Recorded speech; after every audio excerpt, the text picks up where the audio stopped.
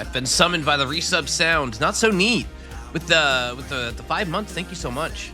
Thank you so much. That reminds me something I forgot to set up. Let me go into this subscriptions page here. Subscriptions discount promotion, 35% off 5+ gift subs. Why won't it let me?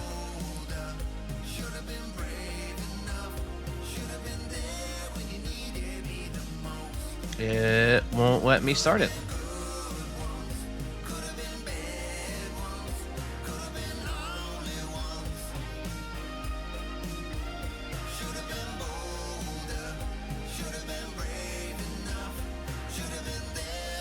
Odd. Getting sick of the pyramids and karaoke. We're in the song front and back. I'm so sorry, Hey Dunner.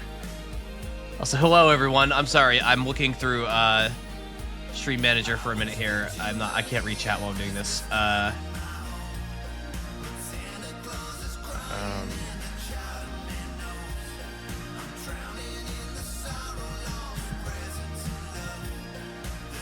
Is Twitch running a deal today or something?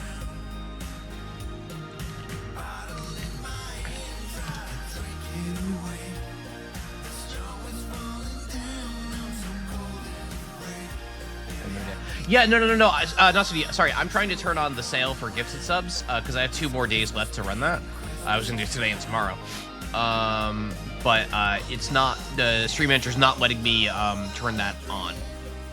So I guess gifted subs aren't on sale because Stream Manager said, "No, man, you can't do it this time." Unlike all the other times you've done this.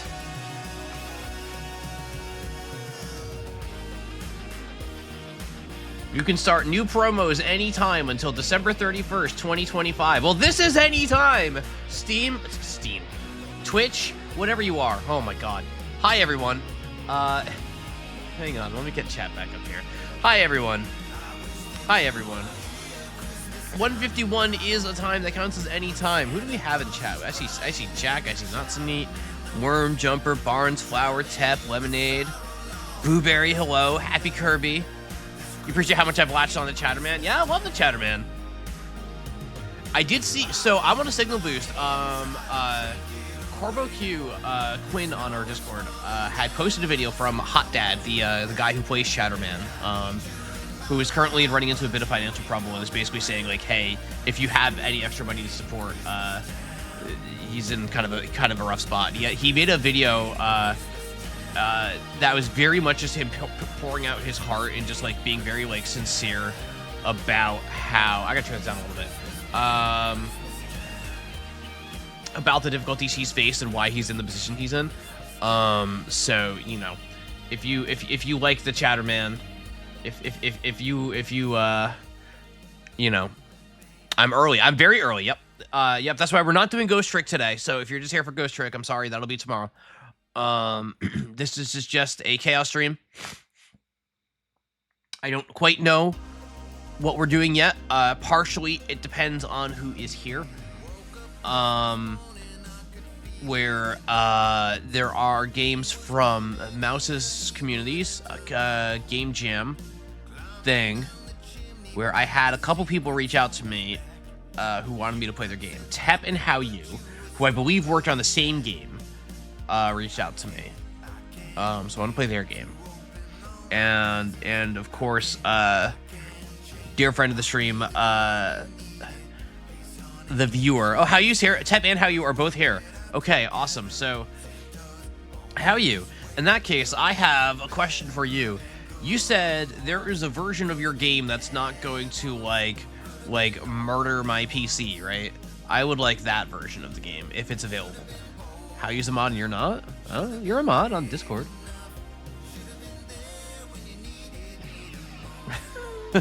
How You's not a mod on Discord. So. Division of Power. I don't think there's anyone other than Mouse and my friend Tay who have mod power on both Steam and Discord. The game's just chatting. Oh man. Just chatting may actually already be on there. Oh, we do have some test spins. I see 1, 2, 3 test spins. Let's get some test spins going.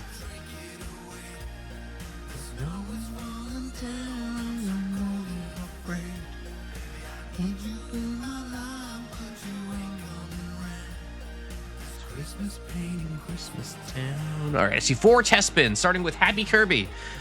These are not binding test spins. Again, as always, this is just to see what's on the wheel today. We have 690 entries. That is 690. I updated it last night before I went to bed. I'm not adding anything that's being done here today, of course. All right, we have our 5. We have our 5 test spins for the day. So let's get test spin number 1, courtesy of Happy Kirby. Oh, sniffly. What could this be? This could be Dragon Ball FighterZ. Hey, I really like that game. That'd be a weird one to stream, I think, because I haven't played it in years, and I used to play it in arcade stick, and I don't use sticks when I play fighting games anymore, for physical comfort reasons. So that would be a weird one to stream. But I can talk about Goku. I can talk about Goku for like an hour. I can talk about Goku for 4 hours. I can talk about Goku for 4 weeks, for 4 months, for 4 years. So that'd be a fun one. That'd be a real fun one. All right, let's see. Next test spin comes courtesy of Jack to Wall 3. Non-binding spin. Let's go. There's all sorts of goodies on this wheel. I did not a weeb. I'm not. I just like Dragon Ball. I was a Wizardry 4, which I'm pretty sure is a game from like 1993. I don't know anything about the Wizardry series other than that it's old and has wizards, presumably. Probably. Was it Tell Me About Redeem once? You can check on my Discord if that was a Tell Me About Redeem. I don't remember. Speaking of which, the Tell Me What You Know Redeem is getting paused for this stream. Because this is going to be a Yap stream anyway, so. Don't waste your points trying to get me to yap about something specific. Just get in the chat. Just get in the chat. We're here to yap. All right, so that was test spin number 2 for Jack 2 Wall 3. This is test spin number 3 for Wing Pearl. Hello, Wing Pearl. Always a pleasure. Always a pleasure. What do we got here? Didn't talk about wrestling yet? No, not yet. Hot dog. This is the second time this has won a test spin. So that's probably ominous, and I'm probably going to end up having to buy a VR headset or something. That's cool. I had the money for that. That's cool. These are just test spins, Square. Don't worry. These are just test spins. And Pearl. Who is the next test spin? I know we saw it. Yeah, it's in from Yalamo. We got test spins. The last test spin I can see. So let's see. Fishing. This is the one where I go IRL fishing. This is the one where I figure out how to do an IRL stream. And probably take Tep along for the ride. So that's cool. Yeah, that's on the wheel. So yeah. With Higurashi, of course.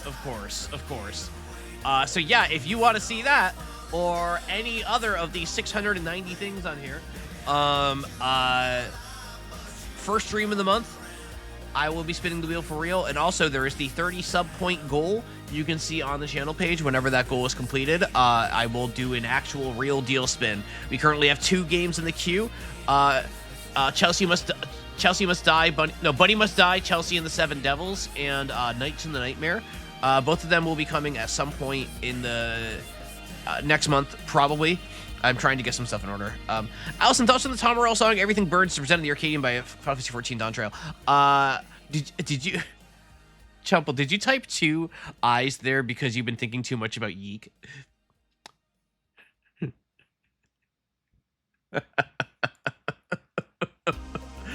Got Geek on the brain.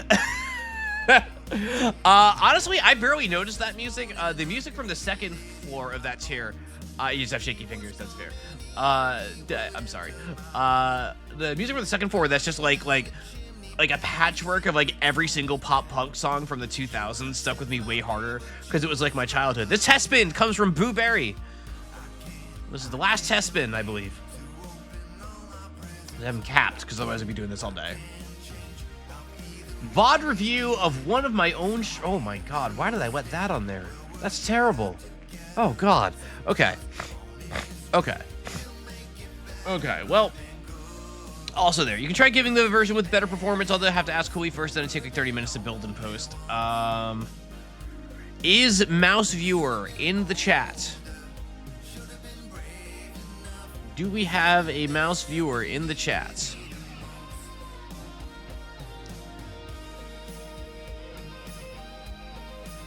Just out of time, but appropriate for where music is in 14 at this point. Yeah. Yeah, that's fair. You cannot at them. You watch Mouse. Yeah. There's a lot of Mouse viewers in here. Yeah. Yep. Shout outs, by the way, to everybody. So I've mentioned this a few times. I try to keep it casual. Every Sunday, we've been hanging out on my Discord in VC. A handful of us play Mahjong every Sunday, but also just like we just chat and talk, and a lot of the time we'll watch Mouse stream, do her collab streams with Joe. And last night was us watching those poor souls get through some of the worst writing I've ever seen. Normally, you know me, I'm not like the sort to like be really particularly negative on stuff if I can help it. But man, that side story in 428 was atrocious. Like, it was just really bad. Like, it just wasn't good. Like, it just sucked. It just sucked. It was that, yeah, it was bad. It was bad. Let's talk about how cool we... yeah, let's talk about how cool we age. Yeah, my favorite... All right, how you and team, how you tap, whomever else is on the team. If you tell me what version of this game you would like me to play. I don't see viewer yet. I don't want to play viewers game until viewers here. I don't want it to, I don't want them to have to watch the VOD. Like, you know what I mean? Like, I want it to be an active, engaged thing.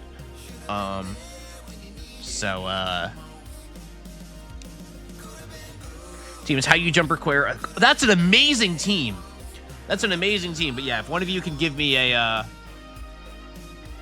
tell me what I'm playing. Like, am I just going to the itch link? Am I doing something else? Am I...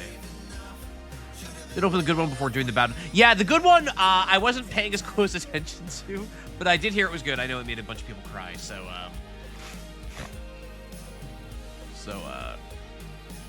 yeah. Just the itch link? All right.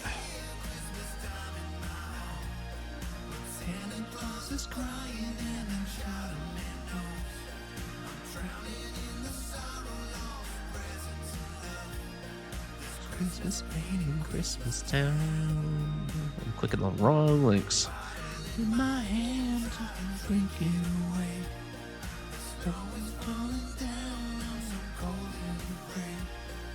Have I played any of the other Jam games yet? No, I have not. No, I have not. And for any of you who are confused, who are not a part of who don't keep up with NASA's community or anything like that. So a couple weeks ago, now I believe a week and a half, week ago, whatever. NASA's community had a game jam, where members of the community just got together, made a game, and in a week's time, the theme was unlikely pairings. And I had said a few times that for people who are regulars around here, for the people that we all know and love, yeah, come on over and I'll play your game. So I'm going to do that for a couple of the people here. Viewers here, that's cool. We'll do how you use game first. So viewer, you can you got time because I'm already like so this game here comes from How You Doing, who we all love and who cannot land the plane.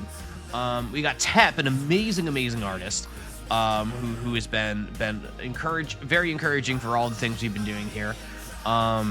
Just a wonderful person.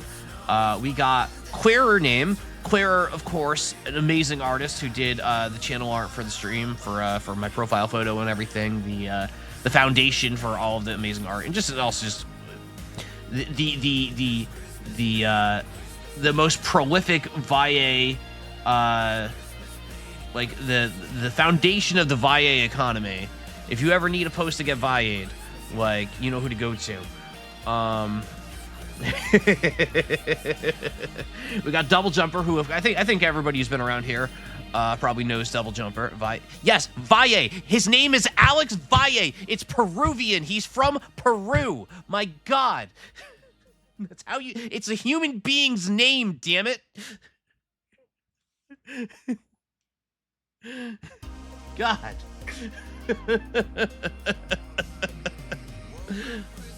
It's how you say it. If anybody is saying it another way, they are mispronouncing a human being's name, and that sucks. That is a person. That is a person. Hello, my buddy, Mike Joyce. But yeah, amazing group of people, all of whom are mainstays around here, who have been a big part of this community as well, and I'm eternally grateful for all that support. I'll set the full picture once, and I'll shot you is not bald. Yeah, he's not. He's gray now. Like, he's a silver fox now, because that dude's pushing 50. He's it's pronounced Valle. He's Peruvian. Yeah, he's thin, but he's not bald. He's still got some there. He's just full on unk now, like, and he leans into it too. It's great. It's great. All right, so their game is called I Can't See You Through the Snow. All right. Oh boy, I'm gonna have to. Do I download this or do I just play this right here? Can I download this? Do I just play this right in the? I download it. All right. Okay. All right. Please hold. Forgive me. I did forget one member of the team for this game that we're going to be playing. I'm very sorry. I did forget Poketo, the CEO of their studio. My apologies to Poketo. I don't think Poketo is here. But my apologies. I hope the best with figuring out what happened with that submersive implosion. Yeah, the late CEO. Yeah. Extremely large. Don't worry, that's fine. Okay. Download. Yeah, great team, full of great people. We're all very talented. All right. Is Huli Gordo here? Because if Huli Gordo here is, I could open up WinRAR for them. I know Huli loves WinRAR. All right, time to open existence.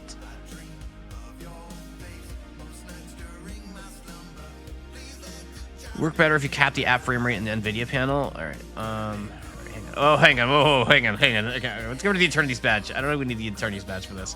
All right, let's see. Let's I have to, but it helps performance. All right, let me first things first. Let me get this loaded here. Exists. The Unity crash handler. There we go. Don't worry about it. It's fine. Is it large? Wait, hold on. How large is this?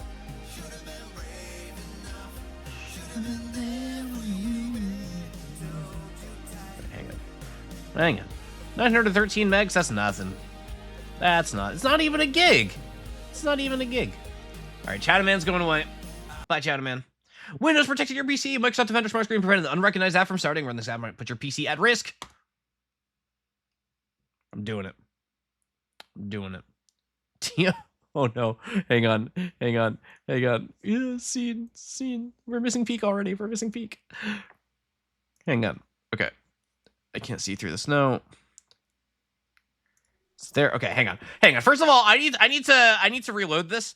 Cause we're like, hopefully game capture will pick up why. Is what I'm gonna say. Hopefully game capture will pick up why. Let me close the weather star here. All right. All right. Come on. No, the splash screen, the Team Donketo splash screen is so good. It's so good, but it's gone by the time that game capture picks up what we're doing. So RIP to that. All right. So what is it you wanted me to do? You wanted me to go into the NVIDIA panel and break my PC?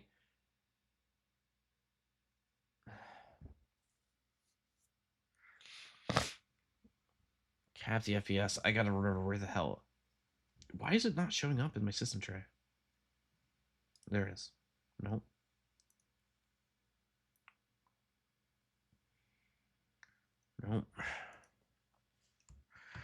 NVIDIA control panel.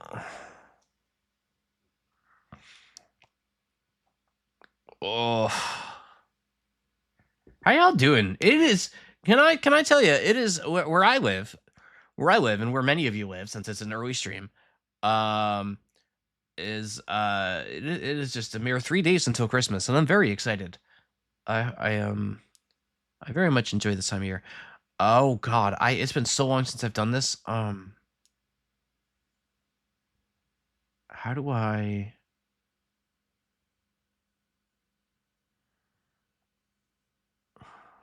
Just manage 3D settings? Is it in here somewhere? No. Program settings. Select a program to customize. Yeah, this is it, right? Wait, no, not Chrome. Not Chrome. Uh-oh. I can't. There we go. Okay.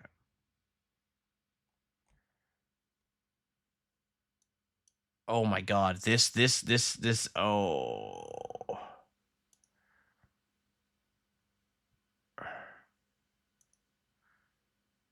Oh, it's choosing to use the integrated graphics by default, not my graphics card. Why? Why is it? Okay. It does not want to let me. Wait, what if I?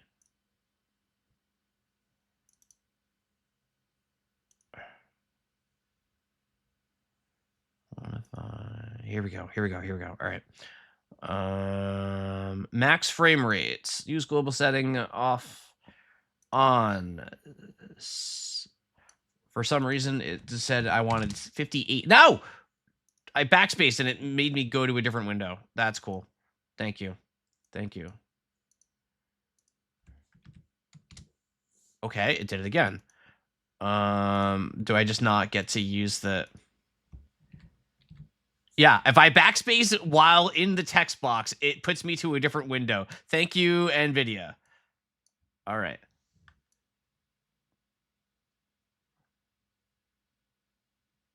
$62, $58, $62, $58. It's going 62. It's going 62 because I can't. I literally can't type in this box. But that's okay, because soon the video games are going to play themselves, so... You can blow up and it's fine. That's fine. I'm not too worried. But either way, so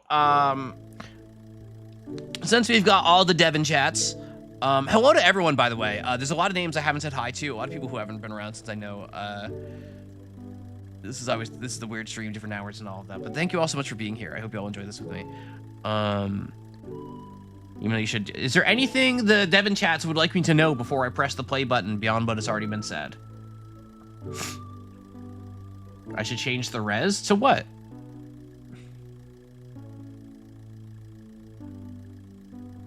To what? This is what I always stream in. I don't see my native resolution in this list is the thing. So yeah, no. Oh no, how you? I always stream 1080p windowed when I stream, so that way people aren't losing their minds over seeing extra screen space. It's too much. They want to stare at those paintings in that cave. You understand? Like they can't handle seeing everything. So I aim, because that's what the people want. They want the limited view. They need to see things through the narrow scope that they're used to.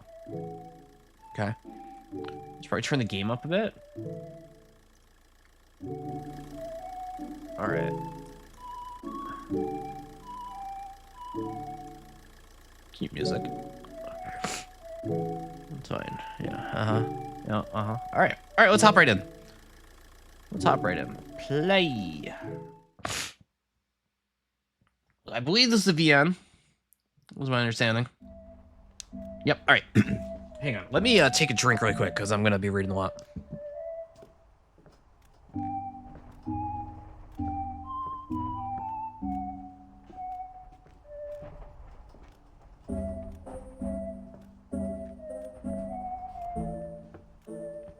Okay, right off the bat, it's so fucked how you, and I'm calling out how you specifically for this, it's so fucked that you made a VN in Unity and then just made the Ren'Py bar in Unity. Like, it's so fucked. That's so fucked.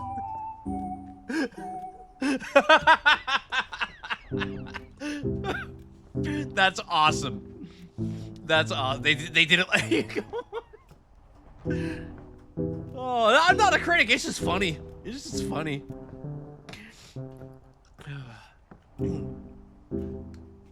I closed the door behind me, giving it the same old push it's always needed. Dad never got around to fixing this stupid misaligned frame.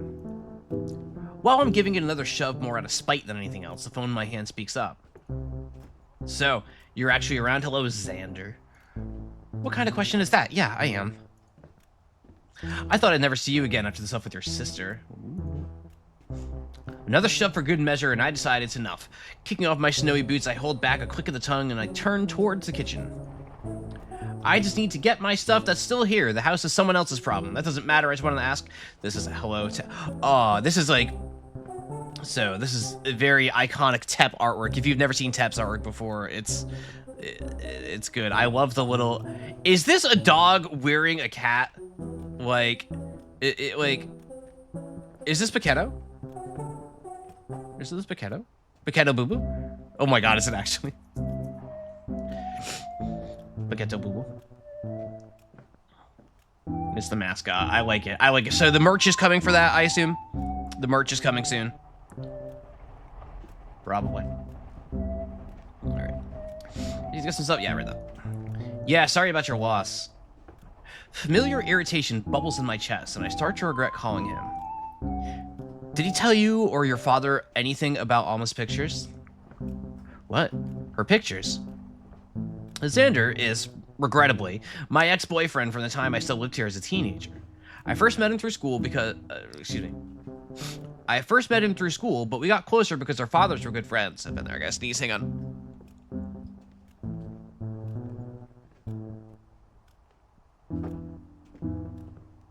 Merch starting soon. Thank you. He's the only person I can reach who might have some answers for me. Intrigue? Yeah, I thought we never found them, but there's a box in the kitchen with some Polaroids from Alma. It was right by the window next to the sink. I hadn't talked to your old man since forever. He got real sulky since the whole incident happened. Oh, we love an incident. So you don't know anything? Nah. Probably just found them in his attic or something. Who cares? They're ugly anyway. Love an incident. I doubt my father would have just left them lying around in laying in some random box. No matter how ugly they were, he would have at least put them up on the fridge. He felt so guilty about what happened to Alma, he'd have wanted to celebrate her weird little hobby. I remember once he turned the house upside down looking for her photos, but he couldn't find them anywhere, not a single one. We thought Alma always kept them on her, but we were told there were none in her bag either. So, the moment I realized what was in the box, I got an awful feeling. I felt like it was placed there to greet me, but I couldn't figure out by who. By the way, since you're in town, do you want to meet up? I hang up and toss my phone aside. Good call. Calling him was a stupid idea. I don't know why I bothered. Yeah. Why are you calling people on the phone? We don't want to do that here. Fuck you, Xander. Doesn't count for the swear jar. I was reading what viewer said. I walk up to the box again, which I'd placed on top of the kitchen table. I open it, and the pictures greet me once more. Most of them are pictures of nothing. There's scenery in them, but it never feels like the subject proper. It's like the environment is there just because it happened to show up in the frame. That was Alma's gift at photography, one which went mostly ignored. I sit down and spread the pictures across the table in front of me. I think I remember when they were taken. Oh, is this? Oh, yep, okay. Oh, yep, look at that. We got cursor highlighting when we mouse over, so we know they're interactables. Good, good, good. Gaming. The secrets. Secrets. Secrets. No secrets. Okay.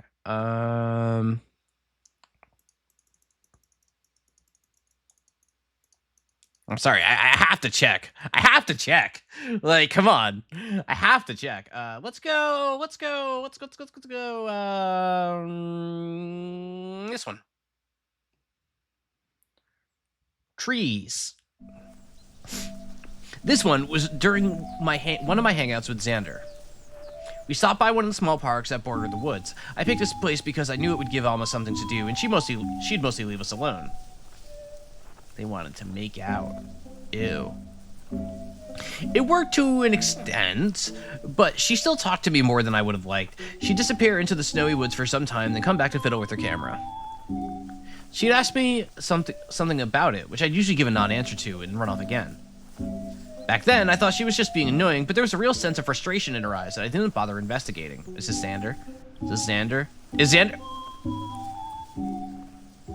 pandering to the CEO?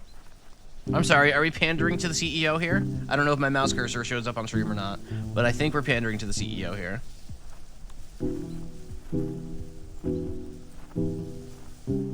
It does, okay. Well, don't think I don't notice. Once again, I just love the designs, though. Tap Your Art is wonderful. Pandering.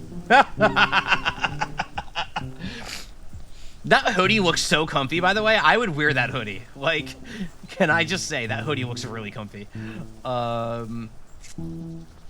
This jacket looks comfy. It all looks comfy. Yeah, the colors are great. Like, I really love this. I love this, yeah. This time she came back with something in her hand. It looked like a chunky and small stick of wood. She spoke up before I could ask her about it. Liv, oh, hello, Alma. Aw, look at her. That is an old school camera. That is... This is a performative male camera. That's what this is. No, I'm kidding. This is awesome. It is. No! That's a good camera. Liv, I was wondering... Yeah? Why does stuff not show up in the photo sometimes? What do you mean? I took this picture of some birds, but none of them showed. She showed me the photo. Like she said, there is nothing in it other than the bright white sky. The birds just flew by too fast, obviously. She frowned at Xander, her shoulders scrunching up when she'd realized that he decided to join the conversation. No, they were in the shot, I'm sure. Why is that? I've taken a bunch of pictures and they aren't in any of them. There's no way they weren't in frame for all of them. Can I move the chat box? Oh, like the, oh, is it not, alright, what if I do this? This might, that might work better, maybe? Try talking in chat.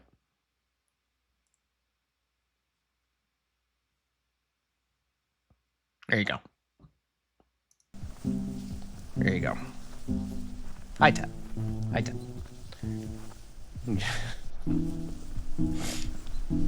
She stuffed a hand into her bag and displayed all the failed photos like a deck of cards. Maybe just got bad aim, kiddo. Damn, Xander. Bad aim. I don't. Maybe it was the light. I interrupted before they could get into one of their squabbles. Like, Hate Enter gifted 6 months to you can gift 6 months at once? What? What? What? What? Well, it's certainly well-deserved for Tep, and thank you so much, Hayden. You can get the year. That's crazy. That's crazy. That's crazy. But thank you so much, Hayden, and it's well-deserved for Tep. So, thank you. Thank you very much. I really appreciate that.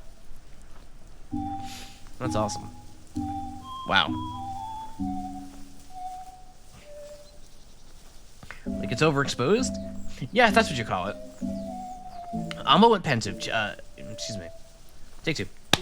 Alma went pensive, cheeks puffing up slightly as she thought of something to say, but kept it to herself. Instead, she shook her head in negative. That's not it. Well, then, I don't know. She puffed out her cheeks in a full-on pout and crossed her arms in thought. I saw it again, the weird wooden stick she was keeping in her hand. Also, what's that thing you're holding? She blinked in surprise, thoughts scattering to the wind. Oh, it's just something a friend gave to me. She sewed it off. It was a small chunk of wood bark. There were some scratches on its center that felt deliberate, but she put it in her back pocket before I could take a good look at it. All right, so are we doing like a 6th Sense here? Is Alma... not seeing dead people, but definitely like she's seeing birds. There's not. Ooh, brain just soft cycle. Hang on. There are definitely birds there. That is my guess here. That is my guess here. There are some birds. Magic is real. Ooh. You can Outer Wilds your own story. That's so screwed up. That's evil. Should I like person ever notice the birds in the background? Yeah, like bird? Yeah. It's just birdie birds. Little birdie birds. She showed it off. It was a small chunk of wood bark. There were some scratches on center that felt deliberate, but she put it back in her pocket before I could take a good look at it. So I'm very observant when I want to be. Okay, I you should have deleted them. Okay, fine. I'll just. Oh, okay, fine. You know what? Fine. You want to delete them? Boom. They're gone. You're gone. Hey, Dunner. Oh my God. 6-month gift sub to How You Doing as well. That's crazy. That's crazy. Hey, Dunner's crazy. Oh my God. That's awesome. That's awesome. Thank you so much, Hey Dunner. Thank you so much, Hey Dunner. That rocks. Thank you. Wow. Holy shit. Okay. Xander spoke up before I had the chance to. Little Alma's got friends. Look at that. She sent them a glare he ignored. A trinket just like that one became my own when we lost her. I always keep it in my bag, but shoved really deep in my pockets. Tucked away so that I almost never brush my hand past it on accident. I want it with me, but I don't want to think about it. Ooh, I like that. I like that. That's a good line. All right, so here's so I'm sorry to say that now I have to. Can I? What happens if I do this? All right, and yeah, all right. I'm just gonna have to. You had no time. I know. I'm not here to judge. Don't get it wrong. I'm sorry. I just had to know. Hey, Kaylee, welcome. Listen, I'm just going to assume that you had like a $22 million budget, that you had 2 years to make this game, and that you had a full production cycle for everything you needed for this game, okay? What happens if I click it on the third time? No. Yeah. I don't expect that. I just think that way. Thank you, Paquetto. All right, we're going to the house. This one was an accident. We were fighting over the camera. You're gonna break it. Stop. You're lucky I haven't already. What the hell were you thinking? She yanked her camera away and tumbled backwards onto the snow. The bloody red in her legs stuck out against the snow, and it looked ugly. Probably looked worse than it was. You know what this music gives me? I don't know which one of you did the music. I wasn't fully locked into the vibe until it finally connected to me. This feels like the sort of like music you'd hear at like 2 in the morning in Animal Crossing. Like the really late night Animal Crossing music that gets a little bit weird and fucked up. Swear jar. I don't know if that's intentionally the vibe you're going for, but I really like it. It's giving this really eerie atmosphere. Just a little bit dissonant in a way that I'm kind of enjoying. Shout out to Claire the Goat. Right before you get knocked out by a spider, yeah. And like crazy red's coming up and trying to sell you a painting that's like obviously a forgery. Like, great at writing art and music somehow, as I understand it. Yeah, that sounds so clear. That sounds right. It had been snowing all day, and Xander had been forced to take the long way to drive me home. Alma hadn't been at the house when I finally got back, despite my lateness, and I panicked. Man, did this girl die? I think she died. I'm gonna be sad. I can feel it. She wouldn't pick up her phone, so I ran outside searching for her everywhere I could, praying that she didn't go into the dump forest and get lost in there. The last thing I wanted to do was go in there in the dark myself. Thankfully, I guess, while I was running around, I spotted a huge overgrown tobacco barn. More importantly, I saw a splotch of red on the fence. The speed with which I ran to jump the fence, in retrospect, impresses even myself. I guess even through all of my bitching, I still had an ounce of familial instinct in me. Tobacco barns do sound made up. No, I mean, tobacco barns are real. Just something about saying tobacco barn fast. It just rolled off my tongue really weird, or like not. It's written perfectly normally and fine. This I don't know what you're all talking about, but like tobacco barn, tobacco barn, tobacco barn, tobacco barn. Viewer with the gift sub to Queerer, also incredibly well deserved, incredibly well deserved. Thank you, viewer. Thank you. My goats. I found Alma almost amongst long-abandoned farm equipment with her leg bleeding through badly placed bandages. I'm told this sounds strange to you. Hey, it can be real and sound strange. That's perfectly reasonable. I don't know where she got those from. Maybe she had the good sense to keep some in the bag she brought into her little trips. I asked her, exasperated, why the hell she was there. Flashback Liv does not have the Lapopo? Pokubu? I want to know the lore for when she got her Labubu.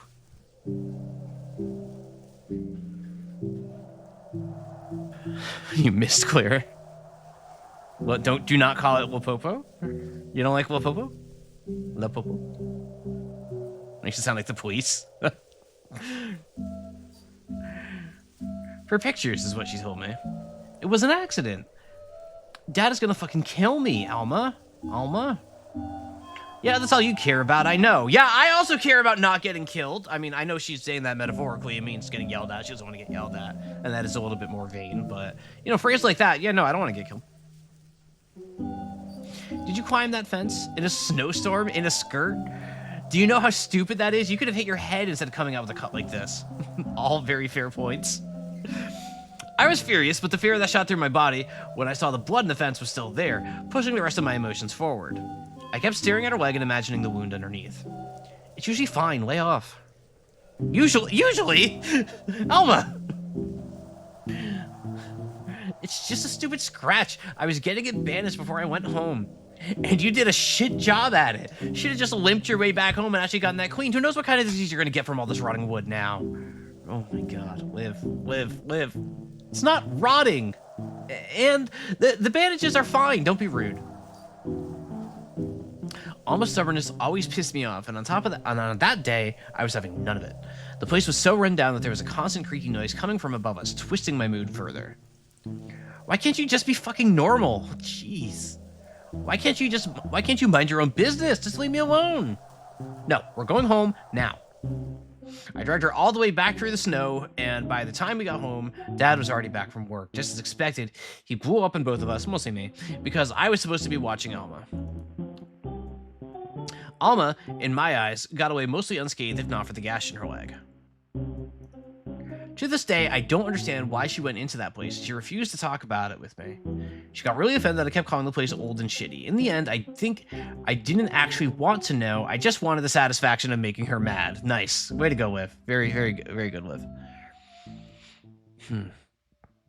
I'm slightly struggling to place how old I think these characters are. My guess is that, like, and I think it feels almost deliberately obscured, but like my or maybe not, I'm not sure, but my gut tells me that like Liv and Alma are what, siblings, and Liv is probably like a high school senior and Alma's probably like a sophomore or something, so like 17 years old and like 15 or 14 or something like that. But I'm not entirely sure. That's just the vibe I get. That's just the vibe I get.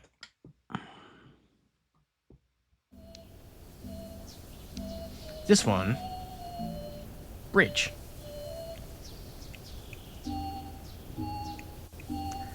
I was going to the movies with Xander, but my parents shoved Alma under my care because they had to go out that night. By the way, can I ask? So these appear to be photographs that have like effects placed over them. Tep, are these photos that you have taken? And then like touched up for this game? Car. There's a car. Yeah, he took them clear, edited them. That's awesome. That's awesome. It is very very it feels very local to me. So Like, I've been to not these specific locations, but, you know. Car. I was going to the movies with Xander, but my parents shoved Alma under my care because they had to go out that night. They had their road. They told me that I could go out, but I had to take her with me. I told Xander that we could just hang out at home, but he got really annoying about how he blew off his friends to do this that day. So I just decided to take Alma with us. She had wrinkled her nose when climbing into his car. It did smell like cigarettes. Car. He told me to just leave her home, and Alma even said that's what she wanted to do. Usually I would have probably agreed that without a second thought, but her getting hurt last time, I did actually... excuse me. Take two. Usually I would have probably agreed without a second thought, but her getting hurt last time I did that actually had me freaked out a bit. It also got me a huge lecture from my parents, which I was obviously looking to avoid because I'm scared of my parents. We're not going to dig into that, maybe. Car. The headlight going by is very big. Alma didn't like Xander, and he liked her even less. After the movies, we decided to take a walk around this part of town to stretch our legs before hopping back into the car. Alma loved the idea, as it meant she got to photograph things she didn't usually have access to. We'd stopped because she wanted to take some pictures of the lake. For once, I kind of got why. It was the prettiest spot in town by far, especially in the winter when it was frozen and covered with snow. You could even see the woods on the other side. She said we could leave her there, but I made Xander wait anyway. He grumbled about it like a toddler, so I dragged him a few steps ahead to tell him off. Come on, you leave her by herself all the time. Yeah, until my parents found out. It's not like they're gonna find out a second time. What? Xander! Use your head, buddy. Car. Siblings immediately escalate. So light passing away without sound such is impossible in Renpai. I suspect it is not impossible in Renpai. I'm gonna make that wager. Well, it's my sister, and I decided she gets to go around alone or not. So suck it up. Car. He could get really annoying sometimes, and I'd learned that by then that the best way to shut it down was to be blunt. Right. He'd always smile sheepishly. Like he didn't mean any of it. It worked on me at first, but it started to really piss me off the longer we were together. It's like he thought it was stupid. To this day, I don't know if he did it on purpose. Nah, he's just a dick. That's the vibe. I'm just saying, she's just exploring on her own. That was probably just a one-time fluke.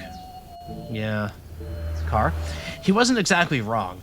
I'd had the same thought in the back of my mind.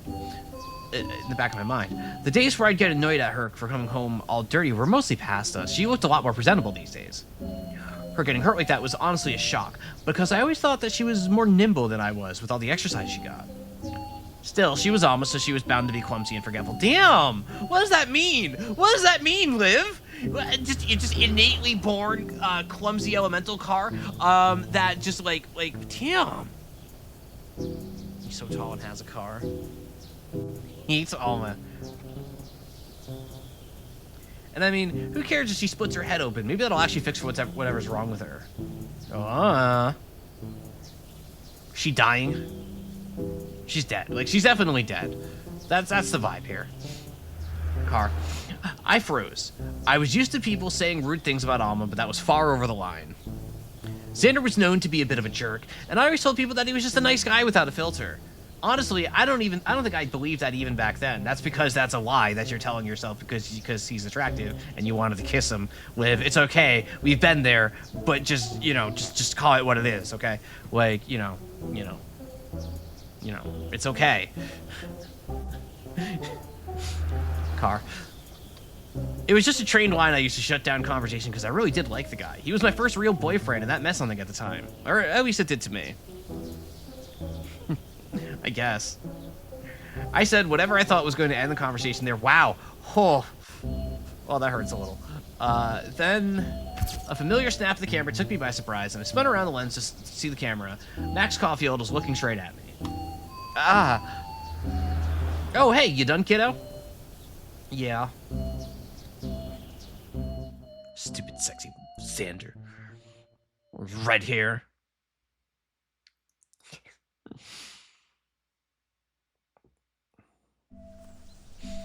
Alma probably took this one when we were walking back from school. It's snowing! The bus wouldn't run up into the hill outside of the town where we lived, so getting home without a ride involved trekking through the muddy back roads. Are there 2 layers of particle effects happening here?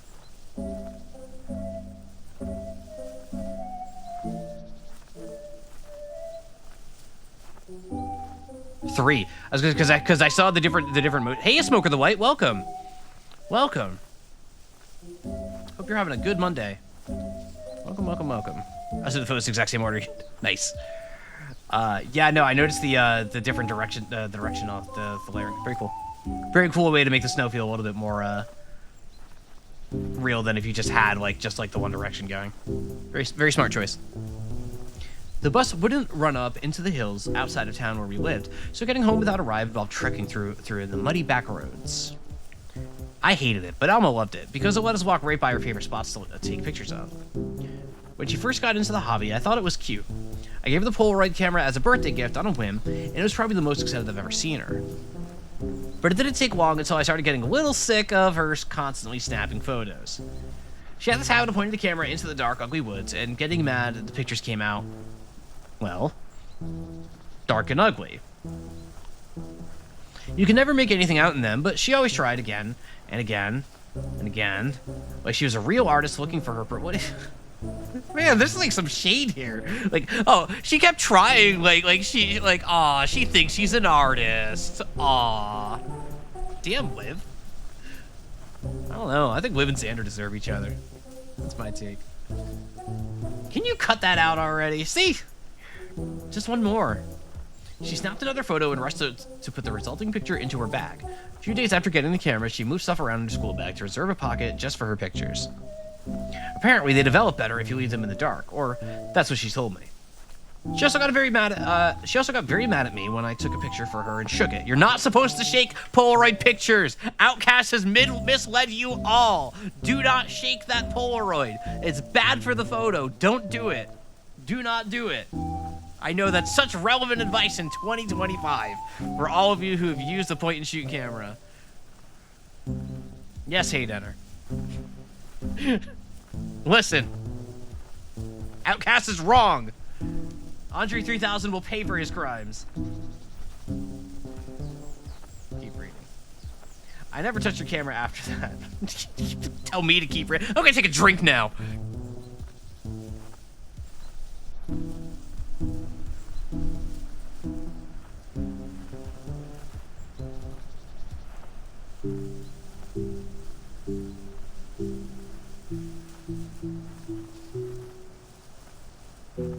You know where this music would go crazy hard? Is in Hypnospace. This is like somebody would have this on their Hypnospace page. If I'm being honest. With all of the lo-fi stuff that there is in there, the chill punk and all that, this would fit in with there. If you just put in Chowderman going, come on, come on, come on, it just completely changes the vibe.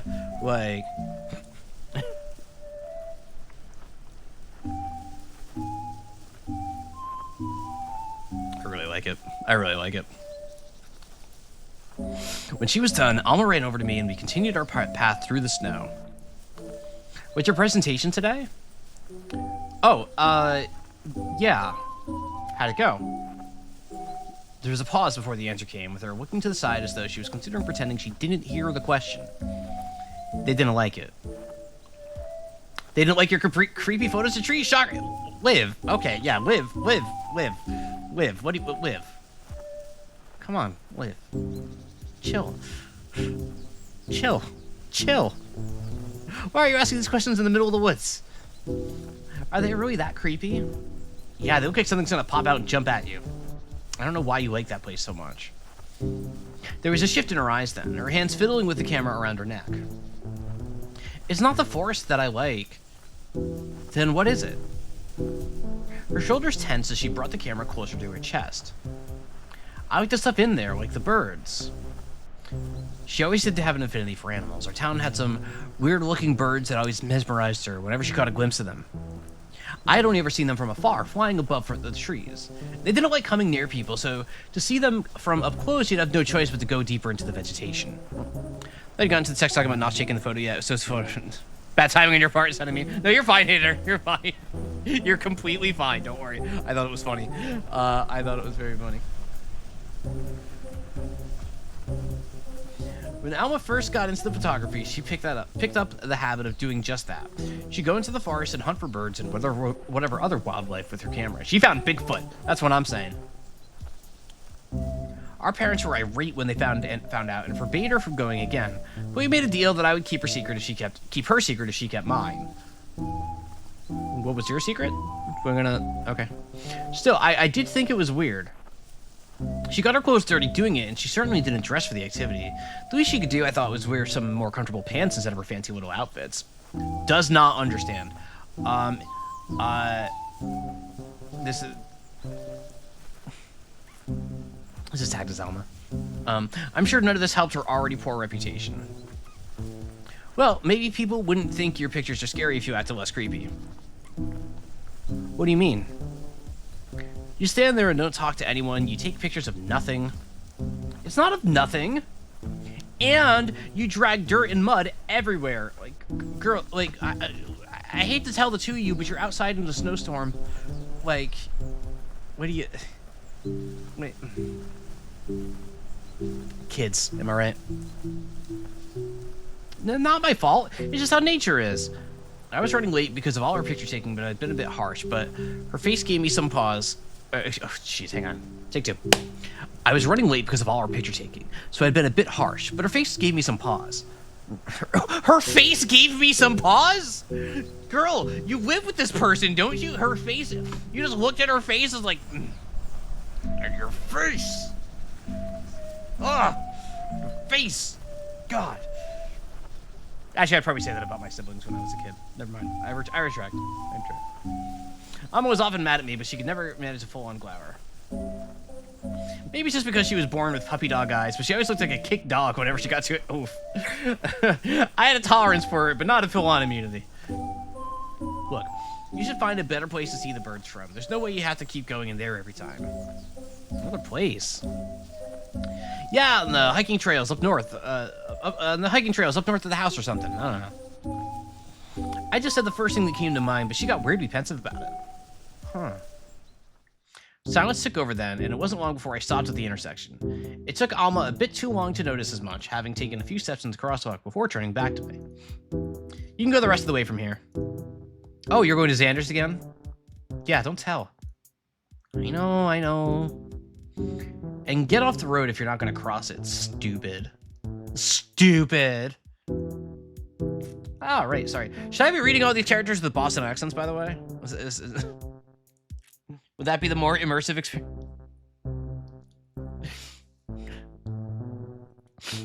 Only then did she take a few belated steps forward back into safety. She always had been a little slow, and while it was something you got used to, I'd be lying if I said it didn't baffle me sometimes. Please did, no. Tep's the only American in the team, that's true, that's true. She got home safe that day. Konami takes place in Vermont, okay. Interesting. That's all of them. I lean back in my seat and sigh. I've hated photography since it happened. It reminded me too much of her, even if I've never met someone who takes the same kind of picture she did. Unfocused and distant. Bonus lore being revealed. Oh, get the scoops here. Get the scoops here. Looking at them today didn't help me shake the feeling that at all. If anything, it made it stronger. People take pictures of stuff they don't want to forget. And Alma's pictures were full of nothing. I don't know what that could mean. It's getting late. I should get back to the motel. I always gave Alma her space, but the more time passed, the more I started to think that was just an excuse. Truth be told, I didn't like spending time with her. She was weird, and she made me look bad. Okay, hang on. If Alma's dead, if Alma's dead and this is how Liv is talking about her, Liv sucks. Like, Liv just sucks. Come on.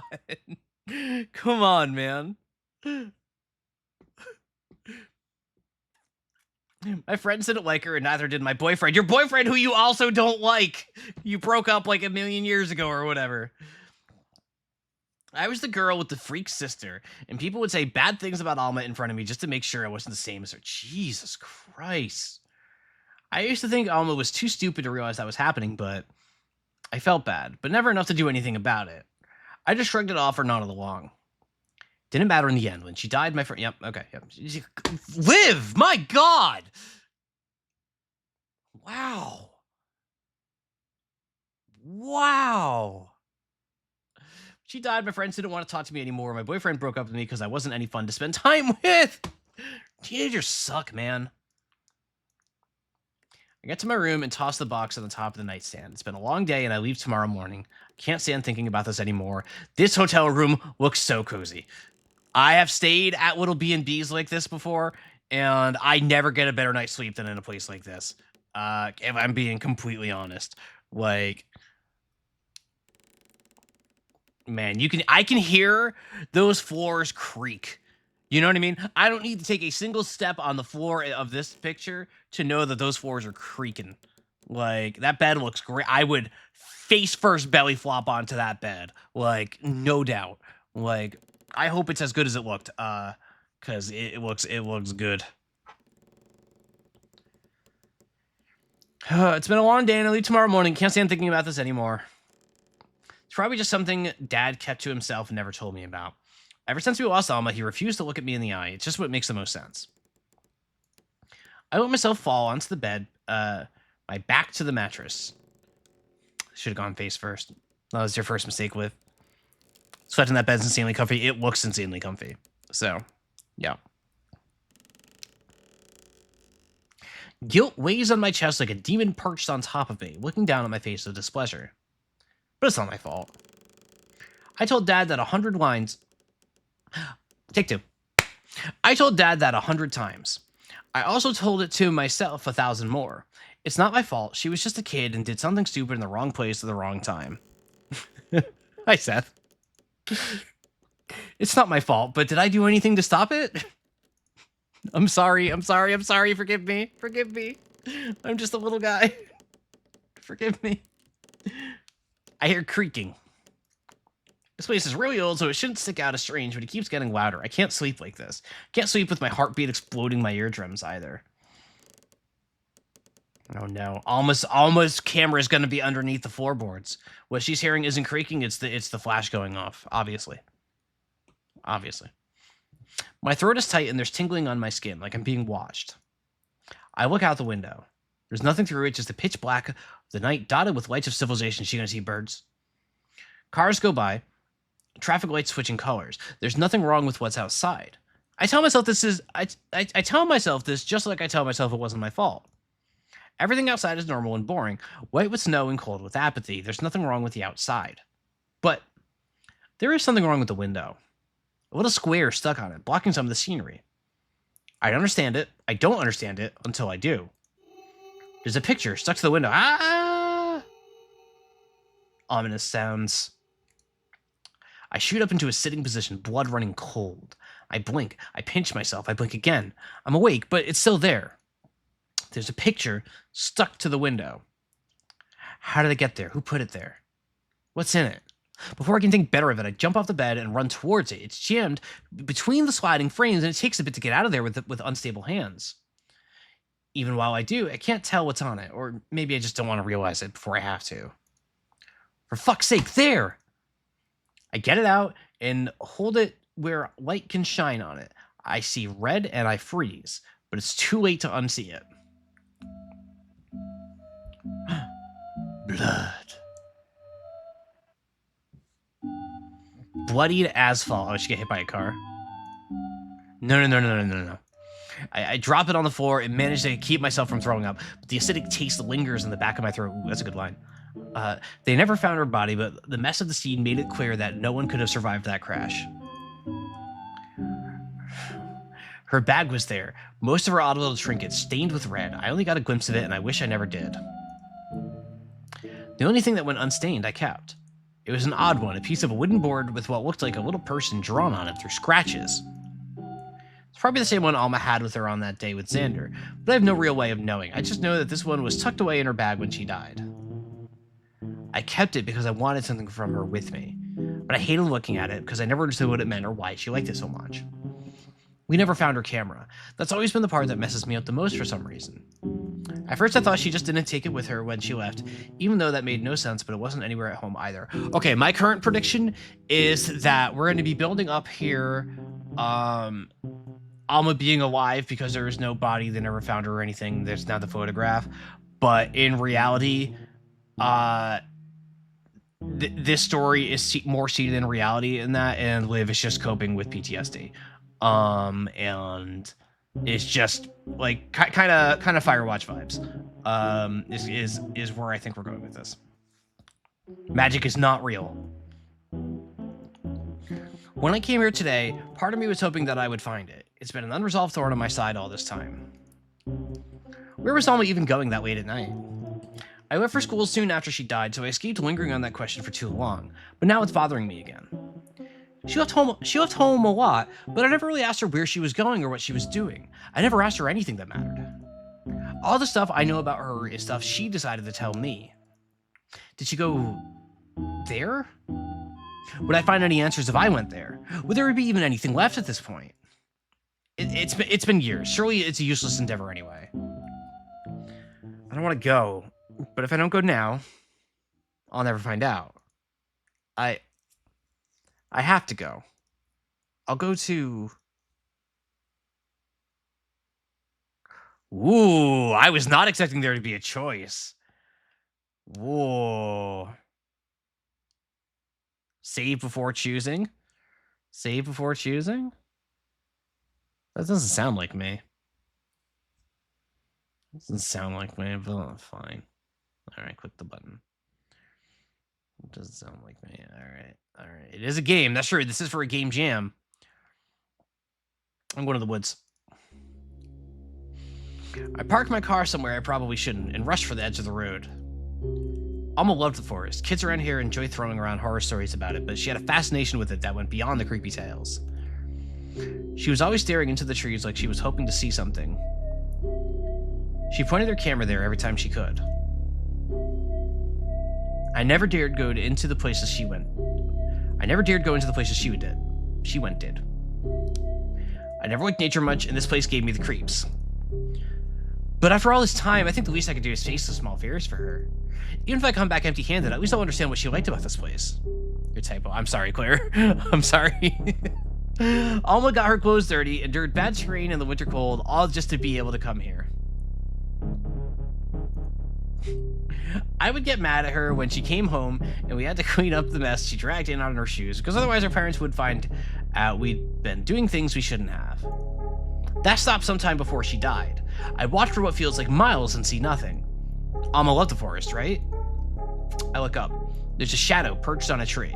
Huh? Bird. What?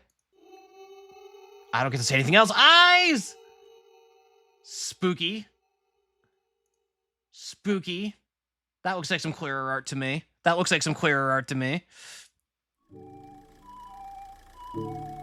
Whoa, wait a minute. Okay. Hold on. Aren't I glad I saved? I guess. Wait. Load. Okay. So wait, did I? Okay. I guess I'll go to the barn. Never in a million years would I have gone there by my own volition. It was simply a place that the Alma I knew would go to. But the more I think about it, the more I realize that the Alma I knew probably didn't exist at all. I was too busy with other people, other things. Too busy making up reasons why I was busy. We've got dessert. All these years, I've ignored the incident in the barn as something that just doesn't make sense because my sister didn't make sense.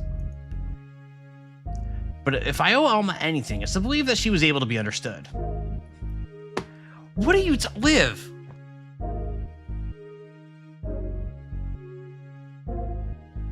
Yeah, I guess my dead sister deserves, like, basic human empathy. I guess.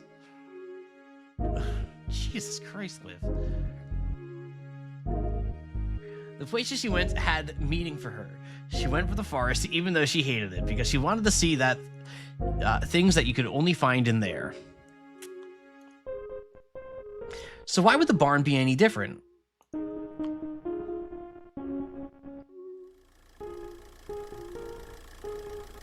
barn. I park in front of the place, the headlights of my car shining more white than that aged wood had probably seen in years. Forest ending is a banger because Liv dies. Damn. The drive here was brutal, a twisting series of dirt roads that bottomed out my car around almost every turn. So should I stop here to like make a really incorrect read on Liv being a self-insert who's supposed to be liked and loved by everybody, who's the most likable character in the universe, even though there's clearly a whole bunch of signs here that she's just kind of just not good. She's just like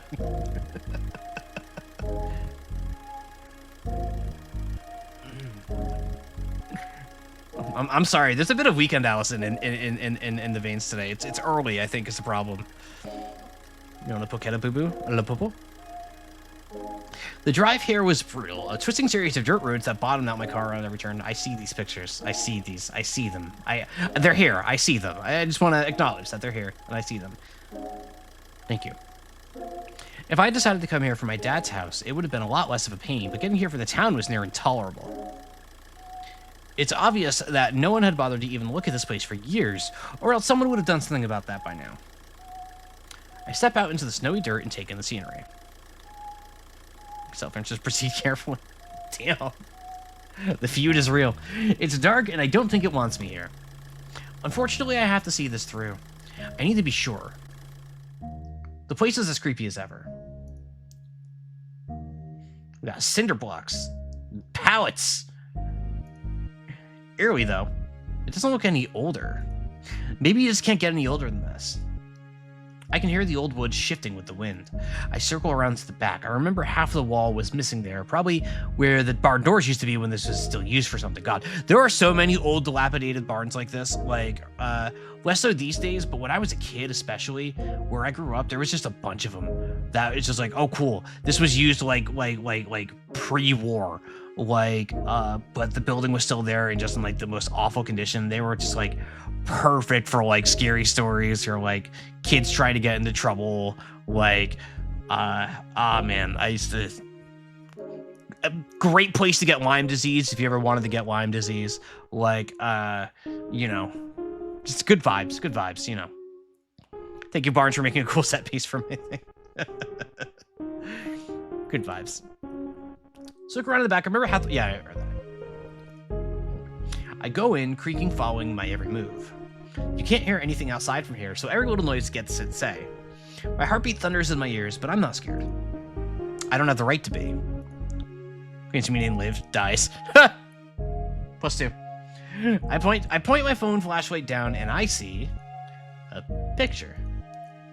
I freeze again. Ah! And were today any other day, I would have ran. Today, I kneel down and I pick it up. Aww. Aww. Once again, you guys are such good artists, all of you that did art on this. Queer Tep, I don't know if Jumper, if you did any art either. Like, God, your styles just pop off the page. Like, it's so awesome. It's so awesome. Like, it really is. Fantastic stuff. It's a picture of Alma. She's smiling wide in a way I've never seen before. She said I almost didn't recognize her. That alone makes my stomach drop, but I don't feel any dread. Even though I should, seeing a picture of my little sister in a place like this, all I can think about is she looks happy. The photo is a little oddly centered. She's holding the camera up, posing to the side weirdly, like she's leaning on something that isn't there. Aw, her ghost friend. Her hair looks that way too, but what? It's probably just an odd angle. Creaking snaps my attention back to my surroundings. I haven't moved an inch. I swallow my worries and head toward the noise against my better judgment. I get closer to the back end of the barn and I see more photos, dozens of them spread across the floor. I think of grabbing all of them, treasuring these fragments of my sister that I paid no mind to back when she was still alive. But I know something bigger before I can. It's a bear. I'm about to get mauled by a bear. There are flowers, some wilted, some not, spread across a mound of dirt on the floor. I fall to my knees before I can even understand what I see. Above the dirt on the wall is written in messy, bold scratches. Alma. It's a grave. Huh? A shrieking cry comes from the wood beams above me, and I spin around to look at them. From above, a pair of eyes looks down at me. My body goes still, and like prey playing dead, I have no choice but to sit there and wait until this thing, decides what to do with me. Eyes. This is so cool. This is so cool. My God, I would be screaming bloody murder. Like, I would be shrieking at the top of my lungs. I would be so scared. I would not be okay at all. I am easily startled. I don't know if anybody here knows that, but I'm easily startled. It's a little secret of mine. I try not to, you know.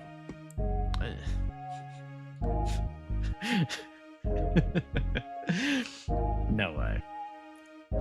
The eyes move slightly, examining. There's a glint of something hanging from this creature's neck. With courage that I don't normally have, I point my flashlight up at it. It's not an animal I've ever seen before, but that's not what surprises me the most. It has my sister's camera on its neck. It hesitantly crawls down to a small height, inching closer to me. Did you do this? It flicks its ears at me and gives a slight bow of the head. I look behind me again at the grave. Alongside happy pictures, there's some wooden bits scattered about. I kneel down to take a look at one of them, and now I see that it's another wooden drawing like the one Alma kept with her. It depicts a bird-like bat preening itself. Without thinking, I reach into my pocket, bringing out the one I've carried with me ever since we lost Alma. It's bigger than all of these, though not by much. She said her friend gave it to her, so... I placed the drawing on top of the grave. I'm sorry. My eyes sting. I'm really sorry. Turning to the stranger once more, I rub tears off my face. Aw. Thank you for taking care of her. It examines me again. If it knows who I am or if it holds it against me, it doesn't show it in its pitch black eyes. It shifts, taking its hands off the beam and supporting itself solely through its feet on the structure above. That's cool. I flinch away when I see its claws, but instead of launching itself at me, it brings the camera up to one of its eyes and snaps a picture. All right, let's go. Let's go, buddy. It picks up the photo delicately with monstrous fingers and offers it to me. For all the pictures Alma took, she never asked for one of us together. I never asked for one either, because I'm a terrible sister. I never thought about that. I'm sick of discovering all the things I never thought about. Thank you. Thank you. The tears return and the creature retreats. For some time it remains atop a perch, observing me without judgment or sympathy. Then it disappears into the darkness above, leaving me behind. For the first time, I don't mind that it's just me and her.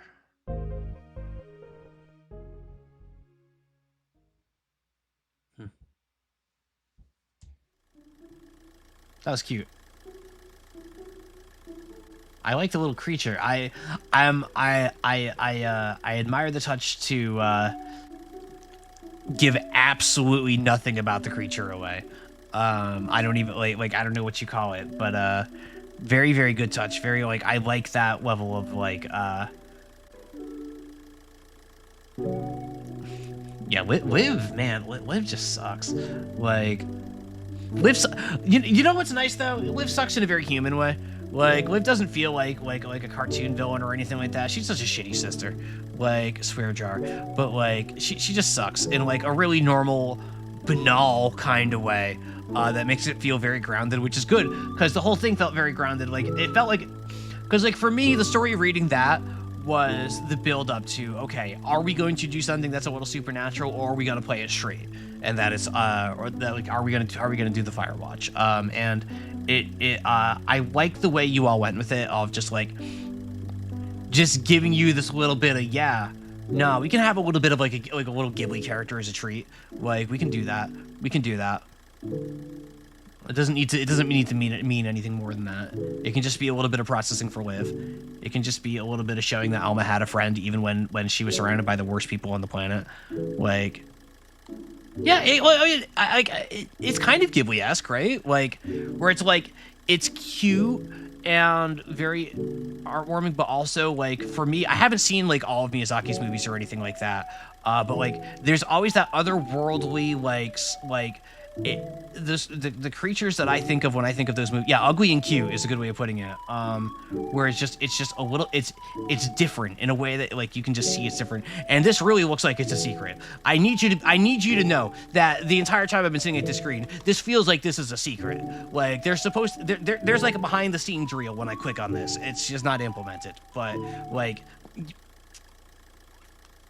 Can't be using color like this and not make my. Where's my secret? Where's my secret? Where's my secret? That's cute. I love that you added the bad ending just for Liv to go get killed in the woods. That's awesome. A+ choice there. A+ choice there. Got to get that gameplay in there. Secret Series just can't see it through the snow. Ooh, you're so right. You're so right. You're so right. +2. +2. No, this was really nice. I like this. This was a lot of fun. So to Clearer, to Tep, to How You Doing, to Jumper, and of course to CEO Paquetto, God rest his soul. Great job. This was a lot of fun. I hope it'll be fun to watch Mouse play it as well. Also, it needed to be made in Unity for the light trick, of course, for the light trick.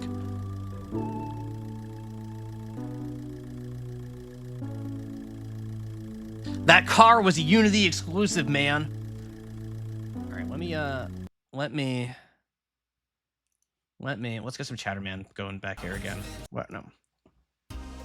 Do that while all right, so that was really awesome. And the light trick was cool.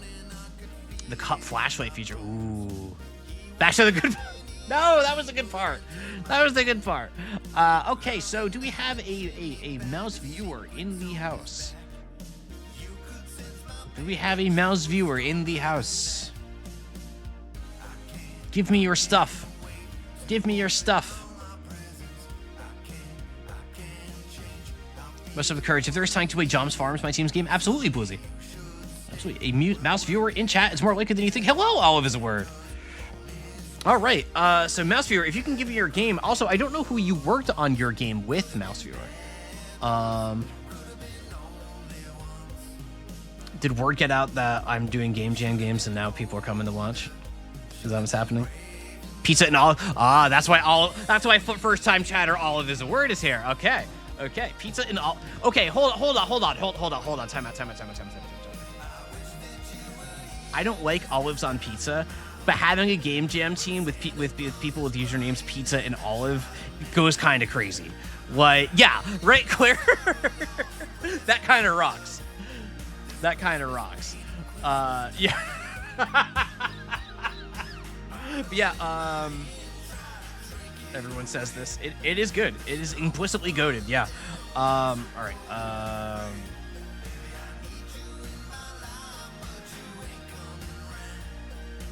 Christmas painting, Christmas time. All right. Butterfly spider. Let's see what we got here. The butterfly lands in the spider's web and calls it home. Sophia Genefrexis is a reclusive mad scientist who believes she's uncovered the answer to and her world's energy crisis, but she's actually found as a trickster fate who delights in vexing her. Hey Denner with a gift sub to Potential Pizza. Thank you so much, Hey Denner. Thank you very, very, very much.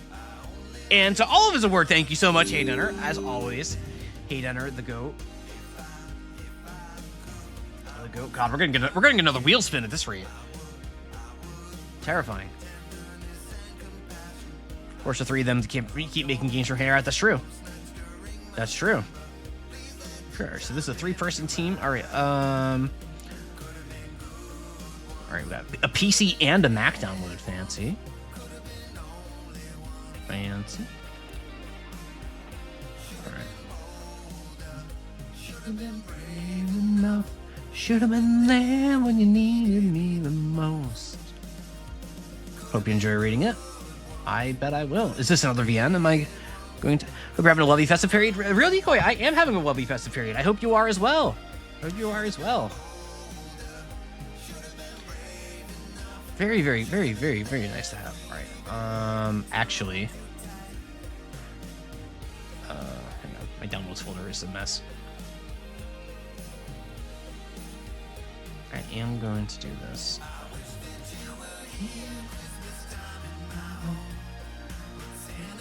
It's crying and I keep turning home.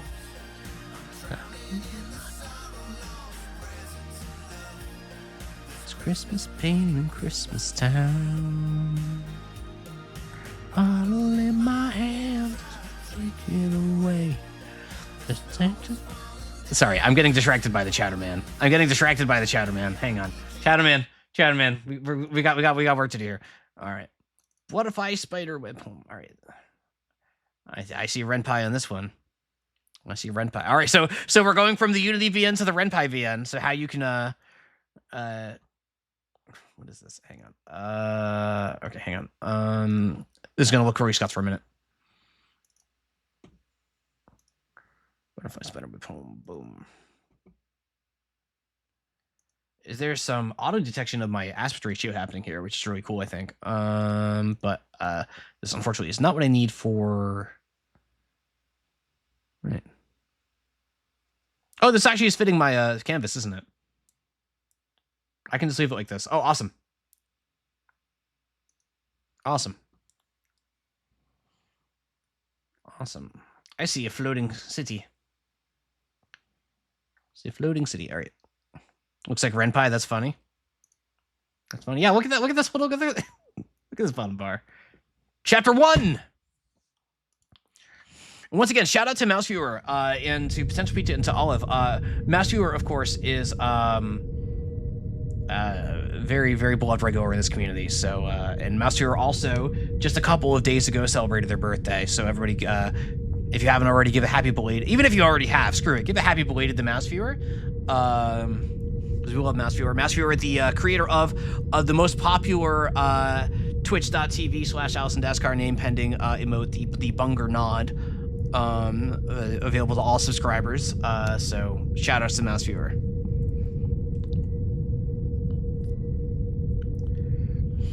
Turn this down a bit. I'm gonna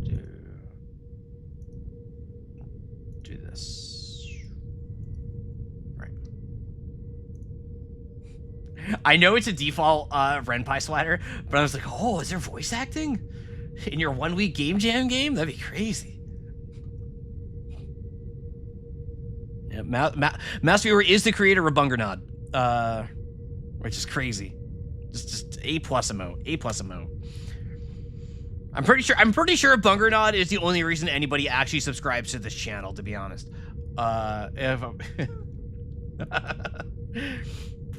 3 hours of flight, I caught my first glimpse of the island. It hung between mountains as though it owned the sky. Impossibly tiny for a floating island, it broke all the laws of physics I learned in school, much like a bee. Because according to all known laws of and even a few I discovered myself. Leaning forward on my sky bike, I squinted at the island. The island has no exhaust fume like my bike or any proper flying vehicle, and it was orders of magnitude smaller than the proper floating mountains around it. It couldn't have sustained any kind of skystone reaction. You have the wheel. We do have the wheel. It was so small that I nearly missed it. I nearly dismissed it as the gray dot as a smudge on the lens when I was going over my drone photos at my field lab yesterday, but the smudge wasn't in any other photos. Rather than send out another drone, I decided to hop on my bike and investigate myself. It was a long ride, but there's not much to do while on a solo field mission. After weeks cooped up in my lab, I needed some new scenery. I wanted to blame my boss for sending me out here, but the bitch already had it out for me. That was the problem with being your own boss. Okay, that's cute. If I could figure out what this impossible island float, though, it would be all worth it. Wealth, fame, power, whatever I wanted, it was all mine. Aiming straight for the island, I revved the engine of my sky bike and whipped forward lightning fast. If I wasn't strapped in with my triple failsafes, the wind alone would have thrown me to my doom. One last time, I checked over my shoulder. Only the long cloud of exhaust followed me. There were no hungry sky sharks. Most importantly, there were no cops. There shouldn't have been, this far into uncharted zones. They mostly patrolled the border of the region near the mines, keeping our precious skystone good and monopolized and out of the hands of terrorists.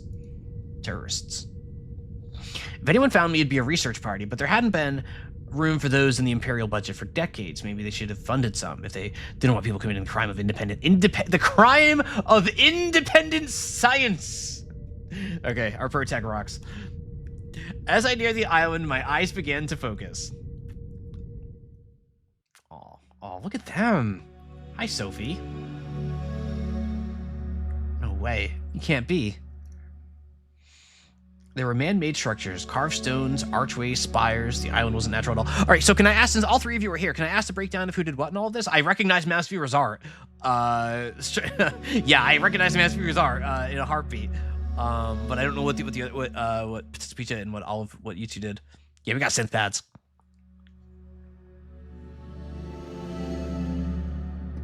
All of you did all the music. I already am really liking it. Actually, all did all the music, did all the writing and rendering. Nice. Good breakdown. There were man-made structures, carved stones, archways, spires. The island wasn't natural at all.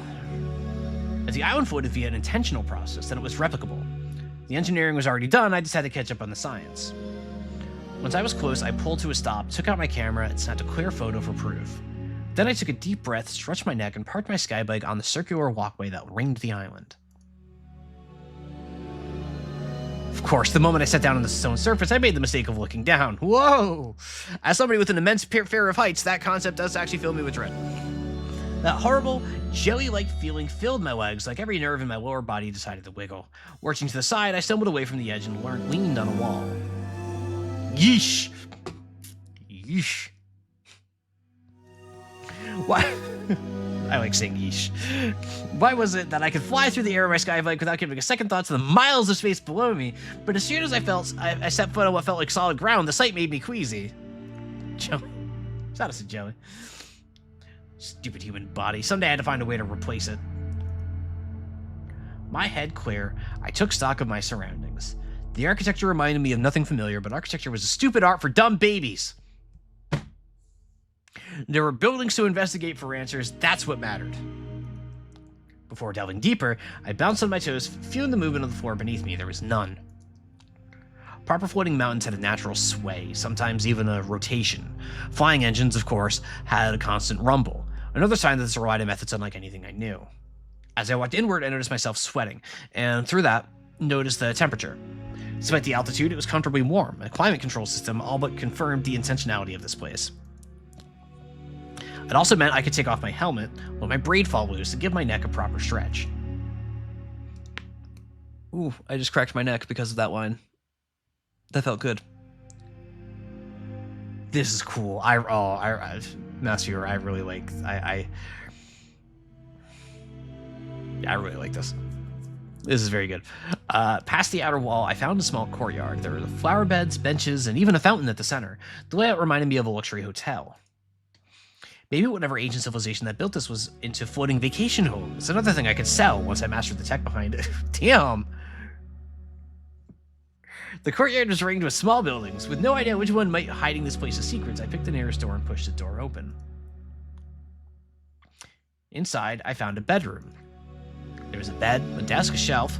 It was really just a bedroom, not the answers I was looking for. I didn't want to come back here later, though, and there might be a quest item, so to be thorough, I opened the doors and checked under the bed sheets. Oh, what? Izzy! What are you doing in my bedroom? Hello, Izzy! Hello, Izzy! Ah!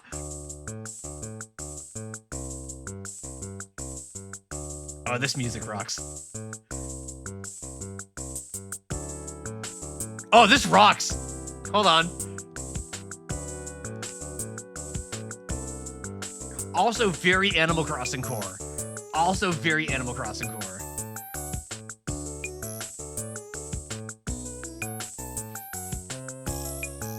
Everybody grew up listening to Totaka.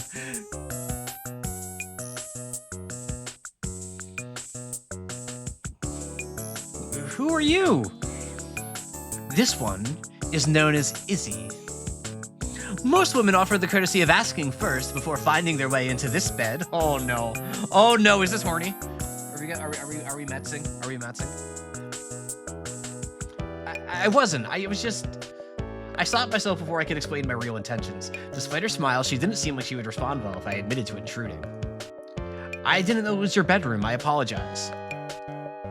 This one acknowledges your kind apology. So within mouse cord guidelines, that's fair. I have some questions about this place I need In many places, it would be considered quite boorish to question one's host without first introducing oneself. Mets complain. I'm Sophie. Okay, Sophie's posture. So let's talk about this. I want to break this down a little bit because Sophie's posture of being just like a little hunched over with like Sophie's neck like receding into their body. Like this person, like just there's so much character just in how this person is standing. Right? Like it's awesome. It's awesome. Like I really love just the queer characterization coming from like Izzy. Obviously, we all kind of know like Izzy's got that like I can hear Izzy's voice in my hand just by the way she's holding her hands and like keeping her shoulders straight and everything. And Sophie is just over here clearly not here to talk to other people. Clearly just like just trying to vanish into a wall at this very moment. It's fantastic. Very, very, very well done. I sure drew the times where any of the script was written, so it's very directly informed the writing. That makes sense. That makes sense. Yeah, no, that's awesome. There's so much character coming off from these. That's great. Magnificent. Now this one can only presume you have been rendered incomparably curious. You got that right. Then there shall be no more delay. Yes, it would be rather unusual for one so distinguished, mysterious, and vivacious to be named something as blandly pedestrian as Izzy. Rest assured, that name is merely a diminution of one or more fittingly ornate. Oh, you had fun with the thesaurus on this one. That rocks. This one's true name is Isandaleth Eupherius the First. Please, call this one Izzy, however. Oh, this is cute. That wasn't my question. The error, in that case, would appear to be not with the queried, but with the querier, and the intellectual aptitude requisite in the discrimination of that which is pertinent, or lack thereof. Did you just call me queer? Okay, come on, Sophie. Who are you kidding? Sophie. Sophie. Honey. Honey. Your countenance implies an attempt to deduce whether you have been made victim of a withering insult. Rest assured, this one holds unwavering faith that an answer can be found even by one such as yourself, given, perhaps, an abundance of time. Oh my god. No, I was just trying to figure out if I should punch your face in. Buy this one a drink for... Oh my god. Look, I take it this is your island. I came here to try to figure out how it floats. Can you help me with that or not? Aha! It is amusingly charming to encounter one so entertainingly ignorant of the world's nature. Oh my god. You see, in this world, there are rocks that fly. It's that easy. Problem solved. Mystery over. Mystery over. Simply exit this room and you will see several of them. I know that. I am literally a scientist. I am talking about what makes this one float. It's too small to contain close to enough skystone, but I haven't seen any sign of that. Stay in plate engine. I get to take a drink.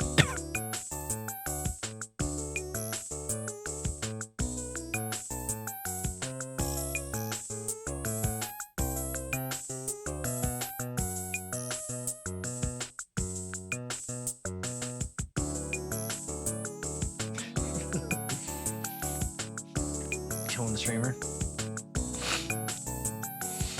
Nah, I just forgot to take a breath. Happens sometimes. You realize that out in the rest of the world, we can't make rocks like this fly. Not without consuming absolutely disgusting amounts of skystone dust as fuel. Not only does that pollute our air, it's gonna run out someday. Fossil fuels. But of course, nobody in the government or military is thinking about those issues. Half the scientists don't even care. It's up to people like me to figure out a solution, and I'm good, but I'm not that good. A cheap, simple way to power flight would revolutionize everything. Not just transportation, but power generation, and storage. Even more applications than I can think of, even I can't think of. So please, do me and the whole world a favor and explain to me how this place works. God, the pose, all of the poses are so expressive. The concerns you have presented about the levitational integrity of this abode are understood and acknowledged. Rest assured, the matter is entirely handled. How? Magic.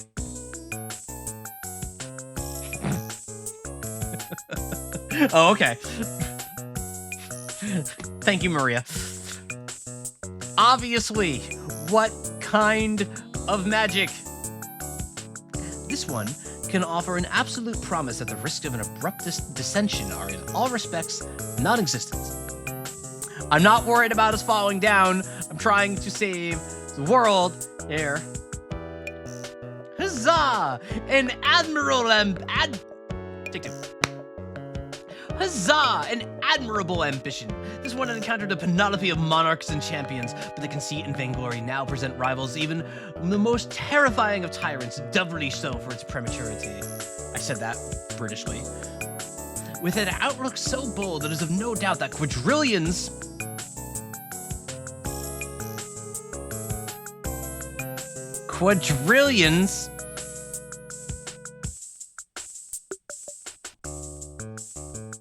I see what you're doing.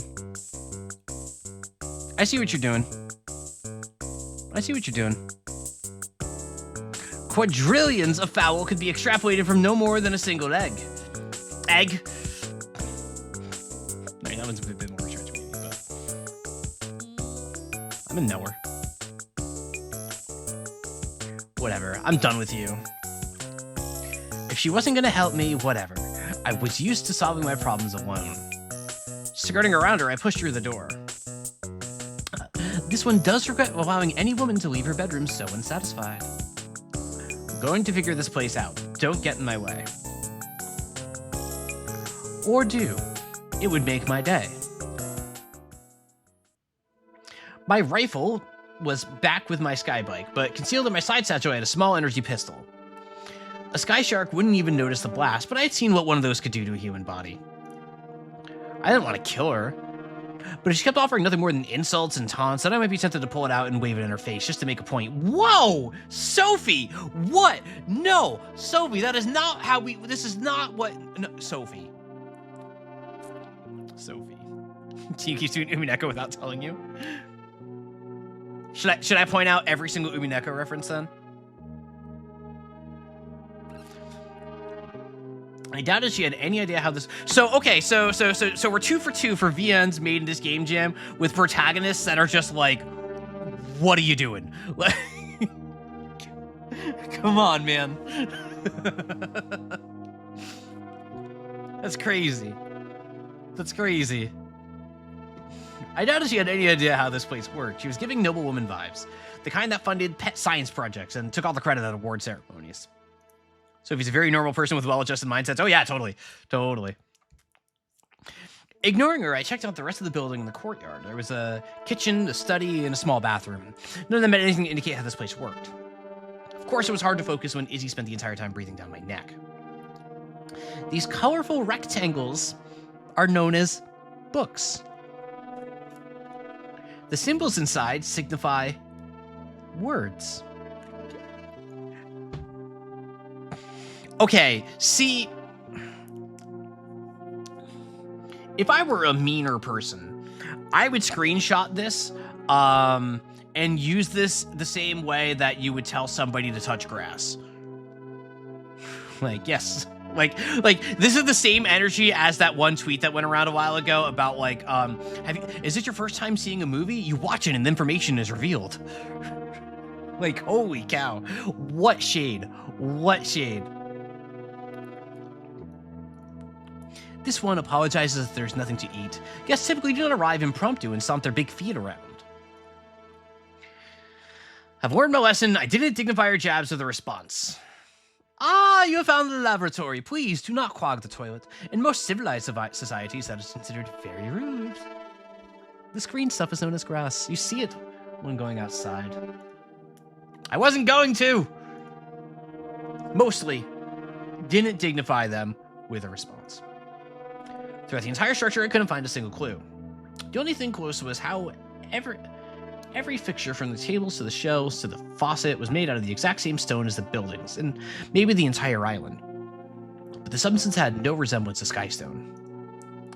My main hypothesis was that there was a mechanism hidden inside the island's core, but I couldn't find anything resembling external controls, much less an access point. I wanted to try ripping the place apart, digging into its systems. You learned a lot about the world by seeing where the pipes led.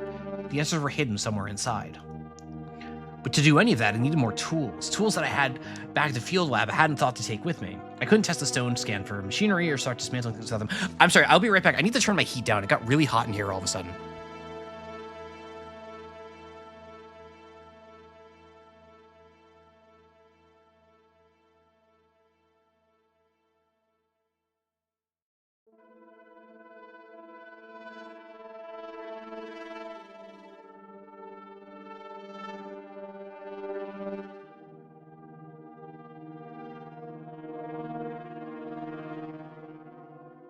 Please look forward to an hour from now when I say, oh my god, why is it so cold in my living room? Because I'm going to forget that I did that. It's going to happen.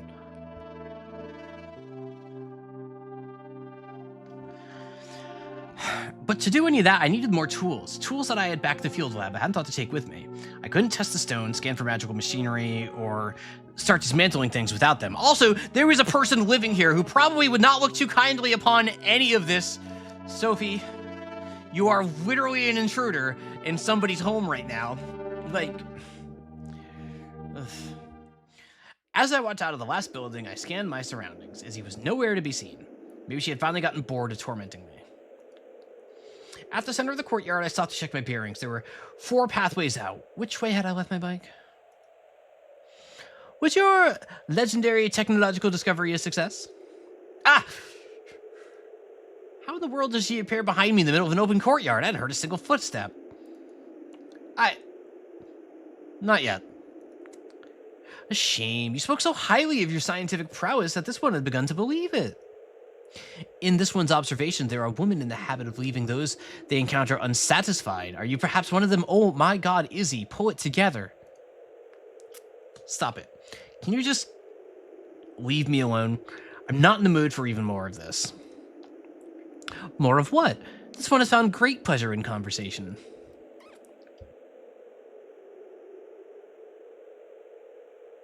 I had to sneeze. Yeah, I'm sure you have. But I didn't fly out hundreds of miles in the middle of nowhere just to deal with more people, especially not people like you. Sorry for barging into your house. If that's the stick in your hole. Oh, sorry for barging into your house if that's the stick in your hole. I wasn't expecting to find anyone out here. I picked an exit and walked toward it. If my bike was on the other side, I could just walk around. At least there was plenty of daylight left for my ride home. The last thing I wanted was to navigate between mountains in the dark. May this one say something before you go? The temptation to keep walking was strong. To hop on my bike and speed away, leaving her to inhale my exhaust. Dude! Oh, whoops. Dude. Come on. Sophie, chill. Resisting that thought, I turned around. What do you want? Your apology is accepted. Gee, thanks. Upon consideration, this one has concluded that an apology may be due in return. It has been a large number of years since this one had a visitor. Perhaps this one was over-enthusiastic in leaving out the opportunity to play. To play? To indulge in the dance of words. It's a pleasure best shared with a partner, true. In the past, this one was known for taking games too far, an incorrigible blemish to what is otherwise an obviously ideal personality. Since coming to this island, this one has given said flaw much reflection, but it is easy to fall into old habits. In truth, despite offering numerous provocations, this one would regret it deeply if you left and did not come back. Time in this island has been lonesome. Love the music here. Go ahead, be saying this about every song that they remembered. It is good music. I was thinking it as well. I just didn't say it. I was planning on coming back anyway. I haven't given up on figuring this place out. I glanced at the sky. Still a few hours of daylight left. It could get dark before sunset, though, in the shadows of the mountains. Aw, the blush. I guess I can stay a little while longer, Baka. I just have to leave early enough to get back to my field base while it's still light out. But if you want my company so bad, you'd better stop dodging my questions. A request for answers is fair. In truth, there is little reason to withhold them. Then why did you keep acting like that? The expression of frustration on your face was simply too adorable. This one could not help but repeatedly indulge in that delight. Oh, Izzy. Oh, Izzy. I like these two.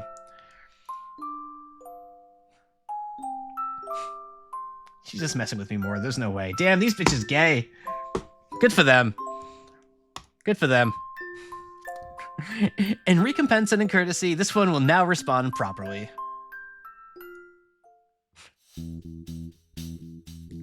As she's... Ooh.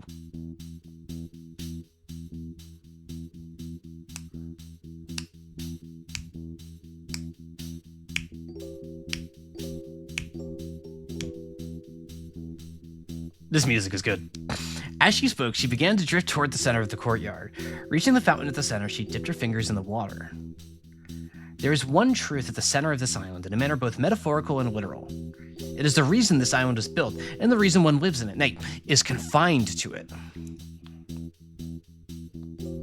It is also the reason why, regretfully, your hope to master its levitational properties may prove fruitless. The phenomenon is impossible to replicate. I'll see about that. Challenge accepted. As stated, this one to see no visitors is very... This is very spy movie. Like heist movie kind of vibe, almost. Like, I really like the vibe of this track a lot.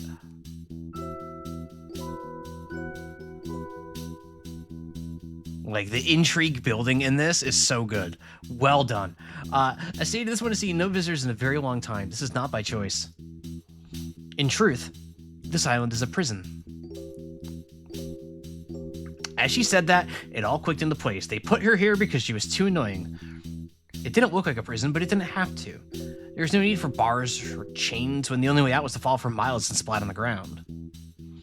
Of course, the facilities reminded me of a hotel. They were designed to meet all the basic needs of a single person. It was humane, even comfortable. Correct, actually. It wasn't free. Why were you imprisoned? The crimes were many. Kings and peasants alike sought this one's execution.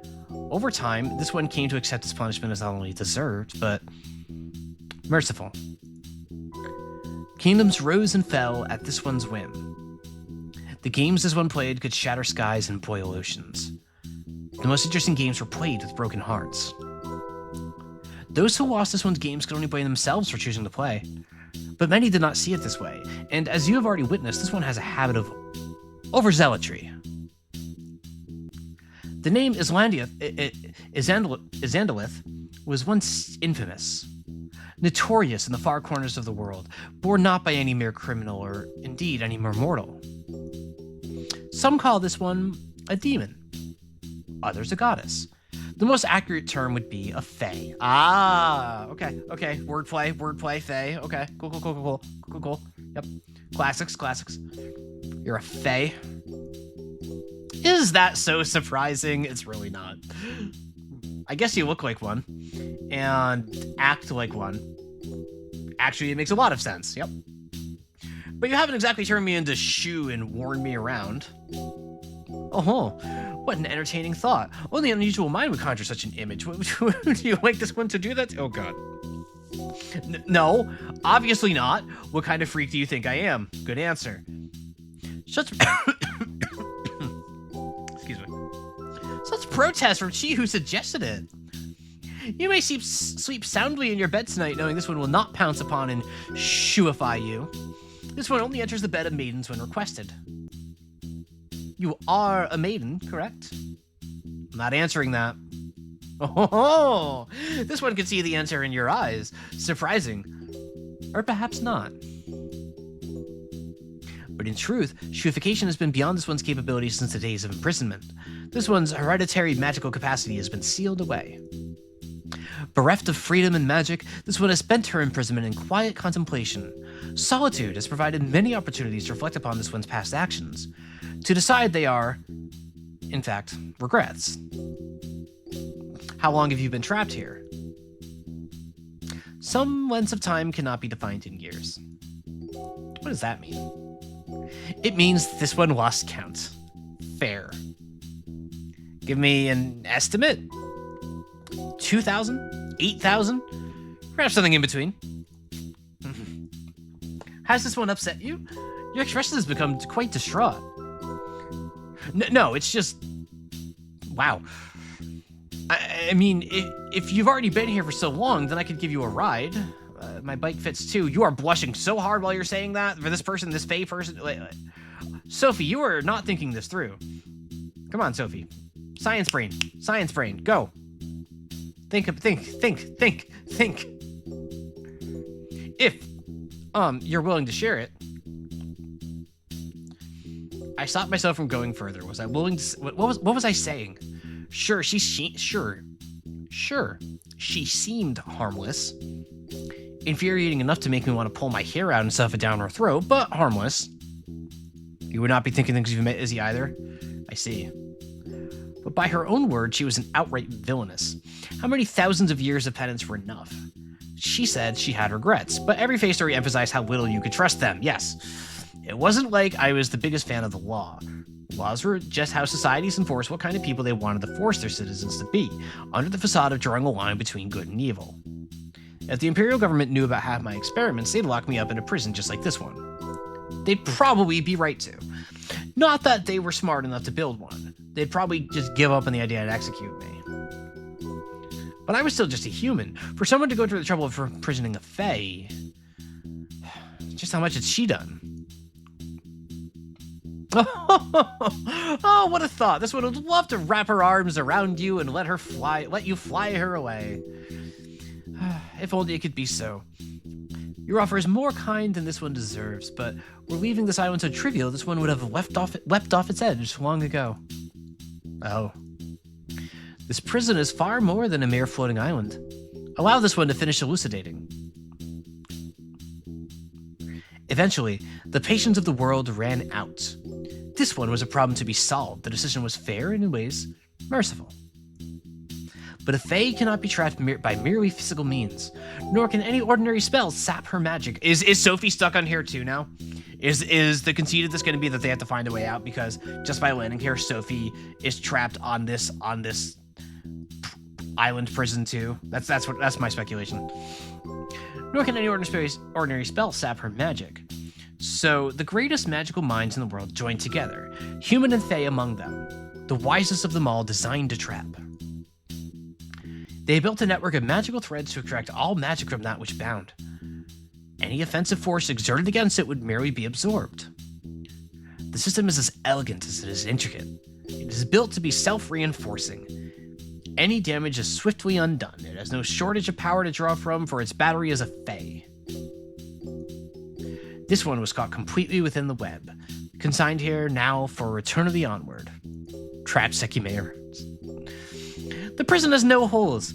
Were this one to join you on your vehicle, then a short distance away you would find yourself abruptly alone. This one would be back here, perhaps in this very spot. Okay, so it only... Okay. The same occurs when this one steps off the island's edge. Can you guess how else this one's stolen magical energy is used? In making this place float. Ahaha! This one offers her deepest apologies. That which you sought to find, a cheap, simple, and efficient method of flight, is not here. What are you talking about? Whenever I want to make something fly, all I have to do is imprison...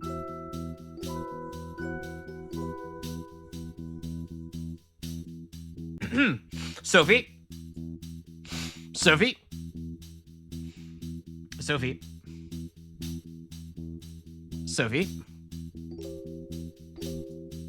No. Get the spray bottle. They're so gay and evil. Spray bottle. One for every ship, one for every drone, one for every bit. Sophie. Sophie's being sarcastic about how very impossible task. That's fair. Oh, were one as brilliant as you among my captors, perhaps they would have accomplished their goal much faster. If they had me, then this prison really would be unbreakable. Damn it.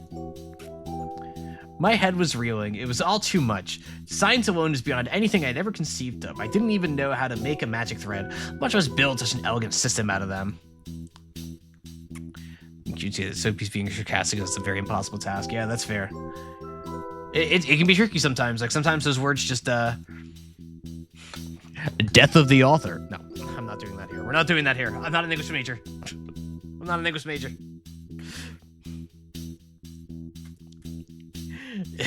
Look at what a ribbon ear. The ribbon ears are so cute. They're very, very. The designs are. This has been wonderful so far. I'm having a great time. It was easier to think about the science than the how it would feel to trapped for eternity on an island so small. How is Izzy still sane? Maybe it was a Faye thing. If she was capable of maintaining her mind through thousands of years alone, then what else was she capable of? I'm sorry about the typo. I think I need to go. The sun is getting low. I don't want to crash in my mountains on the way back. Into any mountains. I stood up, made for the nearest pathway out to the rim. Please, wait. Izzy's hand wrapped around mine. Her grip was strong, yet not tight. I could have ripped away if I wanted. Her skin was warm, like a mug of cocoa heated against a real flame. Will you come back? I already said I would, didn't I? Because I didn't want to give up and figure this place out, but now I had the answers I came for, and no idea if I could do anything with them. Of course. Forgive these doubts. This one had considered herself accustomed to isolation. Yet now, the thought of returning to such a state has become unbearable. They are holding hands. I don't know if this is appropriate for this stream or not. They're holding hands. One of them is blushing. Like, this is a lot. Then I'll promise. I promise I will come back tomorrow, Izzy. Thank you. This one will... I will see you tomorrow, Sophie. Gage. The gay. Countless thoughts clouded my mind as I flew my bike back to my field lab. Too many hours to think. But one thought pierced through the haze, a discomforting thought. It nagged at me like a bright light shining in my face while I tried to sleep. I'm gonna do this just in case I crash or whatever.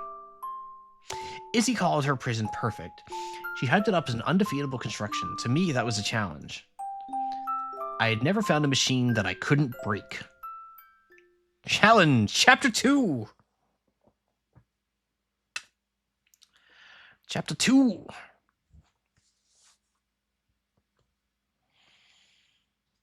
Oh, I have to click that. For some reason, I thought that would just fade off on its own. It was still morning when I made it back to the island. I left for the island as soon as the sun rose. A large bag of tools strapped behind me. It contained everything I could imagine it might possibly be useful. I had several new plans of attack, and I didn't want to end up near an answer, only to realize the tool I needed was back at the lab. Izzy was waiting for me at the edge of the island when I arrived. You are back! This one welcomes you. Yeah. Hi. This one would like to express her hope for another stimulating day of conversation. I am trembling in fear. What's with all this one? Anyway, you don't know the word I, don't you? This art, this rocks. This. I love the anime glasses pose. I love the anime glasses pose. I'm not a weeb, but I love the anime glasses pose. It's so silly to me. It's full of whimsy. It's full of whimsy. We got the nerd pose. The sparkle is killing me. The sparkle is so good. That will get me turned into a shoe. You are free to speak as though there is dirt in your mouth, but this one will not defile herself so. Wow. Sweet as you were yesterday, huh? Pretty sure you said I once yesterday. That is, this one must apologize. Such low language is reserved for moments of intimacy between those who have known each other in deeper ways. Now she's blushing. God. Let's go Mets, baby. This one regrets her lapse in self-control. Intimacy, huh? Jelly Channel with the raid. Hello, Jelly. Welcome. Welcome, hello, everybody, to the special early stream here. If it's your first time here, my name is Allison. I also go by Tom. I have a whole spiel I usually do. I don't care, but please use whatever pronouns you like. Today, I'm doing a special early stream where I'm looking at some of the Game Jam games from the Hello It's Mouse community. This one is a bit of Yuri. Safe for work Yuri, of course. Safe for work, but yeah, we're checking out. So we checked out one game jam game. We're checking out this one now, brought to us by Potential Pizza, Olive, and Mouse Viewer. Mouse Viewer being the one who have requested that we play this today. A little bit into it. I don't know how long it is or anything, but I'm having a great time. So if you don't want to see these Game Jam games, if you've already seen them and just want to see somebody else going through them, or just looking for something to do, I hope you'll stick around. We're having a really good time here today. It's a very chill day. No big plans or anything. We're just kind of hanging out. But of course, Jelly, if you need to read and whoa, a counter redeem. Hello. Whoa, we don't get the. Oh my god. Whoa, 55,000. We're getting there. We're getting there. Way to go, Dude357. Holy cow. 50K is so much. So Fable VN, this was your stream to show, and I'm not having this 428 took too long. Yeah, 428, this is a lot better than whatever was in that 428 thing, that side story. That was big. But yeah, Jelly, thank you so much for the raid. I don't know if you're going to raid or run. If you have to, of course, I understand. But I really appreciate it. No spoilers. No spoilers. It was a side story from 428 specifically. Not the main 428 story. Okay. But I'm gonna get right to it. So I hope you all stick around and join us. I think you'll have a good time. We have our characters here, Sophie and Izzy. Izzy is a fae who is imprisoned on this floating continent. Sophie is a scientific train wreck who is going to try to bust this fae person out of here. And they are touching hands and blushing a lot. They're blushing so much. They might be roommates. I gotta sneeze. Hang on.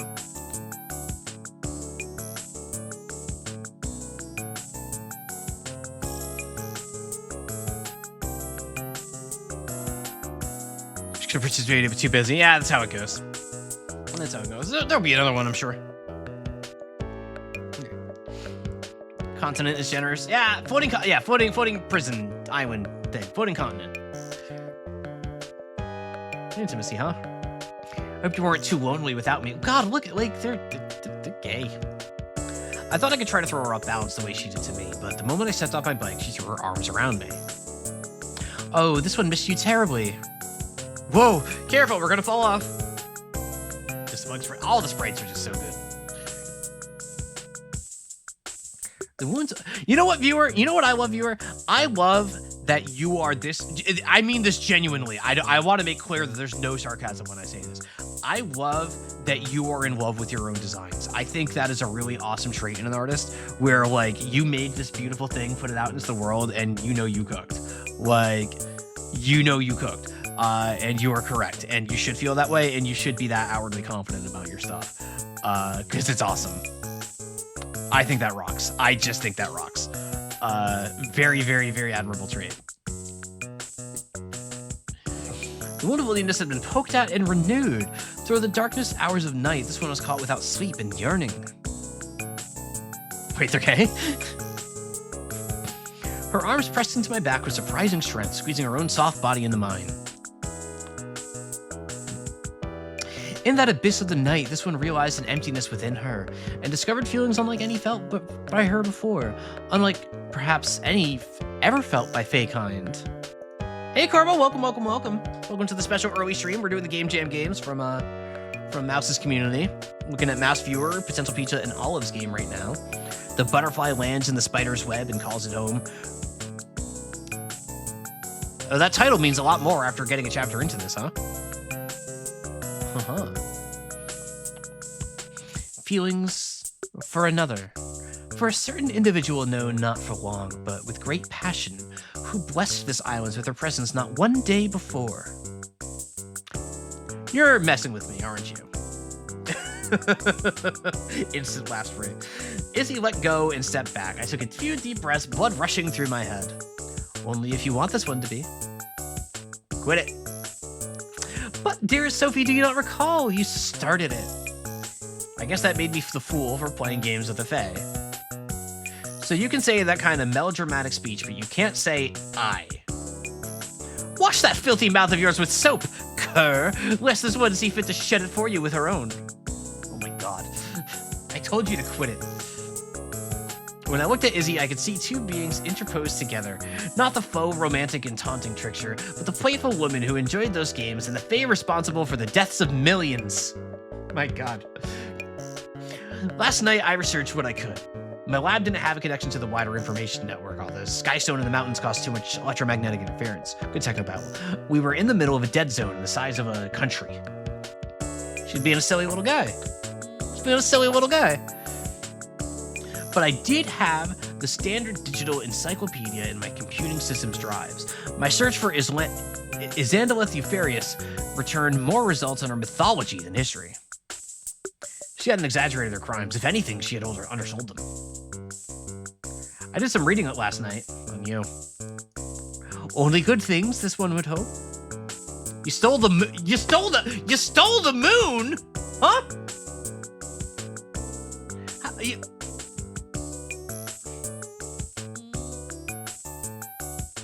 That's rough, buddy. Only one of them. This one was hungry. The royal poet had written that such a feat was beyond even the Fae. What was this one to do? Not prove him wrong? I mean, fair. No, I get that. Okay. But still, you messed up the tides for a couple of centuries. They got better. You once turned a man into a pumpkin and made the whole town beat the pumpkin with sticks. That sounds like a good party. This one does not know why everyone had such a big problem with that episode. Nobody even liked that guy. The town asked for help to deal with him. Okay, but then you turned everyone else into the town into pumpkins too. But no one beat them with sticks. It was a fair punishment for the cruelty of enlisting a Fae against a member of their own community. Oh my god. Terrifying. Seems like you could have just not gotten involved in the first place. But they asked for this one's help very nicely. You're just going to refuse to acknowledge the holes in your logic, huh? I'm just hearing Geralt of Rivia's like, for like every single statement that Izzy is saying right now. Like just that complete deadpan, like side quest Geralt vibe. I'm just like, Place of power, god. Wind's howling.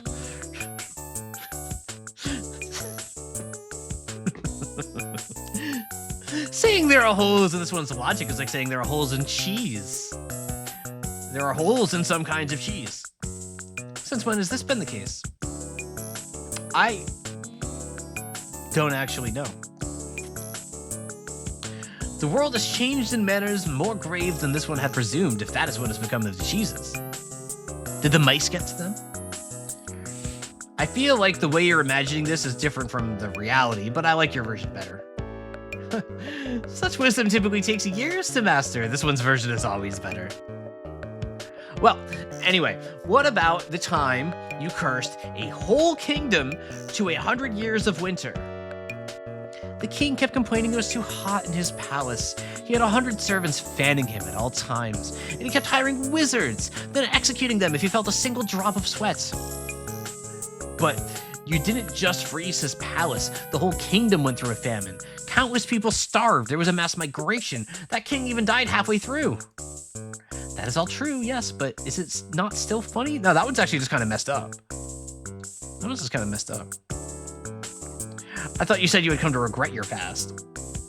Have you not heard of dark humor? It is popular among the intellectual. That's not... You can't just... Maybe it was the absurdity.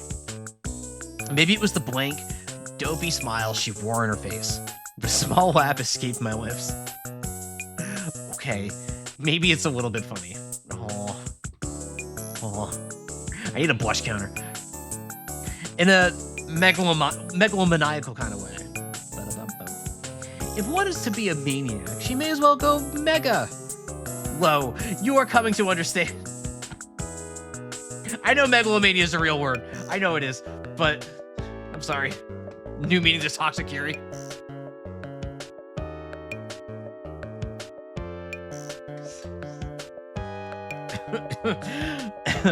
Well, I can relate to that part, wanting to go mega.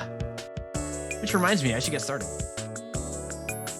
I lifted my tool bag off of my bike and swung it over my shoulder. After carrying it into the courtyard, I unzipped it and took stock of my options. What an intriguing set of devices. This one hopes you do not tend to stick them all into this bot. Okay. Shouldn't need to. They're mostly for digging into the fabric of this place. Let's go, Mets. You said there's nothing to gain from understanding this place since it all comes from your power. I disagree.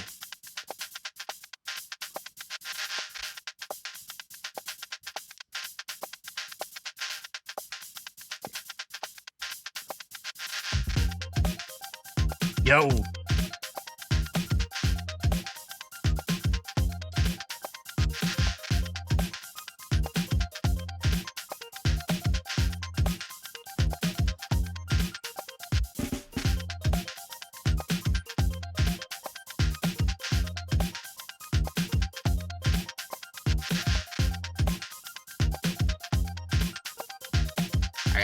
I gotta get the. I had to give the music a little time to breathe there.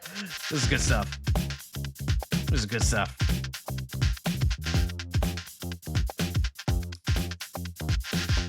You make for a powerful, self-renewing magic battery.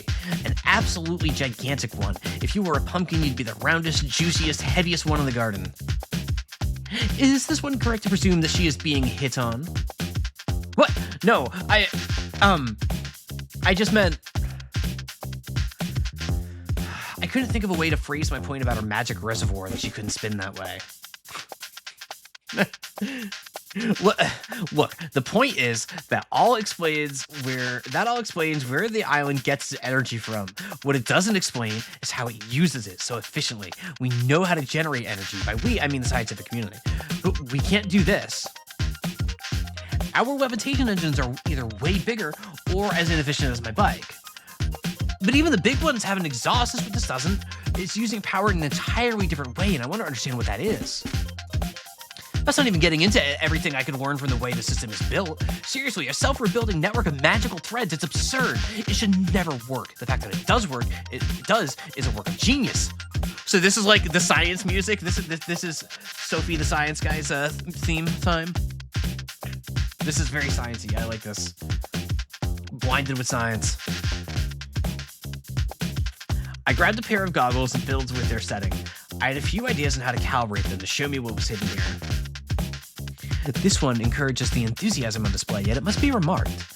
This system is unbreakable. In the earlier centuries of this one's imprisonment, before the one accepted that her punishment was deserved, much time was exhausted in trying to break the systems. Their efforts were fruitless. You are correct to say that it is a work of genius.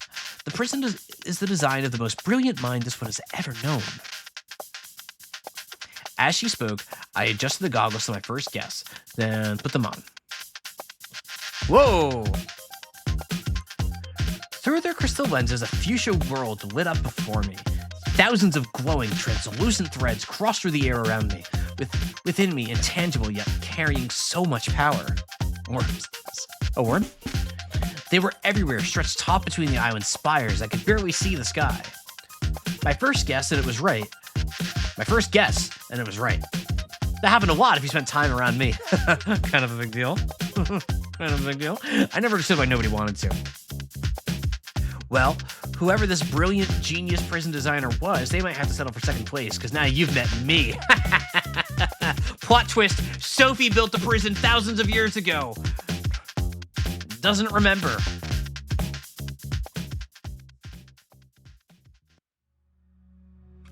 The electron knife was one of the most dangerous tools I had. Technically, civilians weren't even allowed to own them. Only 5 corporations in the Empire had ever gotten permits to use them. I flipped it in the air a few times, catching it by the handle, and stabbed it into the stone walkway beneath my feet. Bam! Is this a Xeno game? That would be real, that's true. That's true. Well, more like I stabbed it onto the stone walkway. The blade bounced off, leaving not even a mark, much less a gash. Wow. This place might really be indestructible. How have your experiments been going? I stood up and turned around. Izzy had been watching me, perhaps for some time, in silence. A stark change from how she taunted me yesterday. Mixed bag. I was just taking a look at the physical structure. All the stone is connected, but like I expected, it doesn't have any special properties. The invulnerability is granted by the threads. They're holding everything in place. It's less like an ordinary spell and more like a curse. Those last longer, or are harder to remove. I mean, you'd know that, of course. They'd last longer if you have the energy to support them. To hold this entire structure in what is effectively stasis takes a completely impractical amount. It only works here because of this one's...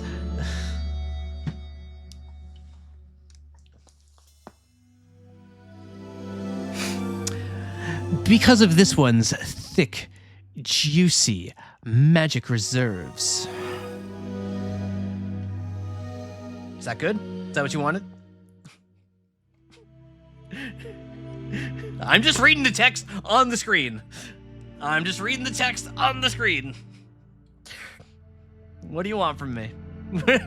Wait, that emote rocks, Kaylee. Oh, that's a Joe emote. How about that? Hi, Paquetto. Hi, Paquetto. Your team did a great job, Paquetto. You weren't here, but your team did a great job. Very proud of all of them. Had a good time with their work. A+ job. Yeah. Those. In any other context, it'd be an insane expenditure, but it makes sense here as a precaution. Without it, given thousands of years, you could probably dig a hole in it with your fingernails, mess up the rigid lines upholding the webs. Woke up 3 minutes after I finished. Oh, I'm so sorry. Oh, I'm so sorry. This whole place is a perfect closed system. It's a locked room! Theoretically, it could generate a constant stream of matter while absorbing any new mass energy the system takes in. How fascinating. Your discoveries parallel those this one first made long ago. Would it be correct to presume that you have given up for the time being? Given up? On establishing physical interaction with the threads. It was a great many years before this one was able to perform it. Oh, that? Oh, science! Science! I tapped at the buttons on my electron knife. The new code I had loaded in to shift the oscillation frequency and dipped the electron stream just a few degrees into the orthogonal M space. The numbers had to be just right. Before turning it on, I put my goggles back on, revealing the web of threads. Then I held the knife in the air, pressed my thumb onto the actuator, and carved a straight line. Thread snapped along the line I traced. It was easy to slice a string under tension. The split end snapped away. I figured that out a couple of hours ago. I was just playing with the knife for a bit as a break. The hard part is figuring out how to keep them from coming back. Sure thing. I pointed at the space I cut. The exact same lines were reforming, growing into their own positions. I've barely figured out the shape of the underlying equations, much less the parameters. That's not going to happen in a day. I'm only human. Still, I'm feeling pretty good about my progress, I guess. This level of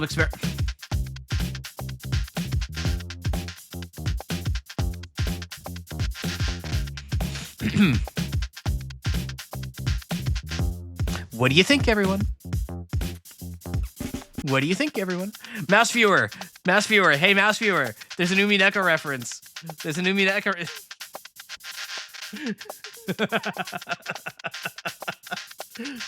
Yeah, that's... that one's, yeah. Yeah, you know this one. What do you think, everyone? Ah! No!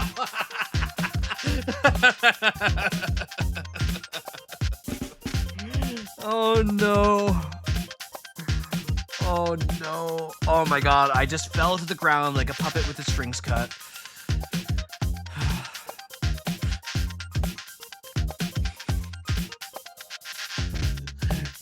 Okay. What do you think, Izzy? This one must admit she is impressed. Yeah, it's the 1-2 punch. Yeah, splitting it up is actually sinister. No records of mouse version are built like Simpsons references everywhere else. Yeah, it's true. It was assumed, wrongly in hindsight, that your scholarly skills were 4th rate. This was a mistake, perhaps only 3rd rate. Most people assume that about me. And then when they realize I'm not the same as them, that I'm levels beyond their complacent mediocrity, they get mad or try to have me arrested. You're reacting to it much better than my professors. That's probably tried to use the puppet metaphor unironically after This one can only imagine the humiliation such so-called professors must have felt upon realizing they were so outmatched by a mere student. One of them tried to throw me out a window. You said you were taking a break, yes? If so, might this one not make an offer? What kind of offer? This one has set up a picnic. It would bring great pleasure to enjoy it in good company.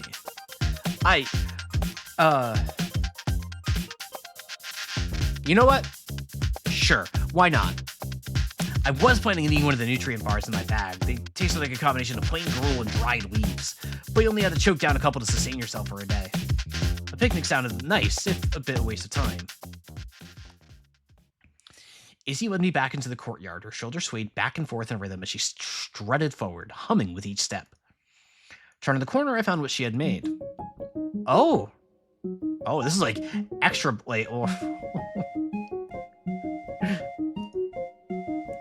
Laid on a red and white blanket was a decadent spread of cakes, tarts, biscuits, donuts, crepes, pies. More types of pastry than I knew how to name. Some gleamed with frosted glaze, while others were displayed colorful. Take two. Some gleamed with frosted glaze, while others displayed colorful, fruity jams. There was a streaming kettle of tea at the center of the arrangement, with cups and dishes already filled around it. The air was filled with a refreshing aroma, not too heavy or overwhelming in its sweetness. Oh, I just got to see the message stream yesterday, stream fee.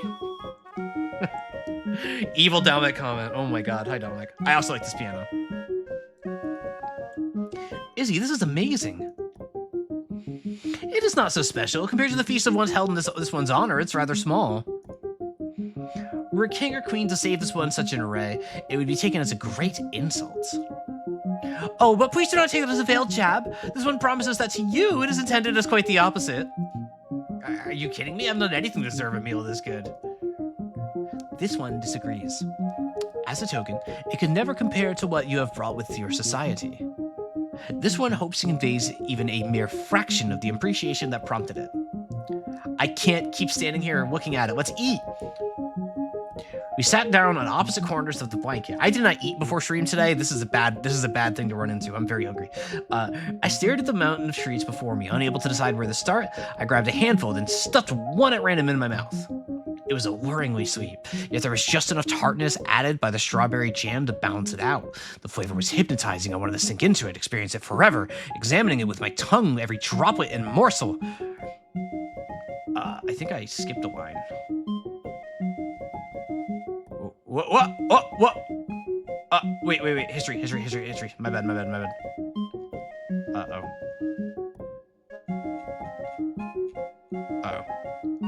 I skipped a few lines there. My apologies. There's also a back button. Return back. Oh, okay. So, yep. This is not special. Yeah. Please don't taste the veiled jab. Okay, yeah, okay, this one, yeah, Let's eat. Okay, this is where I left off, okay. How much sugar had she put in? How fresh were the berries? Maybe I should have been asking questions, or maybe it shouldn't have occurred to me earlier instead of after I swallowed. Hold on a second. Where did this come from? Behind you button. This place is a closed system, and you don't exactly have space to grow crops. The only source of new mass energy is... Wait. With the vast, voluptuous stores of energy this one's soul provides, it is no trouble for the kitchen to generate new ingredients. She took a bite of a cookie, chewed it, then smiled at me. In a certain manner of speaking, this one is eating herself. Oh. You know, this is not the first time auto-cannibalism has come up in this space in the past week or two. I don't know if Moving on. You are enthralled by the sight of this meal, yes? Does the food taste as good as it looks? There was no safe answer to her question, correct. I was wondering what the system does with... Oh...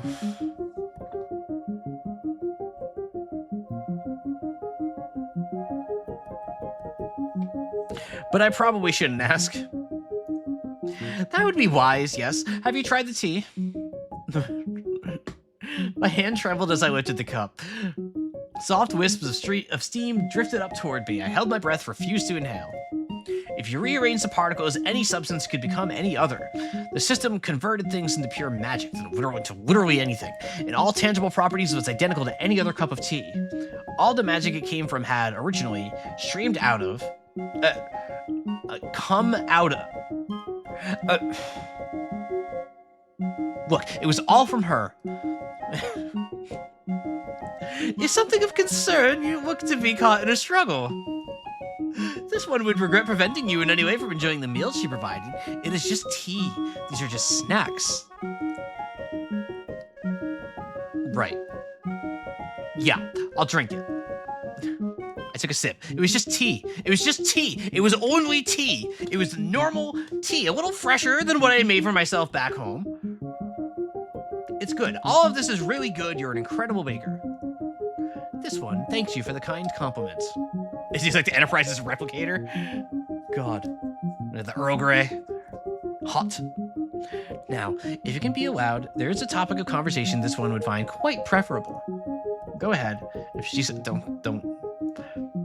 This one, that is realized in speaking so much of herself, she's had no opportunity to learn of her guest, and I exhaled in relief. A mysterious, brilliant scientist who radiates insight and discovery as the stars do light. Yet she finds herself in solitude among the floating mountains. Why? Speak of yourself, Sophie. This one will listen. Honestly, there's not much to say about it. I mean, if you're curious about why I became as... Oh, no, this is still Sophie, isn't it? I mean, if you're curious about why I became a scientist, I guess I can talk about that. The bug. I was at the top of my class in preschool, so my parents sent me to an advanced primary school.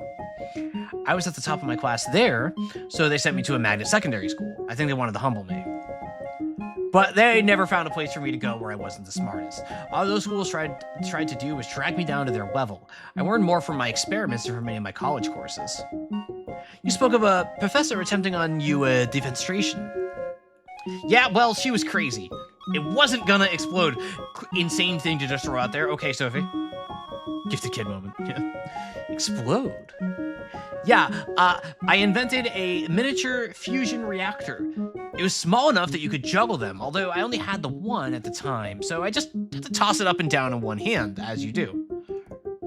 She was my most brilliant professor, the only one worth a damn in the whole empire.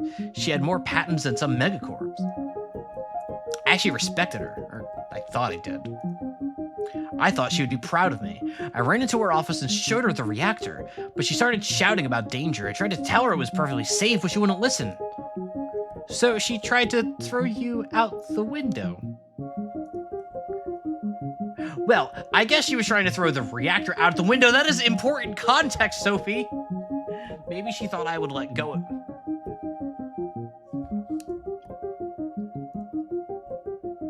I mean, if it was gonna blow up, it wouldn't matter if it was inside her office or not. The whole city block would be flattened. Do you think she would be smart enough to understand that? Sophie. But I wouldn't let go. So then she called the cops. I had to escape through the sewer tunnels. I mean, it wasn't that hard, but at the time, the betrayal hurt. Anyway, that's why I never got my graduate degree. And I mean, the job market these days, I was counting on that degree. And a letter of recommendation, so I pretty much had no option to go independent. Had to go independent. Also that you were wanted by authorities. I mean, I guess? I don't know, most of the megacorps probably wouldn't have cared. Still, I learned a lot from that experience, and not just that I liked being independent better. I learned that you can't let people control you. You have to judge for yourself that it's worth doing, and trust yourself to get it done alone. Oh, Sophie, no. Sophie. Sophie, no. Sophie. It wasn't just the classes and professors. Everyone wanted to drag you down to their level. I was too scared of feeling threatened to let you improve their lives. But I'm not going to let them stop me. I published my reactor design anonymously, and you know what? Everyone started to use it. I didn't even build the one on my bike. It's mass-produced. Since then, I don't know. I've been sort of wandering around, doing what experiments seem interesting. I didn't have a specific question I wanted to answer, so by comment floating in the mountains, I just figured it was a good place to start. Well, normal and well-adjusted girls. Yeah, very, very well-adjusted. Very normal. I don't know. Does that answer your questions? Splendidly so. This one now understands her guest far better than before. A correction is due to this one's earlier assessment of your character. Your ego does not rival the tyrants of history, it far exceeds them. Well, like you said, gotta go mega. Most people would do it if they were smart enough or had enough power to pull it off. Is that true? But you know what's really mega? These cupcakes. High five. I did the self high five. Might these be your favorite? Can't decide, all too good. If I'm understanding right, you generated the ingredients, but baked it all yourself. Is that the case? A few shortcuts were taken, but overall, yes. I guess I didn't expect a Fae to like baking, or to know how to bake. This one has had plenty of time to attempt various pursuits, as distraction if nothing else. Right, of course, sorry. There's nothing to apologize for. Well, you're great at it. In truth, it has been a few hundred years since this one last practiced the baking arts, but it was not too hard to remember. I've been wondering about that, about how you spend your time. Thousands of years in the same place, I can't even imagine it. It would drive me insane. Have you ever known a Fae to be sane? You're the first one I've met. So no, never. This one would be a very poor Fae if she could not find ways to entertain herself. There's an appreciation to be found in the physical realities common to us all, in rising each morning and watching the sunrise and listening to the wind in the grass. Sometimes there are thunderstorms. Those are very exciting, especially when the ones get struck by lightning. Also very normal and well-adjusted behavior. For some reason, I envisioned Izzy having climbed atop a spire, waving her arms and screaming at the storm clouds to give her a shock. That part seems interesting enough, I guess. But maybe even lightning would get old after thousands of years. I didn't want to rub it in that she was stuck here, but the way she was talking about it just seems sad. There have been periods of contemplation, of meditation and deep reflection. Some of those have lasted centuries. It is in those episodes that this one has truly confronted her past. Sophie's just like this. She's just like this. You know. Many insights reveal themselves only when one abandons all with pure thought. One with only the self, one sees the balance of scales in their own heart. But those periods eventually end, and this one finds stimulation again in the development of skills and the accomplishment of tasks. At times, it has been baking. At times, painting, sculpting, writing, composing, clothes making. This island provides basic materials. Ooh, do you have any paintings you could show me, or any of those? I'd love to see what a Fae can come up with. This one regrets to say that she does not. They have all been destroyed by this one's own hand. Why, were they bad? Not typically. In some arts, this one would have considered herself quite skilled, although not comparable to the masters. Still, this one has torn canvas to shreds and ground sculptures to dust. It is not that this one has a tendency towards self-destruction. But given thousands of years, a moment will inevitably come that takes one with the urge to erase. That's fair. Even if that urge is resisted, it will someday return. This is the nature of things. Given time, all will end. Not as a result of constant erosion, but as a consequence of the infinite nature of chance. It is easier to destroy than to build. This one, and by extension her prison, are the rare exception to the case. I was just about to comment that it's an interesting sentiment to hold for somebody who is like in an eternal prison that is fueled by her own being, to have that sort of finite view. But you thought of that. Good job. This is the true purpose of beings such as Fae, to perpetuate existence and counter entropy. Through the usage of this one's big, fat, magic generator. Oh my god. Okay, we're back. I'm gonna take a drink really quick.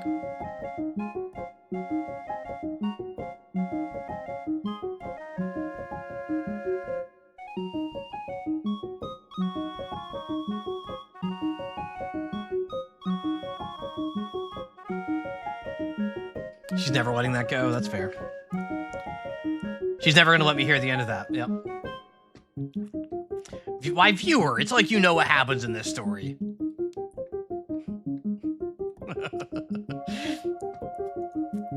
I guess when you put it like that, maybe it's a bad thing there aren't as many Fae anymore. Are there not? Some of them have been killed. A couple by the Empire very recently. I wasn't there, but I saw the battlefield afterwards. It was like the world itself was ripped apart.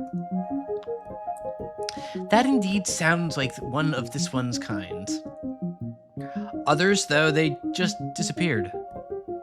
Withdrew from civilization. Maybe they were killed too, or maybe they're somewhere in the flow of magic, one with everything. Maybe they got themselves in prisons and islands of their own. This one had never considered such a possibility before.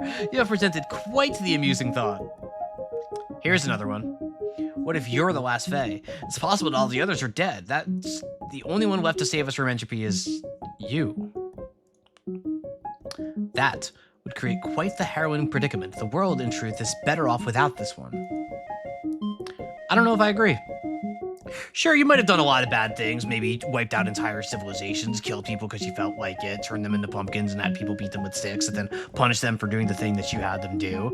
But for the purpose you're meant to fulfill, it doesn't matter if you're good or bad, you just have to do things. These expressions are so good. I'm thinking it all the time. I'm not saying it every time. I don't just want to keep repeating myself, but they really are just fantastic. All of your magic is going to waste. Ah, but are these cookies a waste? You got me there. They're the perfect level of chewy. You say that all action by Fae is exempt from moral judgment. That attitude was used to justify atrocities by this one and others. The truth this one has come to understand is that morality offers no exemptions. Fae magic and good deeds are not mutually exclusive. Had this one known this all along, she would not be on this island. But then she would not be enjoying a picnic with a friend, so things are not so bad. Truly, they're not so bad. Not bad at all. God, it's that whole yesterday was bad, tomorrow's going to be worse, so today it's not too bad on average. That's the vibe right there. You say that, but I don't know. If you settle with accepting things as they are, then you'll never make things better. Perhaps there are times when either mindset could lead to ruin. You have reminded this one of a story from her past. Would it interest you to hear? It would. A flashback. Is it another funny story? James was saying Izzy had done nothing wrong because I knew she would disagree with that. That depends on how this one tells it. There's nothing wrong with flashbacks and stories. We're all just a little damaged after yesterday, okay? It's not a flashback, okay? I need 6 layers of flashbacks right now. Is here's an item on the list of several thousand things I did wrong. Tell it normally, please. How strict. But this one will oblige. This story begins with a man who wished to write. He saw the great poets of his land and felt jealous of the fame and adoration as well as the talent. He sought to surpass them. But his mind lacked both wit and will. He struggled to sit at his desk and write verse, and when he did not like it. After some years of struggle, he elected to enlist the help of the Fae. He found you. Fairly.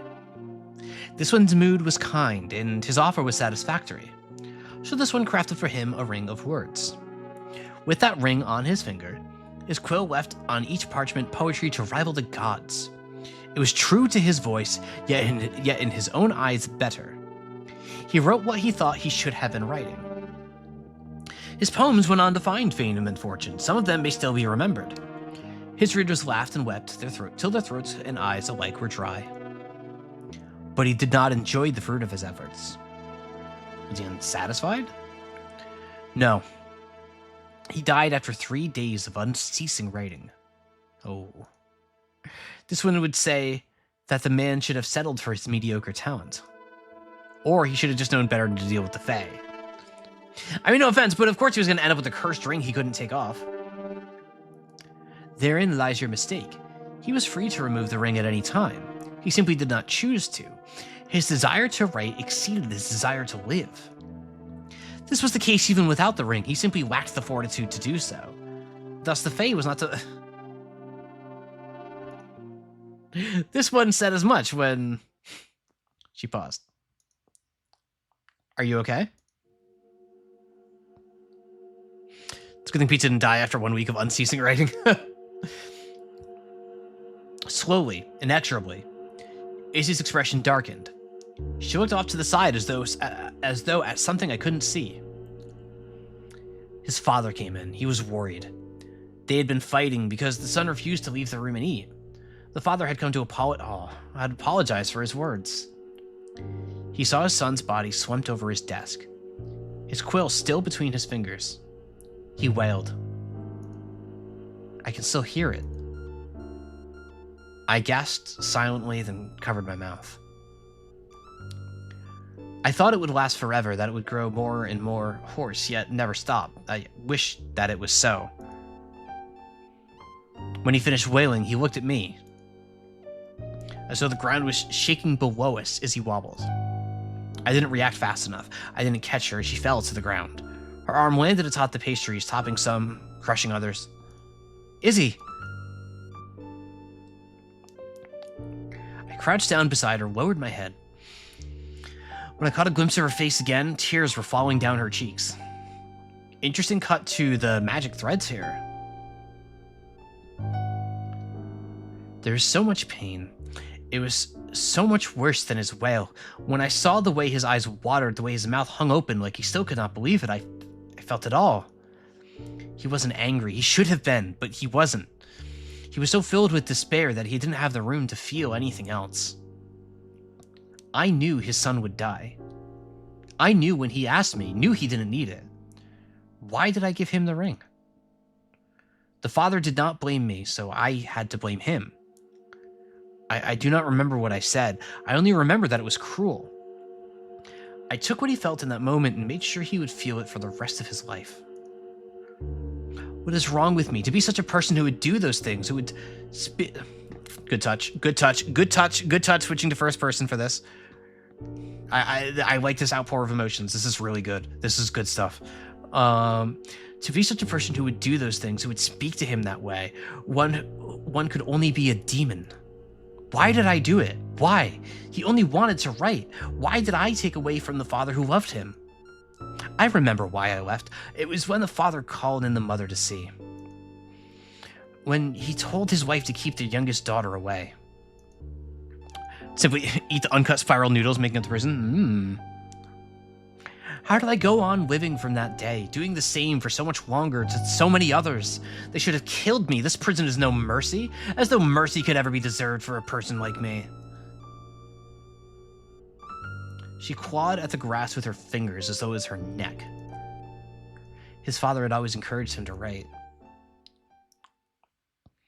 I wasn't sure what to do or say. I wasn't sure if touching her shoulder would bring comfort or revulsion. I wasn't sure which one I wanted to give her. Part of me was as horrified as she was. My instincts told me to get away, to condemn her, to jerk away in revulsion of my own if this murderer ever tried to touch me. But I couldn't see the tears on the father's face, only the tears on her own.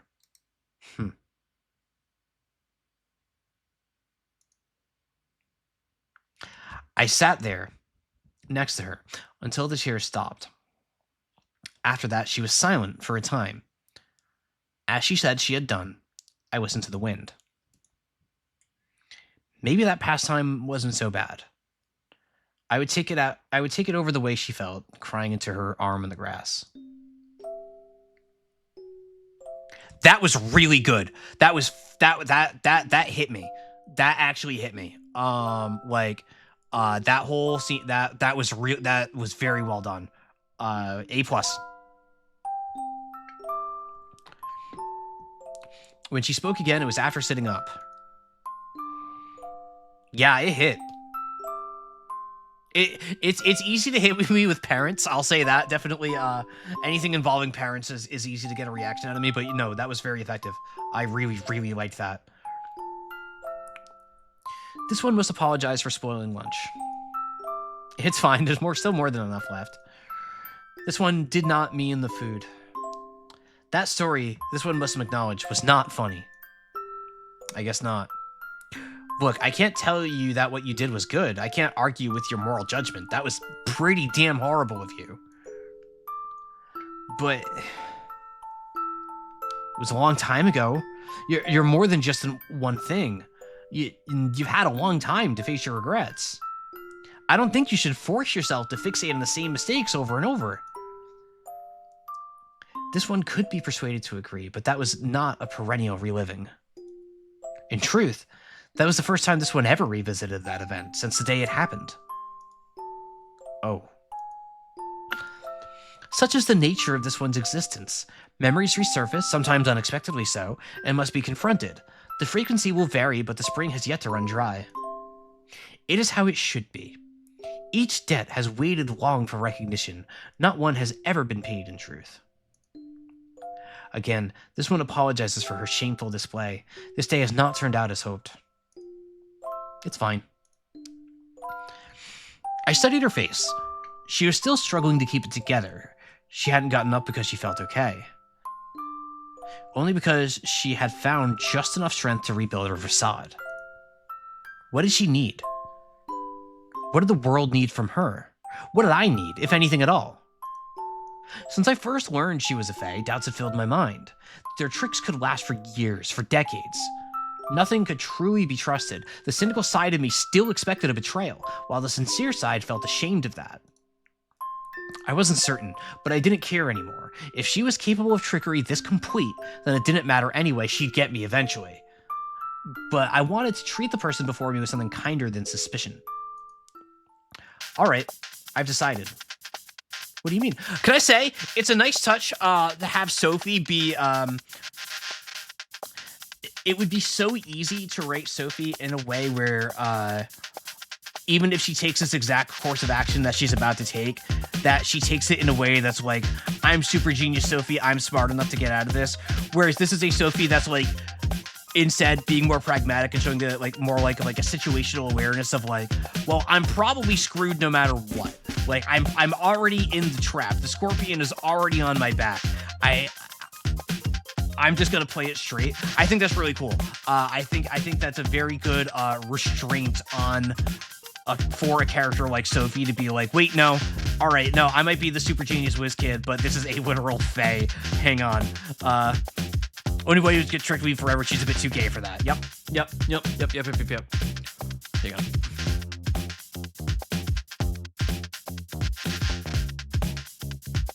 That's very good. What do you mean? I've decided that I'm gonna free you. I don't just want to understand this prison. I want to overcome it.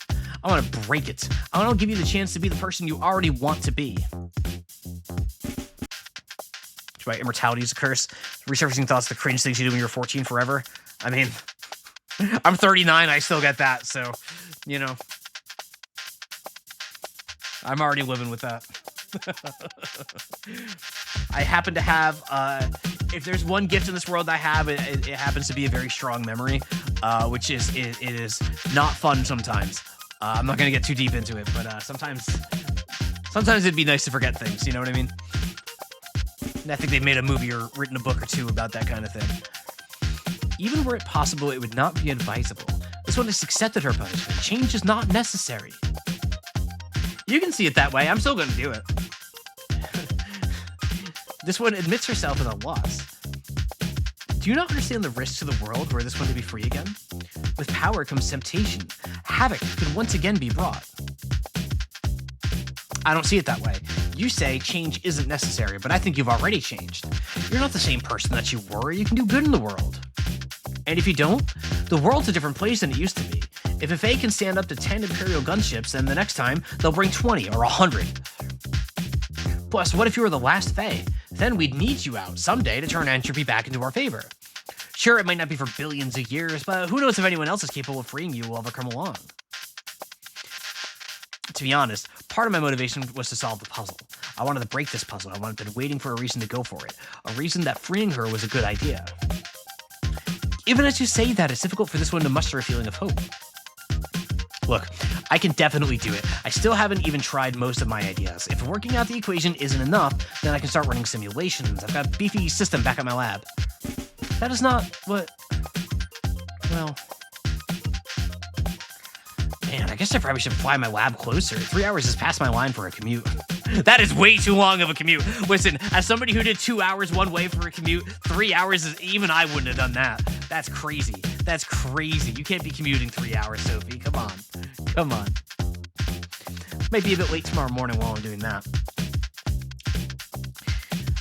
In absence of other options, this one recognizes that she cannot stop you and accepts that you will attempt this. There is an advantage, one must suppose, in getting to spend more time together.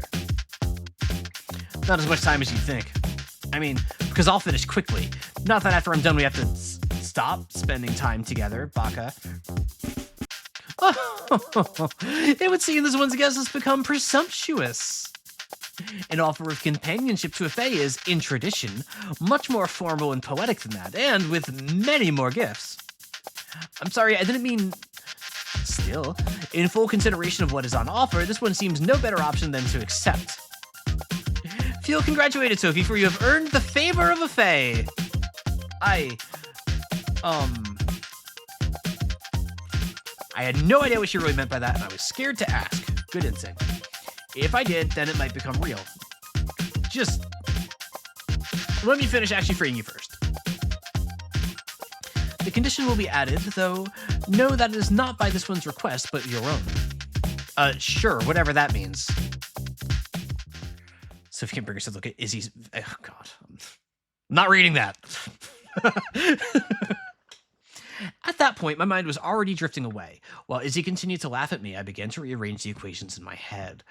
With new motivations and a stomach full of fuel, I was already beginning to see potential solutions.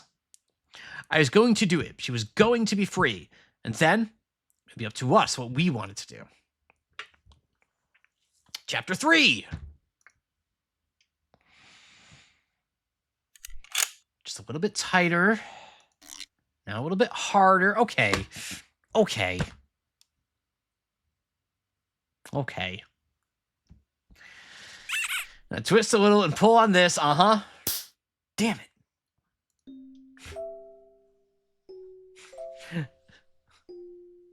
The thread snapped.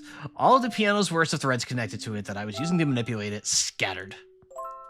Frustrated, I waved my hand through the air, the motion triggering a wave of vibrations through the sea of threads around me. Last week, I had welded tiny dimension-facing plates onto the fingertips of my electronic gloves. Not only did these let me pluck the threads directly, but I could limit the frequencies to only interact with specific threads. That part was pretty handy, when all the space around me was technically filled with them. You know, these gloves are pretty handy.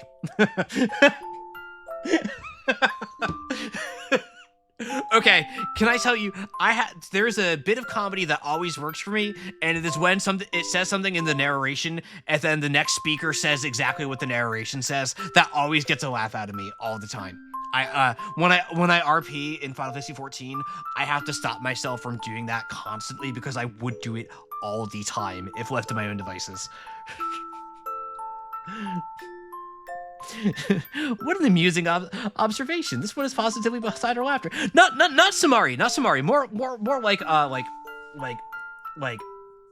Sophie picked up a piece of pizza and ate ate all of it in just 2 bites. She thought it was delicious. And then the dialogue is, "Wow, this is delicious." Like that kind of thing. Like it just makes me laugh. It just makes me laugh. Yeah, I love Arrested Development. Yes, Arrested Development is like the poster child for that kind of humor. Yeah. Oh, those first 2 seasons especially. Oh man, like, my name is Arthur," said Arthur. What an amusing observation. This one is positively beside herself with laughter. You know, you could just say you didn't like it. Is that allowed? Very well then. Had it been known in advance that mutual company would be marked by such indefensible attempts at humor, then this one might never have elected to allow your continued presence. Perhaps even showing her face at all was a mistake. Even now, having seen and felt the many benefits and advantages of fellowship, this one is still forced to consider that the continuation of relations outweighs the clear and grievous injury that has been committed against this person. A second injury would all but doom the arrangement. Yeesh. Nah, you like me too much for any of that. Aw. Aw. Oh, look at she's standing up straight when she says that. She's actually standing up straight. What a slanderous accusation.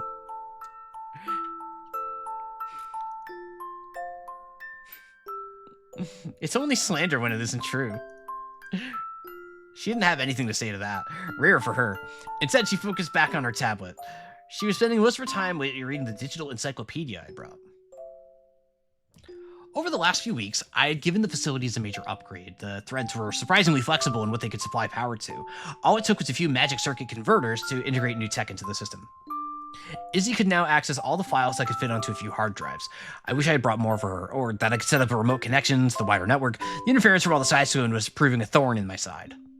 But at least she could make her own files. I set up software for her to draw or write with, and showed her how to back it up several times over, making it harder for her future self to delete them. I even helped her disable OneDrive. She had access to her new art form, photography. Every time I checked the files, I found dozens of new pics that she'd taken of me while working. And of course, she wanted to take photos of the two of us together. She loved showing off different poses. She was a natural model. Everybody hates OneDrive.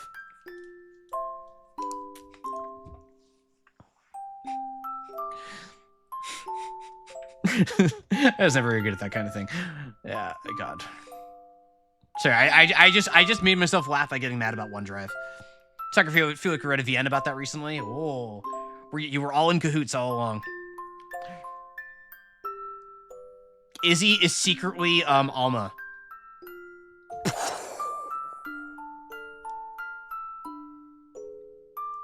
This is what happened to Alma.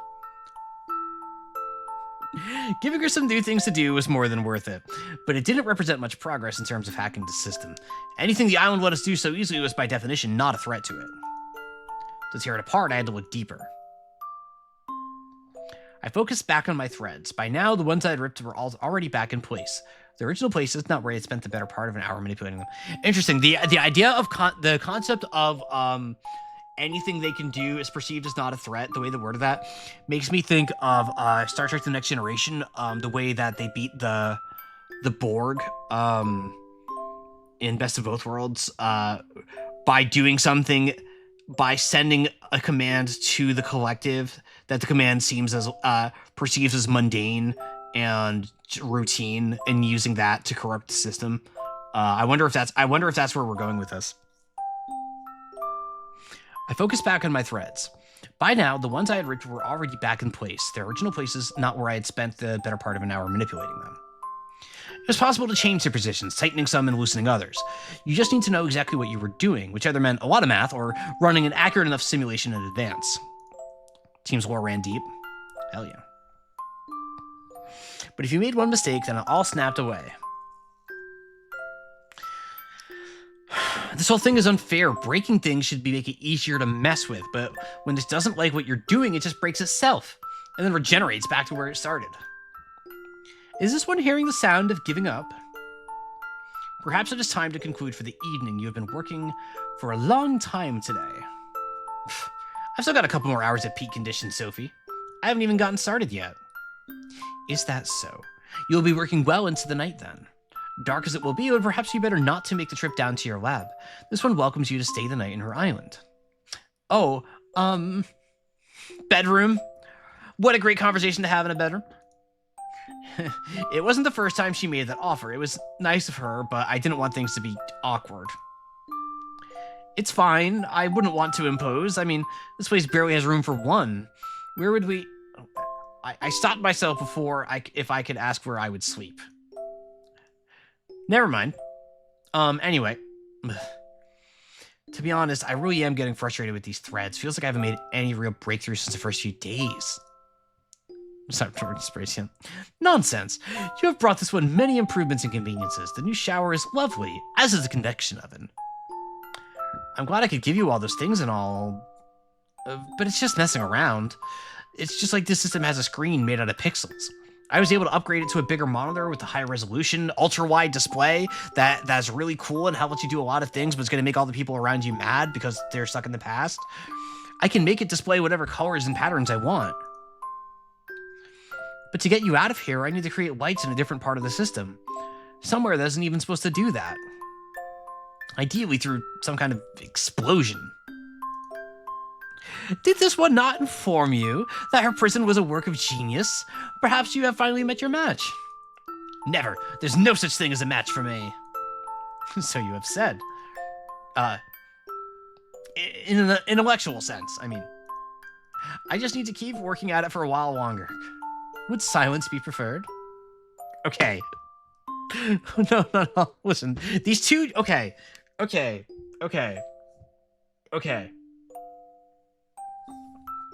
These two need to get it over with, and then they can solve this problem. They'll solve it immediately once they... It's like, we all know where we're going here.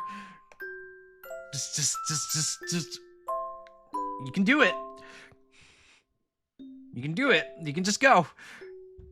I think I should focus better on this stuff when we talk. If it's silent, I start thinking too much about keeping my hand steady, and the opposite happens. Very well. Where were we before, prior to your last weaving mishap? Just Keith.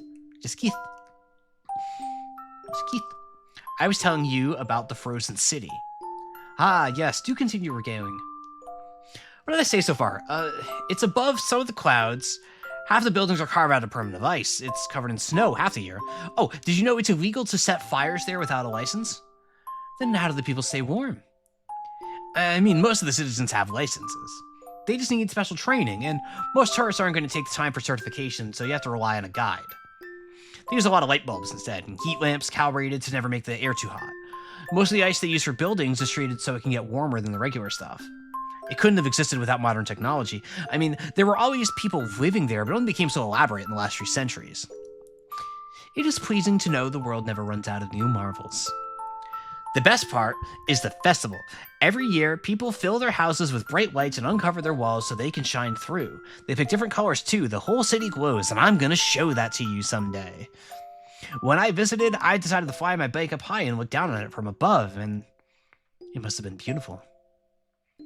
It warms just one's heart to know you were able to experience such a sight. You're gonna experience it too someday. Someday soon. Were the opportunity to arise, this one would not refuse. But in truth, simply knowing that places of such beauty exist in this world is satisfying enough. Don't say that, come on. Believe in me a little, won't you? It is not that.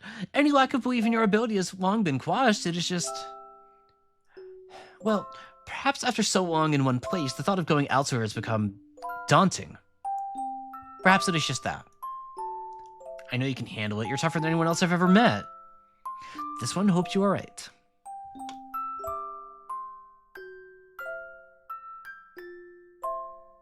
Yeah, I was gonna say, that's like totally, absolutely like where the CG comes, but you ain't got that kind of time during a game jam. Knocked a bag over, I think. The silence that followed was filled only by the tap of her fingers on her tablet and my work on the threads. I hated when she got like this. I just wanted to excite her for all the places we could go, but the more I told her about, the more discouraged she got that she would ever see any of it. As my fingers strummed the threads, knotting them into patterns that might make it easier to unravel the whole thing, I tried to think of something else to talk about. You have to read this chapter till after the game was finished? Damn. You know, there's something I've been wondering about you for a while. But of course there is. In the presence of one so mysterious and alluring as this one, how can any mere mortal resist constant tantalization? I don't know. In the presence of someone as dazzlingly erudite as me, how can any mere fae resist being amazed? Damn. But when exposed to conversation as stimulatingly jocular as this one provides, a mere human should of course be overcome with mirth. Well, you should be overwhelmed with affection when you're with someone as adorably cute as... me. Alright, well, I think Izzy win. Point to Izzy on this one. I trailed off. The words had leapt out of my mouth before I could even think them through. I glanced at Izzy in the corner of my eye. She was smiling. Yes, this one just concurs with your description of the situation. So I had a question. Crap-tatoes. I forgot what it was. A shame. Wait, I've got it. Back when we first met, you said you were Isandalith Eupharius I. That is indeed this one's true name. Is there a second? A second what? A second Isandalith Eupharius. Why would there be? then why do you call yourself the first? Does there need to be a second for there to be a first? That is true. I think Izzy has a point. Usually, yeah. I disagree. I disagree with Sophie. I disagree with Sophie. I disagree with Sophie. What a curious perspective. When you hear someone count to 1, do you demand that they continue lest their enumeration remain illogical? No, but... Well, actually, if there's only 1 of something, it doesn't make sense to count it. This one counts 1 fool before her. Were this one to give you 1 gift, would you demand a second? Have you ever given me one? Yes. This one does live in a prison, you realize. For a fae, is that enough of an excuse? Actually, I guess there was the picnic. Yeah, the picnic, thank you! Sorry, didn't mean to ignore that. This one wondered when you would recall. Your assertion of a dearth of generosity has thus been rendered yet more slander. You should be more wary of insulting a fae. Had this one her full capability, she would have you tortured for such a remark. 1,000 years inside the contraption. Or perhaps this one should turn you into a shoe, not the shoe again. Like I said originally, what kind of freak do you think I am? Are you requesting a list? Good line. Nope, definitely not. Anyway, you didn't fully answer my question, so if there isn't a second, then why do you call yourself the first? Perhaps a better label would be the first and last, for there has never been another as I, and there never shall there be. I guess that's true, you're one of a kind. Also, anyone can call themselves anything they want. Who will stop them? The name police? True, real, mood, gender, vibes, A+. They actually have this in some places. It's pretty messed up. How genuinely tragic. Why then do you not call yourself Sophie the First? Was your mother named Sophie? Would you be the second? Actually, I wasn't born with the name Sophie. I picked it myself. Here we go. Gender. I wanted to define myself in my own terms, I guess. It comes from an ancient word for wisdom. It's just such uncharacteristic humility. To name yourself the virtue towards which you strive, you must have recognized it was something you lacked. Wow, rude. Maybe you should name yourself Kindness, because you got none. Ah, that is a fair critique. This one must suppose. Damn it, why did I say that to her? It's only supposed to be banter, not a jab at her insecurities. I should have known better not to give her that wistful expression I hated to see. I muttered my next words to myself under my breath. Should have called myself bitches, because I can't get any.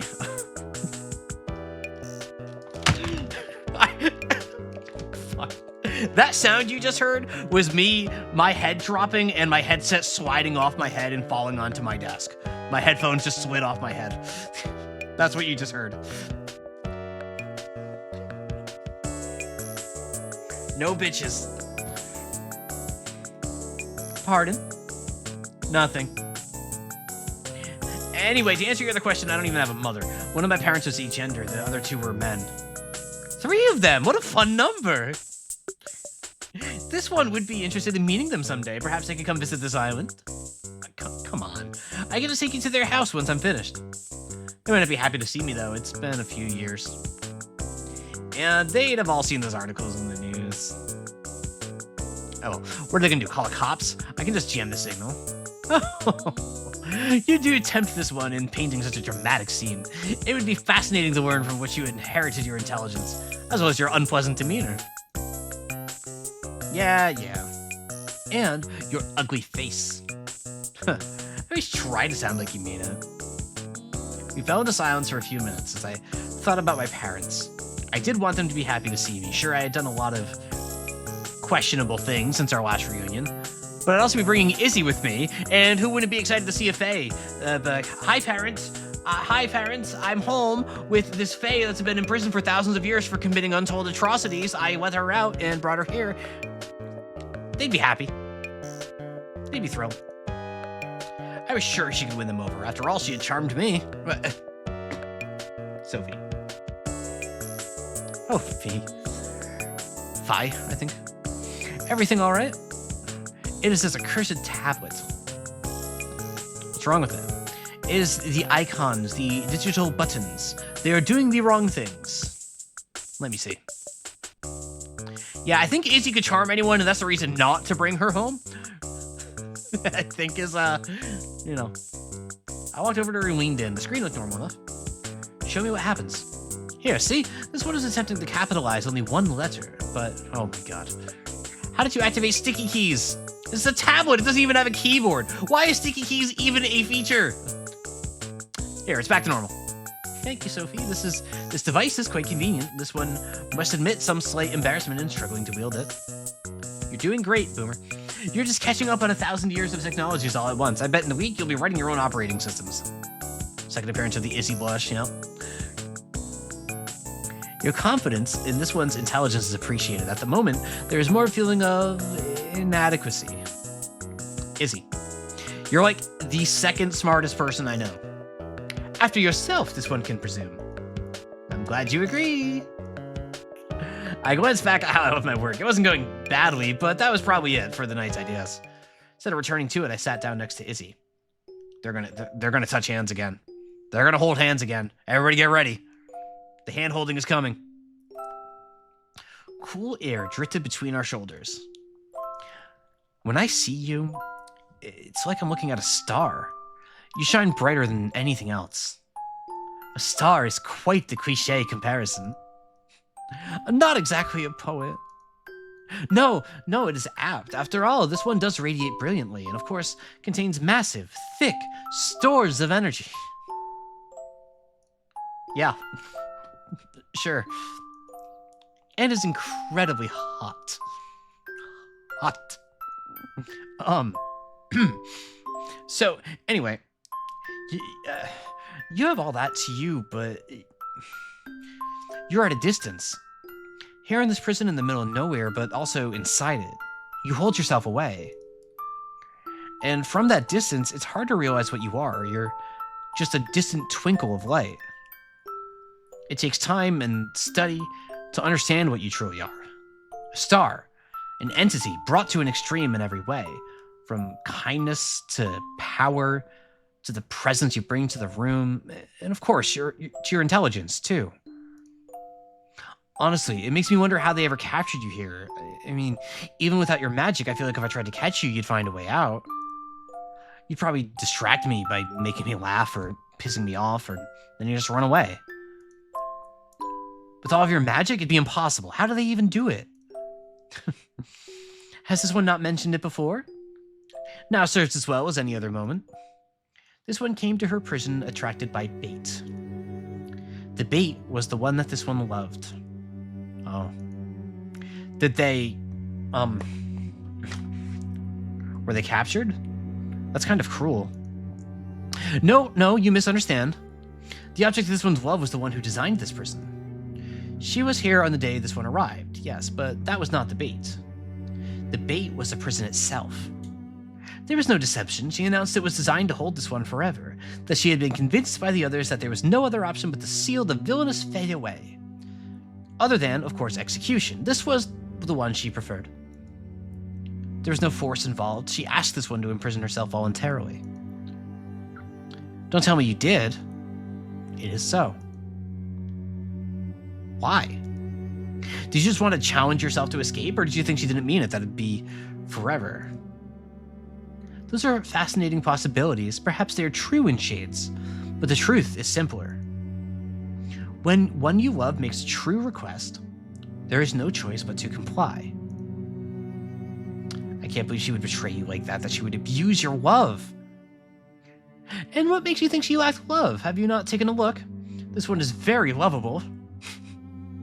Okay. But then, why did she do it? That question took some centuries to even begin to consider. At first, this one thought nothing more than another game. It was not the first time this one had fallen into her trap. She made a sport of hunting Fae. Only in comprehending the perfection of her creation did this one understand the depths of her love. Without love, it could not have been built. Tension, mouse viewer? Tension, mouse viewer? Mouse viewer? That's another Umineko reference. Perhaps it was hard for her, you know. To choose to...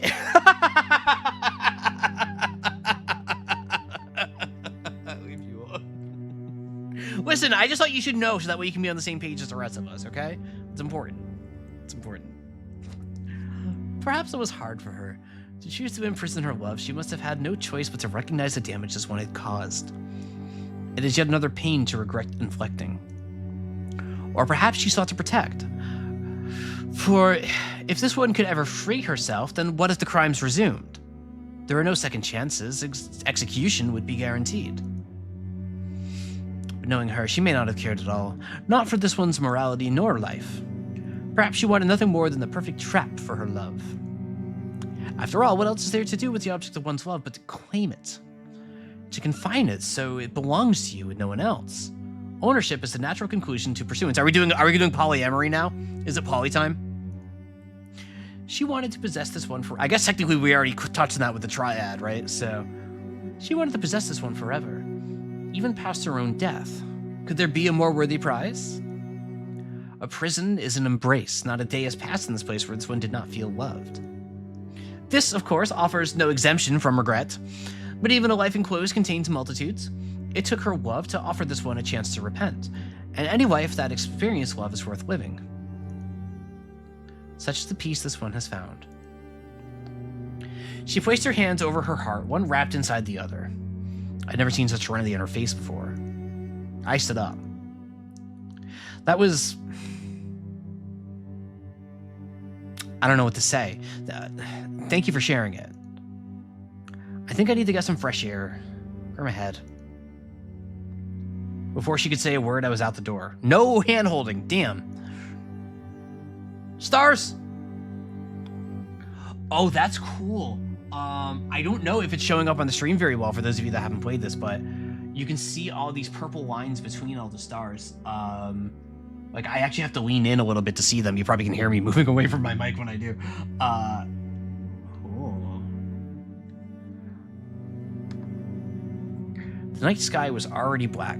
Master's idea to hide those in. That's a cool touch. Yep, that's a cool touch. The night sky was already black. I had never taken a good look at it out here, much less from up on Izzy's Island. I always left too early and confined it in my lab. I never bothered to look at the window. It felt as though the sky stretched all around me, unbound by any horizon. As though this little island was floating in space itself, not bound to any planet. There wasn't a single cloud, not a single thing could block out the expanse above. There were so many stars, each one beautiful, unique, yet small. They only twinkled because of the atmosphere between us, but that was part of their beauty, part of the identity they took when you watched them from below. I understood stars. If you gave me enough matter in a way to push it around, I could probably make one. But that didn't bring them any closer, they were still so far out of reach. My legs began to buckle. With the last of their strength, I guided my body down and sat on the grass. Grass that somehow flourished here, where nothing should have grown. It wasn't like I didn't understand love, but a love so powerful that it could create a place like this? There is no other word for it but eternal. How could I possibly break love? Oops, I'm adding words now. Take two. How could I possibly break something like that? Forget even about whether or not it would be right. Was there anything in me as strong as that kind of love? Next to those questions, my other thought felt pitiful. Yet I still had to wonder, among all that love, if there was anywhere I could fit. The stars are beautiful, are they not? Yeah. In retrospect, this one can only be honored by the comparison. She sat down next to me, her arm brushed against my elbow. They are touching! It is so late. You should stay the night. Look, I can't. Why? I didn't have an answer. Not one that I could say, and not one that I knew. So, the one who designed your prison, she was pretty smart, huh? You said before that it was designed by the smartest person you ever knew. I didn't realize how much more there was to it all. That is not to say that she was a perfect person. In many instances, this one fought with her, sometimes on opposite sides of a war. You fought in wars? That's strange for a Fae. Well, this one had to. She was on the other side. She was a legendary mage, utterly convinced of her own superiority. Even some Fae cowered in fear. Not this one, of course. But given this one's long-standing predicament, her self-estimation may have been correct. Didn't expect you to admit that anyone was ever better than you. Has there been an impression of arrogance? Perhaps you do not realize that this one truly is superior to nearly all beings, mortal and magic alike. It is not arrogance to assert the truth. Well, I can agree with that. But in spite of that, this one just does have a proclivity for smug, self-important, egotistical geniuses. In presence of such nasty, unpleasant, noxious people, the heart cannot help but melt. Aw, you're so sweet, Izzy. I gotta drink, Tim, 1 second.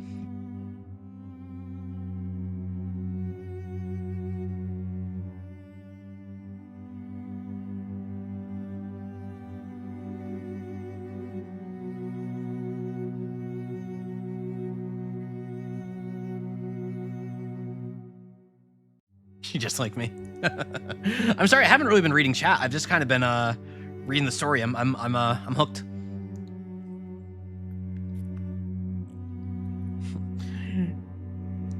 God, why did she do this to me? Love really did feel like a prison. Without love, it couldn't have been built. I think I should go now. Don't. It's just that I want you to stay the night, Sophie. I looked at her, unable to hide my slight expression of shock. Something wrong, Sophie? Have I upset you? No, but I have treasured every second you have spent here with me, Sophie. Every time you leave, I can think of nothing but when you will return. So why should you leave at all? Why would you not enjoy spending further time in my company? I would, but I'm just not sure that... Sophie, it is only staying over for the night. We will sleep and feel rested when we rise in the morning. I would certainly not expect anything more than that. I assure you my only motive is to offer hospitality. I suppose when you put it like that... All right. I'll stay over. You couldn't trust the Fae. They played with words and hearts, spoke with triple meanings to miseducate and mislead. You can never know if one's intentions were true or secretly the opposite. Luckily, this one was a terrible liar. Chapter 4. Ooh, how much more is there of this? I found her out on the walkway sitting on the edge. She looked as though she might fall, although I knew that would only bring her back here. Hey, Izzy! She didn't look at me. When I caught a glimpse of her expression from the side, I paused. Oh, are you feeling all right? Her eyes seemed far away, seeing things in the distance in the empty blue sky. It is nothing. I was just thinking. Lowering myself down, I swung my legs over and let them hang off the ledge, right next to hers. Her fingers were gripping the corner. I laid my hand atop her. Now they're touching hands! Now they're touching hands! We've got hand touching. What were you thinking about? Is it more memories? There are never not memories. Some are better than others. I am accustomed to the way they drifted out. Oh, hi. Oh. First person again. They did no hand touching the night after chapter 3. Clearly. No, I have been thinking about something you said, about the rest of the Fae, about whether any of them remain. Our kind do not intersect often, typically only by chance, but there are gatherings, and on occasion one will find reason to seek out another. In all this time, not one has ever come to visit me. Are they all dead? Do they all hide? Is that why? Or have they forgotten me? I don't know what the explanation is. None of them have any verified whereabouts. But it's not like we have a full list of all the Fae there have ever been. But you know what I think? I think there's no way they forgot about you. You're unforgettable. They're probably just jerks who don't care. Do you think so? In truth, I would prefer the opposite. I would prefer to be forgotten. The second day you came here, you told me of stories you read about me. Inside, I could not help but feel disappointment. All of this time, and it was not enough for the effects of what I had done to fade. I had thought that perhaps, with enough time, there could become purgation. But perhaps it will never be so. You never know. Time goes on for longer than any of us can hold in our heads, even the Fae. And sure, stories can last forever, but they can also change and evolve. At a certain point, all that's left will be a fable about a fae that did something to someone for parents to tell their children. It won't even really be you, it'll just be an idea. And at the same time, you'll have changed even more than you already have. There won't be a connection anymore. Even so, the history that brings us there is not so malleable. It will always drag behind us. I guess so. But you know what? I think there's something even better than being forgotten. What? Being forgiven. Aw. On behalf of all peoples of the world, Izzy, I forgive you on this authority that I gave myself. That brought a smile to her face. How brash! And whence does your authority to do so source? From myself. I'm declaring it. Anyone who disagrees can take it up with me. That's cute. Thank you, Sophie. When you speak of it this way, I begin to believe it could be so. Still, it must be admitted that I sometimes wonder if it is right to be freed. Perhaps the only time I can be freed is when all in the world have truly forgotten me. Perhaps then the cell will open its own door. Perhaps it would be better to wait until then. Well, Sophie, have I upset you? Are you... Could it be true that, as of now, you have done it? Yeah. Yeah, I figured it out. Haven't put it in action yet, though, but I think the theory is consistent. Since when? Just now. I was coming over to tell you.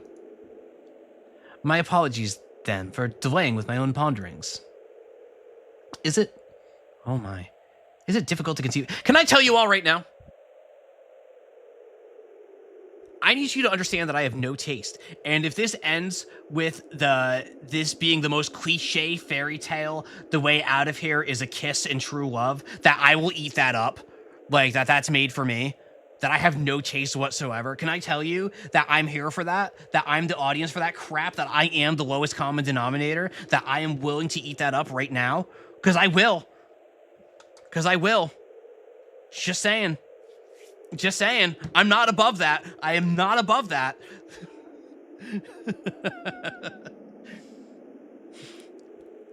So it is difficult to conceive of it as true. Not that I have any doubt of your abilities. Oh, giant shitpost, and Izzy immediately betrays Sophie. It's actually just a scorpion in the frog or whatever.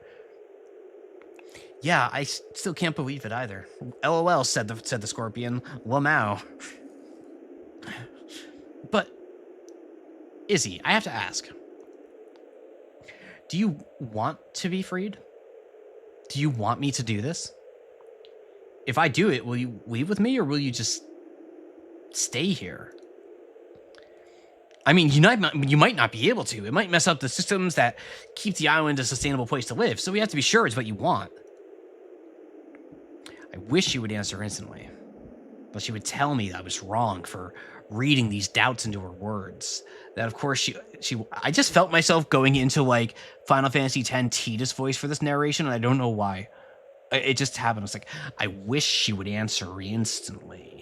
That she would tell me I was wrong for reading these doubts into her words. That, of course, I had forgotten about bisexual. I love that video. I love that video. I love Final Fantasy X. Great game. That, of course, she wanted to get out of here with me. Instead, her eyes returned to the distant sky. There they stayed as I waited for her answer. You have worked so hard. You've done far more than anyone else would, far more than was obliged or deserved. After all of that, how can this one say no? Steal this one away from her tower, Sophie. You have earned the right. This one can hardly imagine the exciting times that journeying with you will bring. All right, if you're sure. I'm still half convinced that this is a prison of her own make, that Izzy is in love with herself and that she made this to seal herself away because she didn't trust herself in the greater world or something like that. Like, I'm still kind of convinced that that's where we're going for this. Let's go to the courtyard then. I want to do it there. I clambered back onto the walkway. Izzy lifted a hand and I took it in my own, helping her up with me. Our hands stayed locked together as we strode around the rim of the island, toward the nearest archway. Every time I glanced back at Izzy, I found her expression peaceful. There's a lot of potential twists or endings. There isn't obvious direction. Yeah, I think you did a good job with that. What do you want to do first when you're free? Where do you want to go? Valley of Storms, Frozen City, or maybe the Imperial Capital? We could try stealing a gunship. A normal thing to do on a first date. I had a much simpler destination in mind, if that's all right. I recall a small village around where a river pooled into a pond. In it, a small wooden home where lived a family that loved each other. Even after their son died of overwork, fallen atop his own papers, their love still held. The home may be gone in the village and the river, but I'd like to visit the spot. And after that, another memory of regrets, and another, and another, until someday there are none left. I know that is not the sort of journey you had in mind. I apologize. If that's what you want, then I'd love to. Thank you. We reached the center of the courtyard and stood next to the fountain. Standing opposite each other, I took both of her hands in mine. Is there anything we must do first? Kiss, kiss, kiss. Nope. It's honestly pretty simple. I was practicing for it without realizing. This prison was built with love. You're damn right it was built with love. You're damn right. That intention, that feeling is everywhere. It's the fibers these threads are woven from. And it's the structure that governs the rules. The threads are modeled after the anatomy of a heart. Arteries feed in, ventricles feed out. Except it's far more than just two of each, and rather than transporting blood, the flow occurs in the imperceptible shifts in tension. This island is alive. It's a living being that loves you. Izzy gasped softly. In all my years of study, I never once considered this. But that would mean... Yeah. As long as this heart beats, it will keep you here. To free you, we have to kill it. I understand if that changes things for you. This is Bugsnax. I know what the source of that love meant to you. I accept this consequence. Hey, I didn't say it, Corbo. Don't look at me. Don't look at me. I didn't say it. In a way, this living heart has been trapped here with me all this time. Perhaps we have both been here for far too much time. Sometimes, if a being lives for too long, then it should be laid to rest. Unless, of course, it can be freed. Alright, let's do this. I needed my goggles to see the threads. After fastening them on, I took out my gloves, the ones with the tips that could interact with magic. My magic fingers. I must ask, how is it possible to kill such a thing? The human heart can stop if you give it an electric shock, just the right way. It's the same thing. I have to interrupt the rhythm. I have to give it a rhythm of my own. That counters it. With the gloves on my hands, I reached into the threads, the space between us, and strummed. The chord was deep and rich, built out of the thousands of vibrations of threads connected to the one I touch. The sound reverberated through the entire island. Weeks and weeks of manipulating their notes just to understand its structure. By now, I was an expert at this instrument. I shut my eyes as I strummed the second chord. They weren't quite harmonious, but not discordant either. They simply were. A statement of fact about what was and what would be. Each subsequent chord added further texture to the lingering vibrations.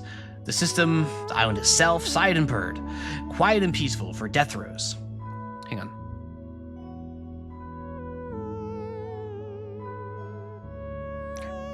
Silence would follow as soon as I played the final chord. The threads would be gone and we could finally leave. On the third to last chord, the wrong notes played. It wasn't that I performed them wrong. I knew the movements exactly. And yet what I heard was not the peaceful array of tones that it should have been, but grown discordant enough to be painful. It was though the strings had moved on their own. Their positions and relationships changed from how I calculated them. When I opened my eyes, I found the world red.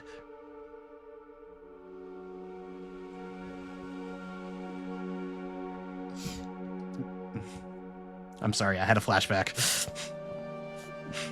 The strings that surrounded us had shifted from fuchsia to scarlet, to fiery, raging, seething shades of crimson.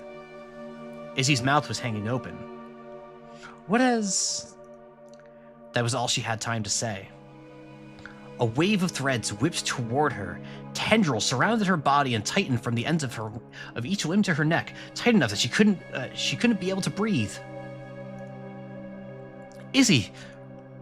I grabbed at the threads, tried to pull them away from her throat, but I couldn't get my fingers between them and her skin. Each one was too fine, tied with too strong a grip. If I pulled too hard, they would have sliced into my skin. My skin. I could feel them. They should have been intangible to all but my gloved fingertips, but I could feel them, sharp as blades. I tore off my goggles, yet I could still see the threads that bound her. They were here in the physical world, choking the life out of Izzy. Were they sapping the magic from the soul herself, or was it enough to kill her body? What is happening?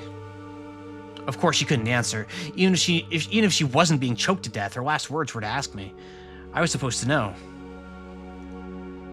I stared at the threads, at the patterns they wove that governed and guided them. There had to be patterns, there had to be rules, there had to be something I could do. I didn't understand a thing. This can't be, it can't. It was supposed to work. I was supposed to save you. I was supposed to understand it all. Why is it doing this to you? It hurts. I wanted to look away, to not have to see that look in her face as the life was wrung out of her, but I was scared that the moment she left my sight, she would be gone. What was I doing? Nothing at all of use, and I never had, but that had to change. I had to fix this. I grabbed Izzy by the shoulders. I'm gonna stop this. It's going to be okay. Kiss her. I can figure this out. I'm a genius. I studied the threads that bound her. They came from all directions, a web she was caught in, had always been caught in. I knew the system, knew the laws that governed it. But it didn't make any sense. I had broken it, put a shock through it. Oof. Hold on.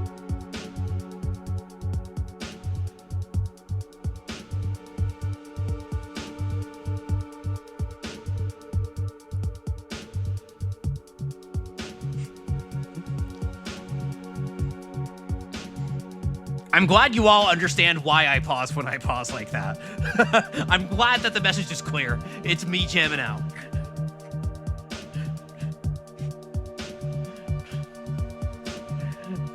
Anyway, I had broken it, put a shock through its system. How could it throw that back? How could it have outsmarted me? It was like it had never been governed by rules at all. It only pretended as much.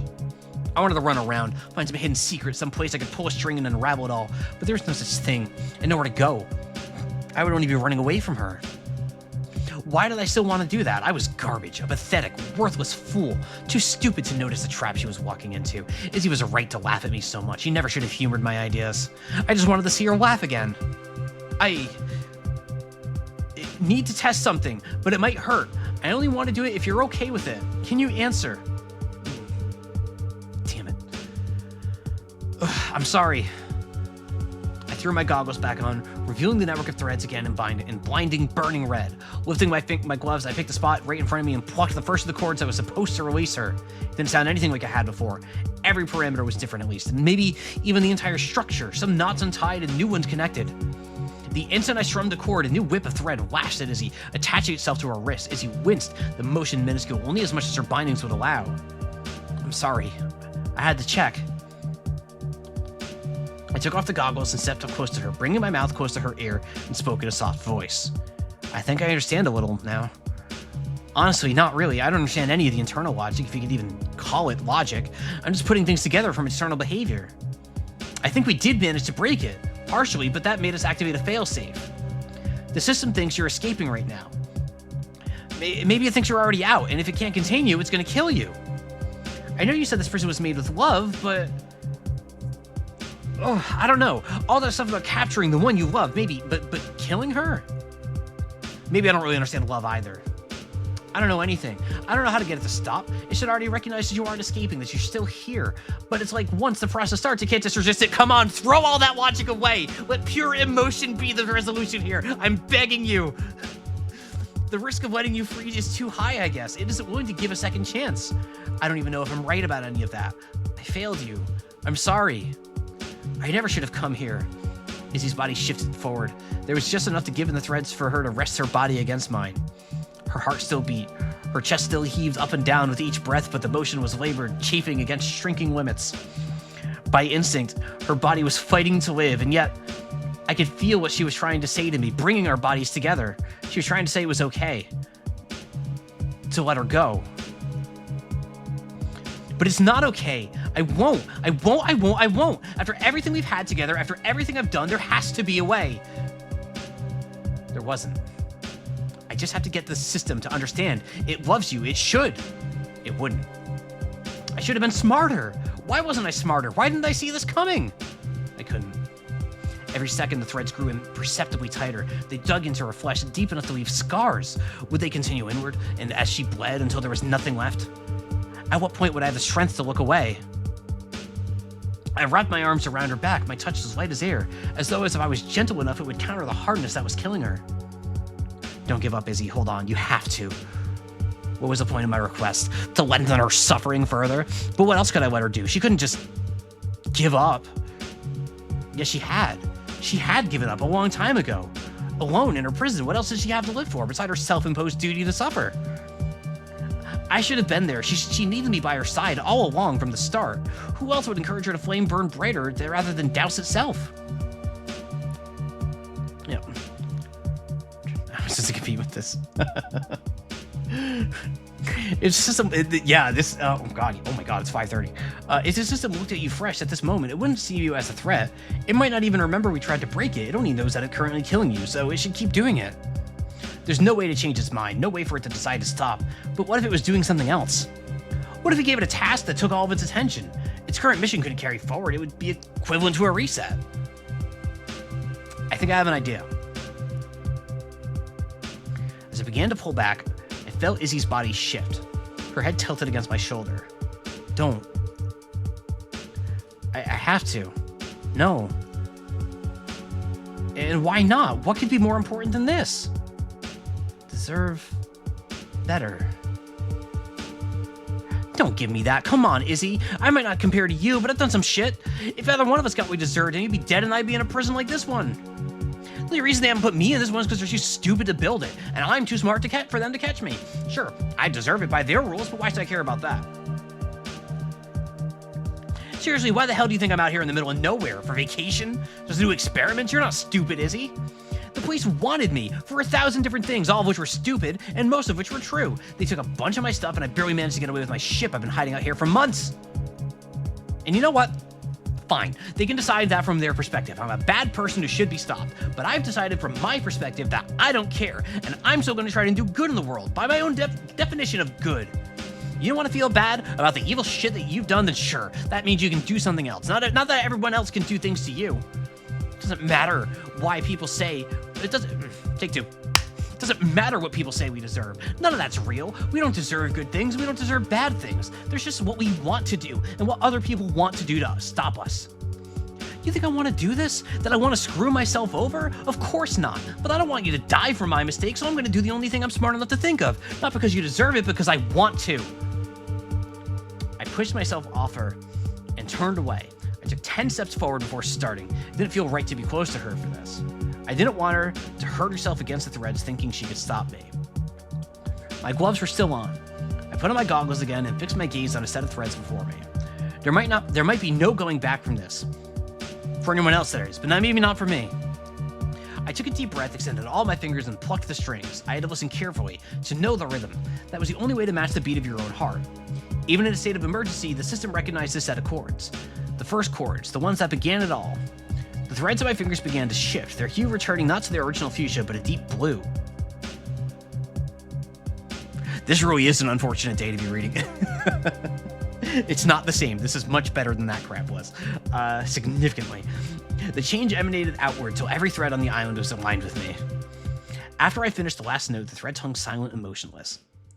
I braced myself. Any moment it would start. Every thread would target me instead of her. Not to kill me, but to connect with me. To learn my soul and body to recognize their new duties. That was what it took for the island to accept a new prisoner. Not to replace Izzy, but to join her. I caught a flash of blue before my vision went black.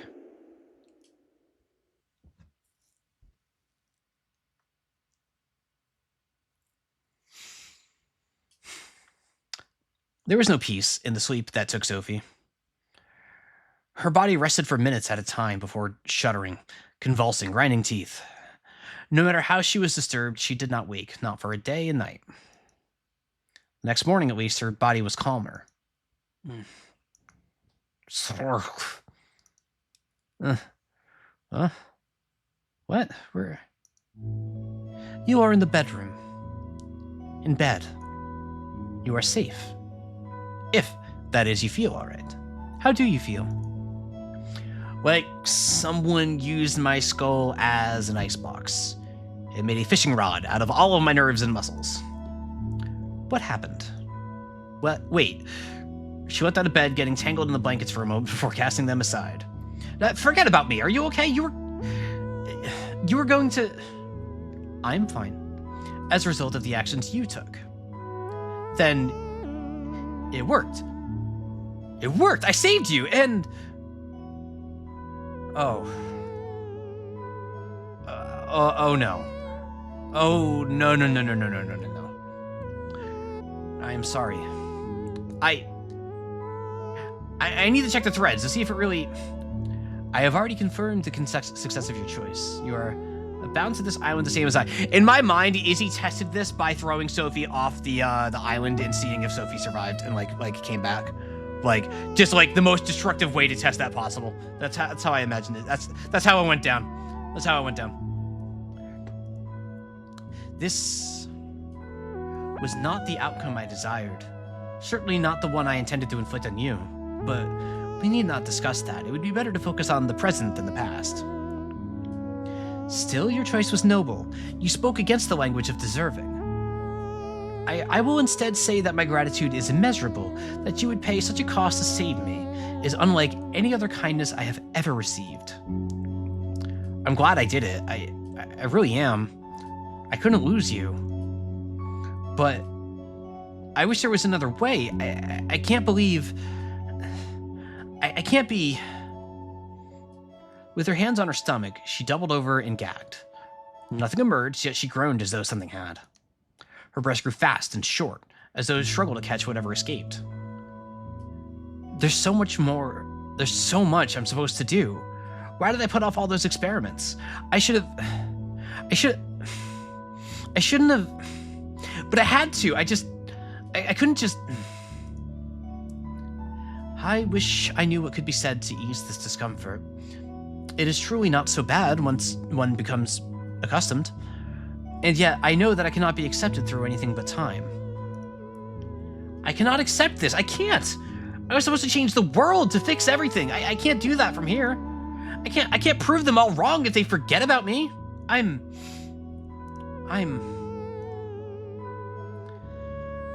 so stupid. Why did I think I could break it so easily? Of course, she thought of that. It's inherent to construction of a system. She'd have to be a moron to be unaware of that flaw.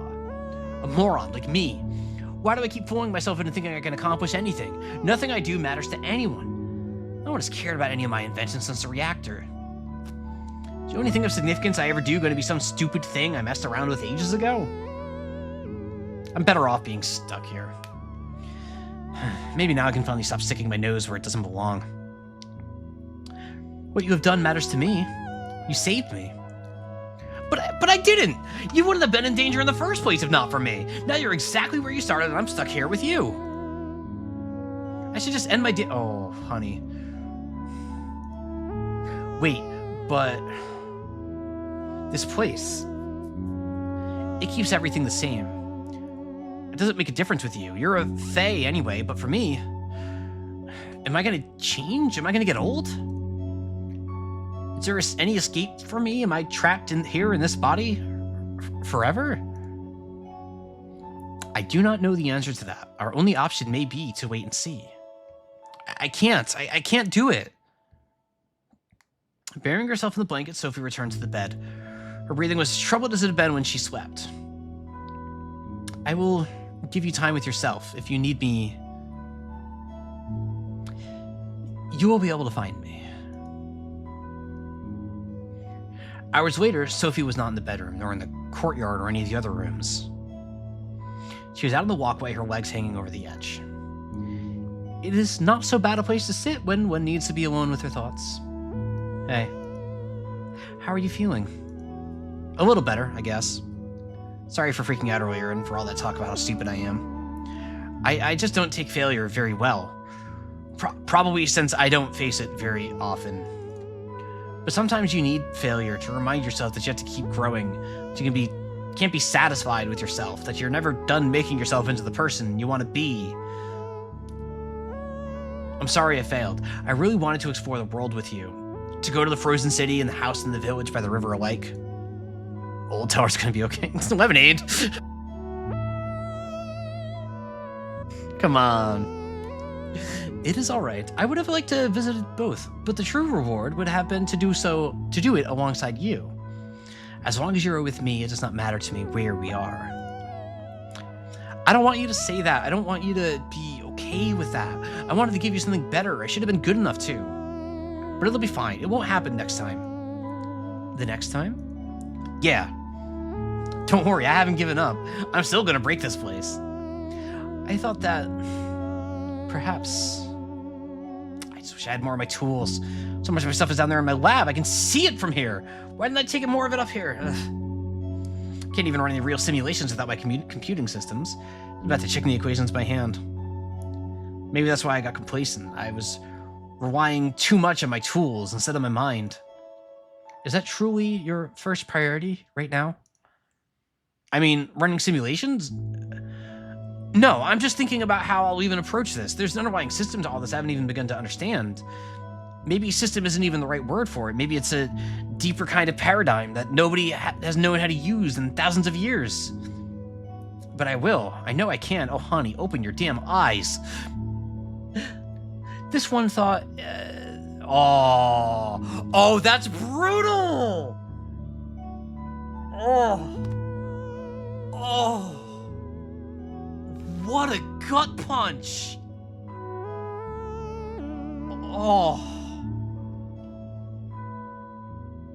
Oh, that hurts.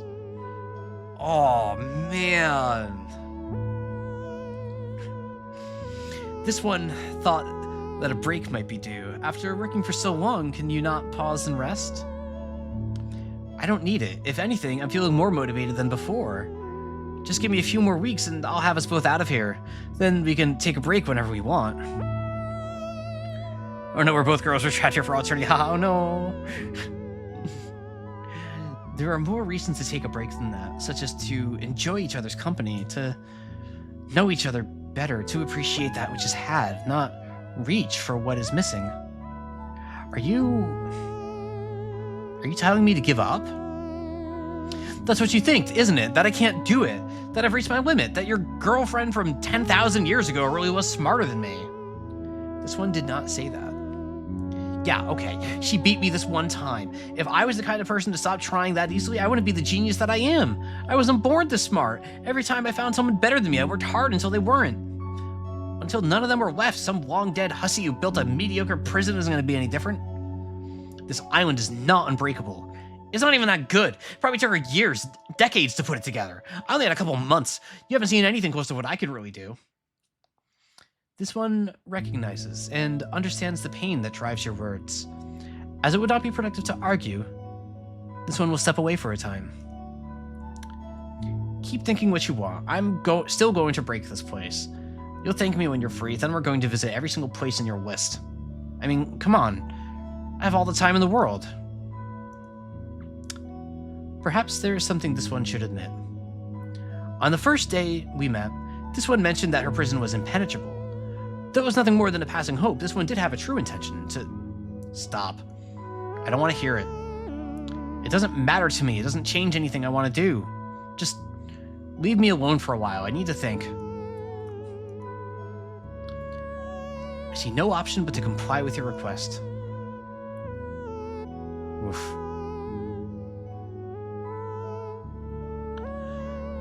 The courtyard is quiet, as it had always been before Sophie arrived. I will wait for you.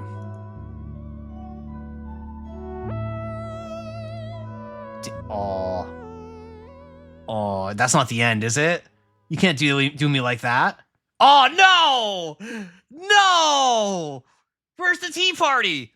Come on! Come on, man! That's just game one, right? Come on! Aw, man! Aw, dang it, that was really good. I was hoping for the happy ending, though. I'm always hoping for the happy ending. I'm a sap. I'm a sap. I always want the happy ending. Oh man, I did enjoy it, and I will say, in spite of my own preferences for the story, I do think how Sophie and Izzy acted at the end there is very believable for both of their characters. Especially Sophie. It does make sense to me that Sophie, particularly like, thinking about it through the lens of like being the self-described genius trying to solve the problem, also confronting her own mortality and thinking and experience permanence like for the first time. Yeah, that's like it makes perfect sense that Sophie acted the way she did, that it did not end happily, because Sophie would not immediately find the acceptance that Izzy would have wanted for her. I think I think that ended a very satisfying way, even if you're also jerks for ending it that way. And I'll never forgive you. Sorry, they never kissed, by the way. That one's my fault. That's fair. They kissed off screen. They kissed off screen. It's fine. I'm sure once the fanfic gets going, we'll get plenty of them kissing. So don't worry about it. Yep. I'm not gonna sit here in silence. So while we chat, I gotta do this. So there you go. All right. I abhor silence. Man, there's Christmas pain in Christmas Town with this story, huh?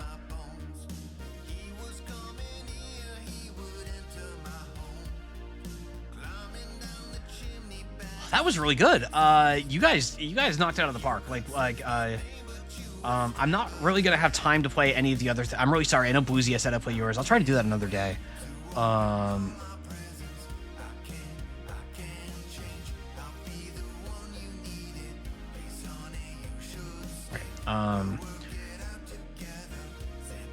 But have I heard Hot Dad's new Christmas banger yet? I have not. I'll have to listen to it after.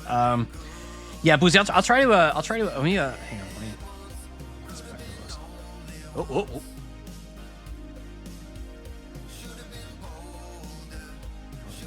I'll get up there. All right. It's like 5-10 minutes, so we can do it anytime. You can absolutely share the link to the Bandcamp. The music for that was awesome. Also, Boozy, if your game is that short, actually, screw it. Let me. Mouse isn't live yet, so like my goal is to stay live till Mouse goes live. We'll sneak this in. Which game is yours, Boozy?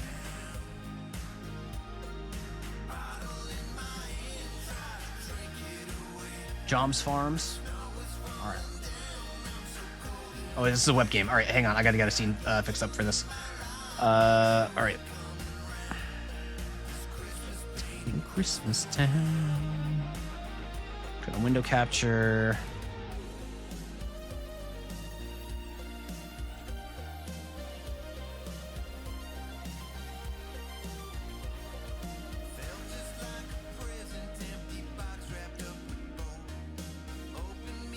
Hang on.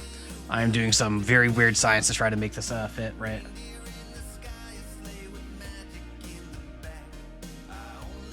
Okay, that should match what I see. Good. Wait, that's not what I wanted. Hang on. All right. Cutscenes can't pause and might go past. In-game music is a bit loud. Okay. Understood. Here we go. Whoa. Okay. Whoa! Oh wait, that's a bad idea. All right. Okay. Play. Once upon a time, there was a village that prospered thanks to its unique soil that made plants grow faster and bigger than anywhere else. And the village is where Josephine did some stuff. Josephine had a dream of opening her store to open adventure, so she brought her land a farm and grow various plants. And this is where her story begins. Yippee! All right. Hang on. All right. Okay. Hang on.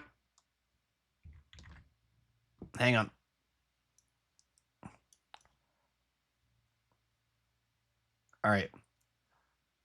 You're all gonna be, yeah. All right. Here's what we're gonna do. Here's what we're gonna do. All right. You're all gonna hang out with a little Katamari friend, because there's not enough time for me to fix the scene right. So we're just doing this quick. Press space to plant. I planted. Oh. Whoa.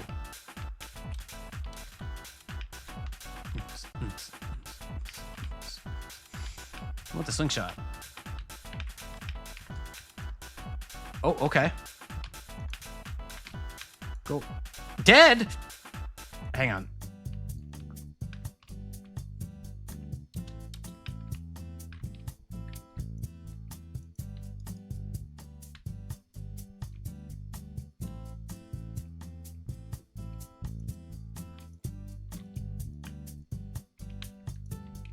I don't know how to aim.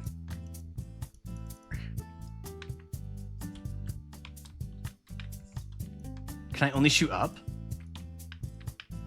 Space to water the plants. All right.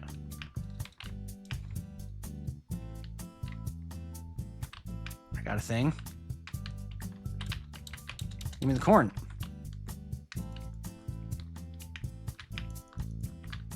Whoop.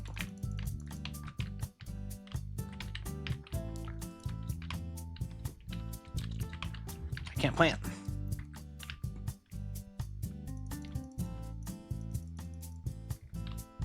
God, these creature designs are crazy.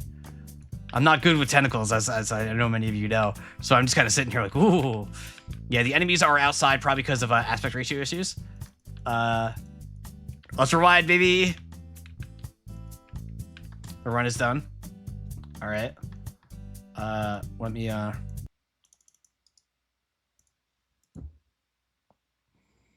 You may have fallen victim to my monitor. Let me see if I keep it. Sorry, I'm sure it looks really scuffed right now.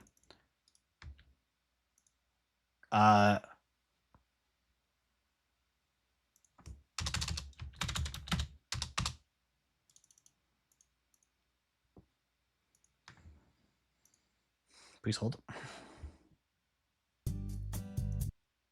I don't think it likes me clicking on this screen. I love jumps the Joms farmer. Jomsafine rocks.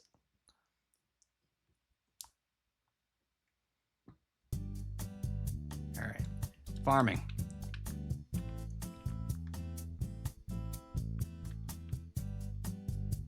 Ultra wide is in front to God. Oh, okay.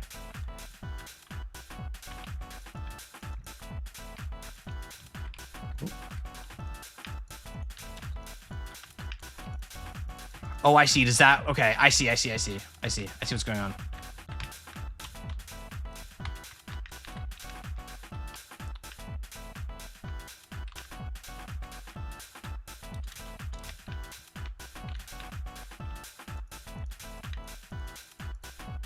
I don't have any water. Okay. Well...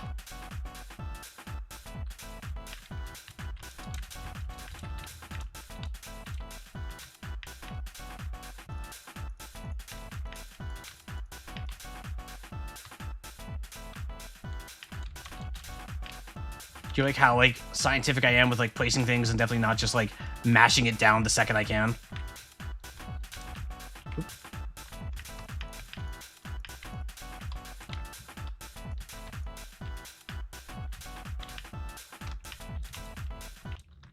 Josephine was slaying monsters left and right, but suddenly stopped at the leader, Glorpiana. She couldn't speak. It was love at first sight. Josephine has never seen anyone more beautiful and divine. Meanwhile, Glorpiana had the same fascination.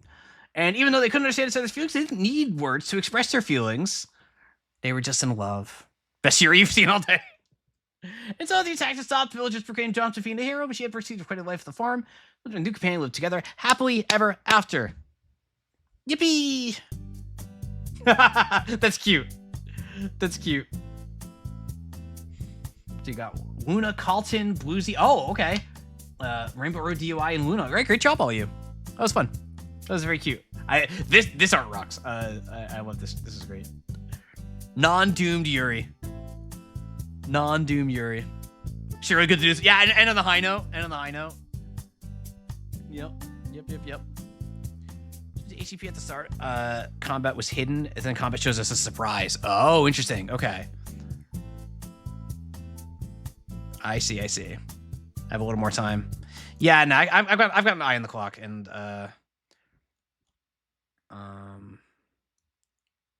Mouse is still doing stuff, huh? Yeah, Mouse is doing stuff. Yeah. Chestnuts. Yeah, that tracks. That tracks. That tracks. Yeah, absolutely. Thank you for volunteering, Boozy. Mouse will be slightly late because of Christmas. Man, there's. I am blown away. Can I say? Hang on.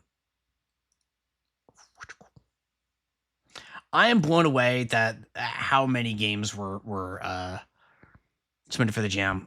Even if you're not a part of Mouse's community, if you just want to see something that most of the people on this page of this game are either very active or at least kind of active in my little space as well, and I'm really appreciative for all that support as well. As always, thank you so much. So you know, I'll drop. Let me drop this link in the chat just in case somebody doesn't have it. But check it out. Like quick through it yourself. Watch it. Like, just enjoy it. It's very cool. I really love this stuff. Jazz Jam lasting 2 weeks at 13. Yeah, this had 11 in a week. It's crazy. But Allison, how long until you change your username again? So in theory, I should be able to do it any day now. What I decided is I'm going to try to do it for the start of the year. So probably next week. Probably after I finish next week. Assuming it goes through, assuming it works, assuming I haven't messed up the timeline, and assuming Twitch hasn't done anything stupid. A lot of assumptions being made there. But yeah, my plan is I was gonna do it at the start of the month. But then I was like, I got nervous. I have this anxiety about nobody finding me ever again. The Chatterman's going back on. About nobody being able to find me after I change my name, which I know is kind of irrational. But in my mind, I'm like, okay, I changed my username, therefore Joe's never going to be able to raid me again because he'll never find me when he's doing the raid. Completely unfounded fear, I am pretty sure. But your team's game is a very much pick up and play. That says MSB. Let's do it. Play game. All right. She says Joe doesn't remember Joey's Switch name. Joey, that's fair. Joey did change theirs, so more things for me. All right, so control, escape, arrow key, move, Z undo, Y redo, R restart. It's okay. Hey, it's Bug Snacks. Looks like Bug Snacks. The Godot logo looks like Bug Snacks to me. I'm just saying. Squeak, pip squeak. Everything is Bug Snacks. All right, I'm just gonna leave this as is. All right. So wait. Owl. Okay. Welcome.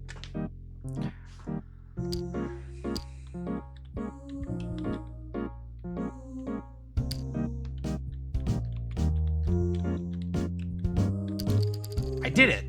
Okay. Nice.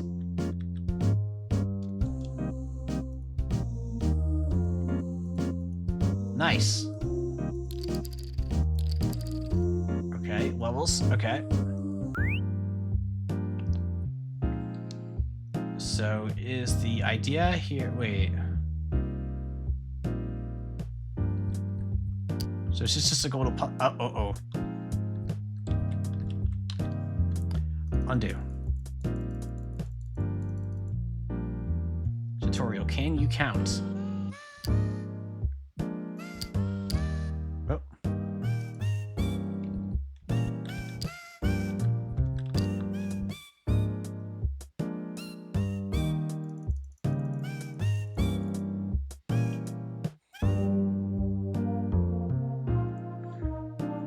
Fire punch your exact match with the goal score. You win. Score. Some dominoes have special abilities with the red.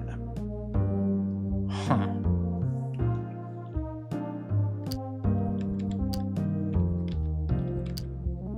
Nope.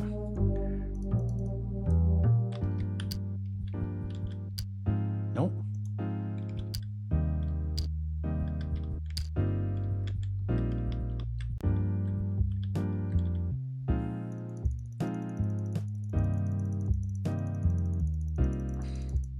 Oh no, R is restart. There is a button for restart. I just forgot it.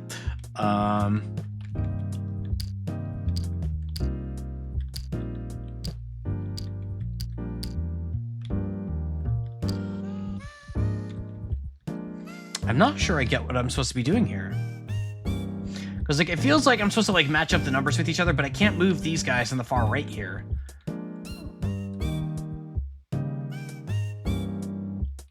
Wait, X is switch. Hang on.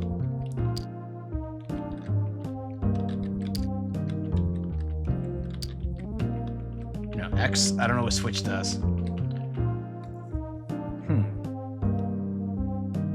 We were from the New York Times version. Yeah, I don't know the underlying game at all, I suppose. Let me try another level. This might be illegal in the real game. I've never played actual dominoes, like, in my life. I don't think. I'm gonna say clutching my Wii U. The old Wii U. Alright.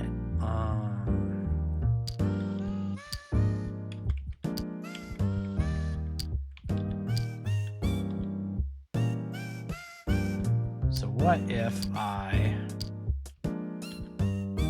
Wait, no, wait. What was I going to do? See.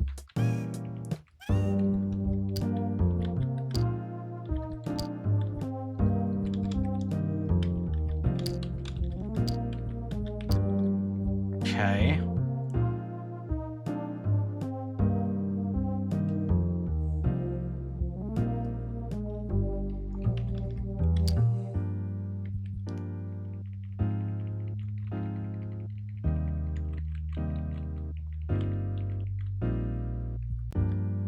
What if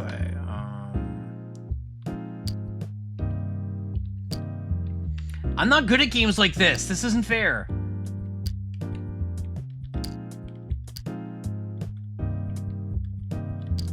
Nope. Okay. That's fine. Thought I was a pro gamer? You thought wrong. You thought wrong. Wait.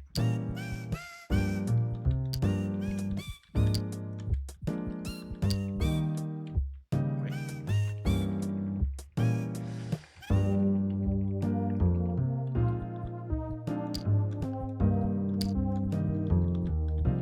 There we go. There we go. All right. All right. All right. All right. I get it. I get it. I get it. I get it. This is definitely illegal in the real game. Okay.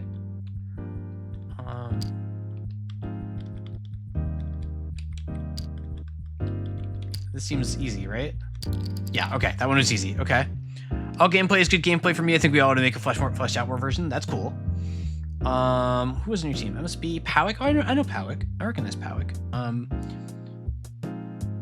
I don't think I know your other members on your team though. I bet they're awesome. Wait, is this just Void Stranger? Don't say that. Don't say that. Listen, I already got tricked to reading a VN on stream, even though I said early on that, like, I'm not a VN streamer. There's already enough VN streamers in the Joverse, and I just read an entire freaking VN today, and it was I read 2 VNs today. I read 2. God, tricking me.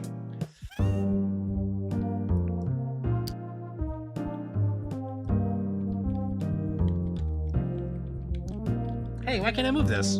Oh, because these are, I see why. This is, I almost missed the cue that, these are horizontal and not vertical. All right.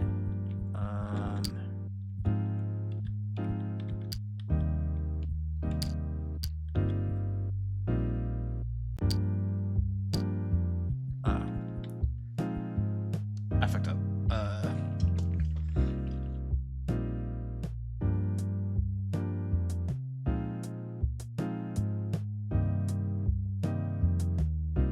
Tied to the mouse and VN streams. I don't know about that. I don't know that that's the right way to count them.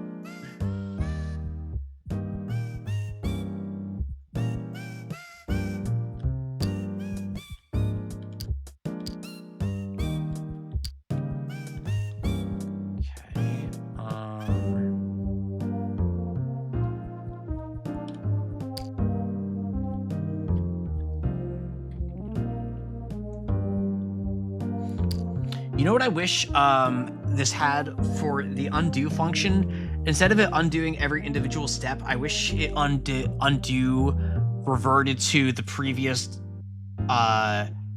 movement of a domino tile itself.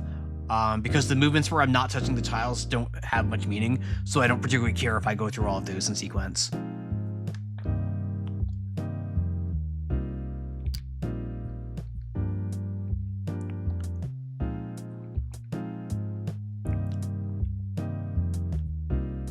Yeah, just a little thing.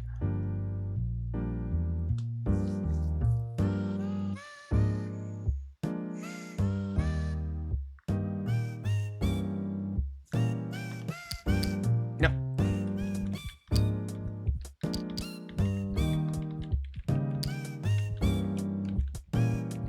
Hang on, can I?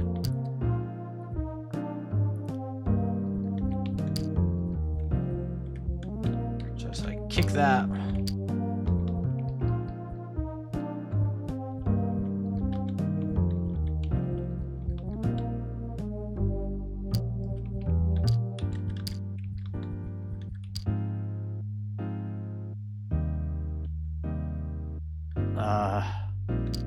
Hang on. Hang on.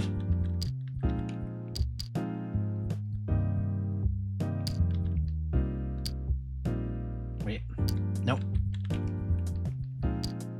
No! Wait, okay, wait. Hang on. Hang on.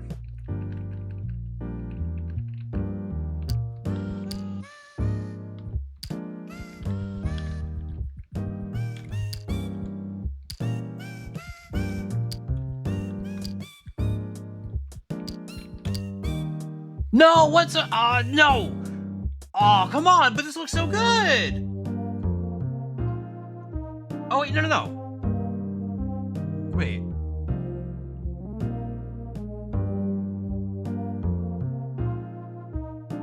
No, I did this, right? Total 30 gold 10.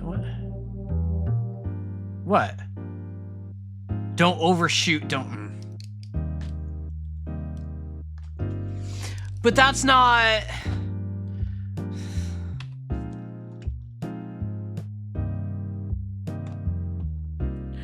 It's not fair, but I did all the things. Dang it. I gotta make it count.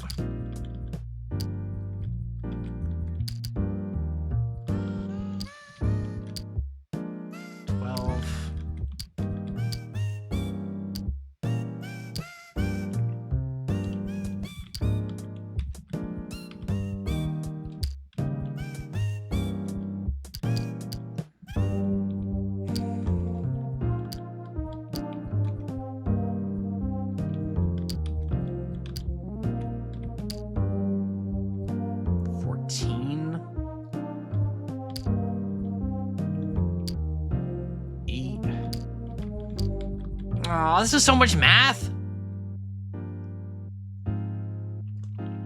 No, I get what I'm supposed to be doing. I'm just... My head hurts. Cruel math games. Right, let me try another one. I don't want to just get stuck on one level while we're... free points. Goal 7. Goal 7. Hates math? I do.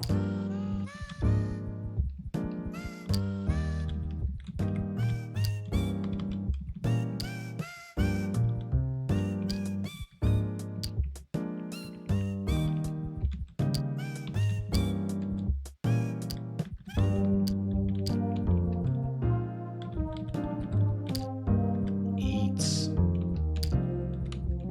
So what if I... No, 10. 8. 8 is 1 point too many. I need one less point.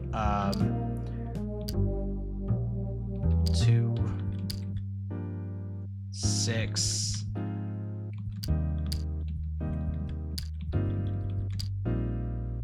No! That's not nice. Wait.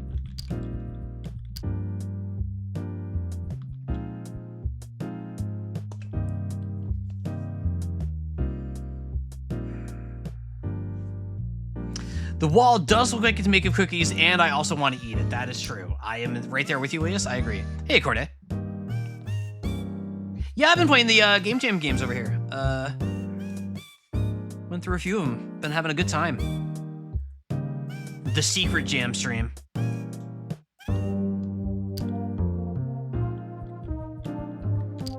So, okay, so the gimmick here is you always have 3 points, or 2 points, so you have to use the 3. Right? Like, that's... hang on. But that gives you 8! That doesn't... Wait, no, okay.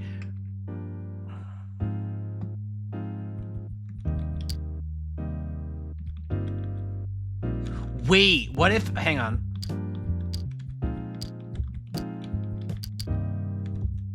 Now I've got 3. Now I just need 4 more so I can... Bop, bop, bop, bop, bop. Aha! I figured it out. I'm so smart. Hey, I figured it out without your help. But you're also smart. We can both be smart. Cheese to me. Oh my god. Good job, you did it.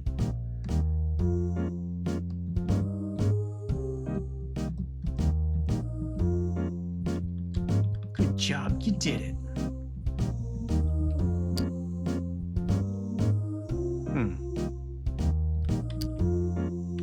Oh.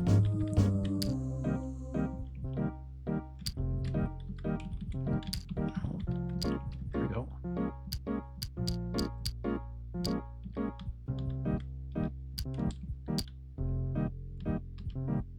Oh god. Oh no, I hate this. I hate this.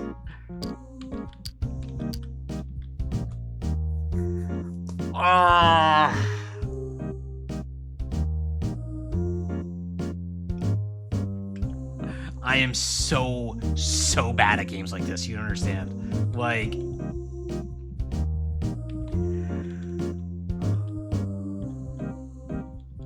What's even... How do you even get to that tile? You can't get to that tile over there. That's just a tile that's just existing in space.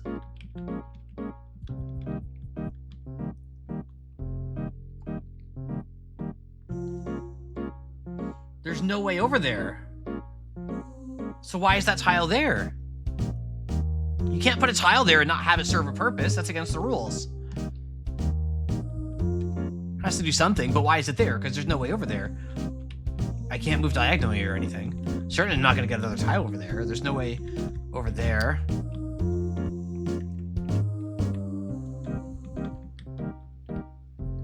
I can't move that tile either.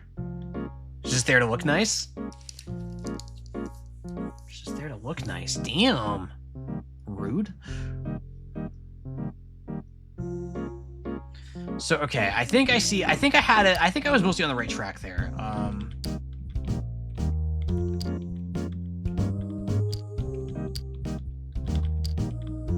Wait.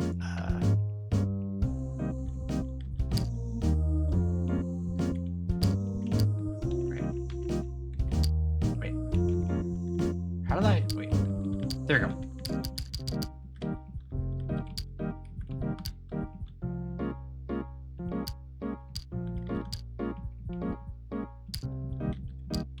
Yeah, so this should... What do you mean 18?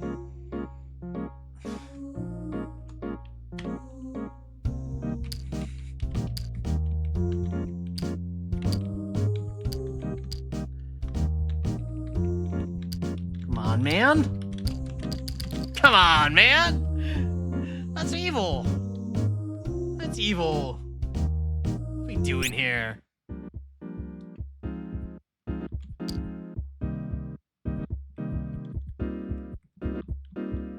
Hold on.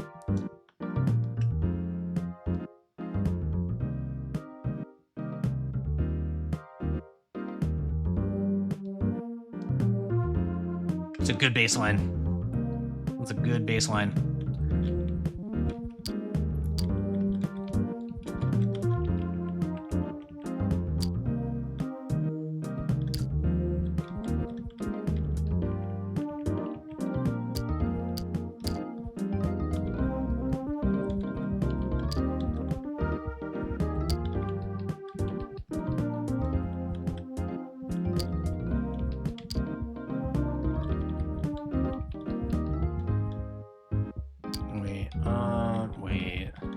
Wait. Hang on.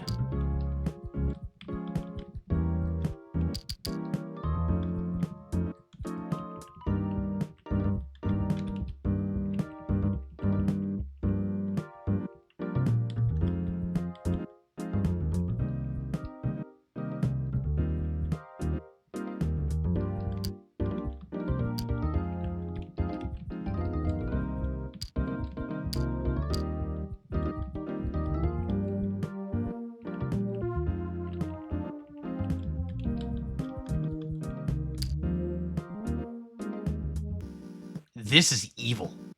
This is sadism. This is terrible. Like, not actually terrible. I didn't mean to say terrible. This is just...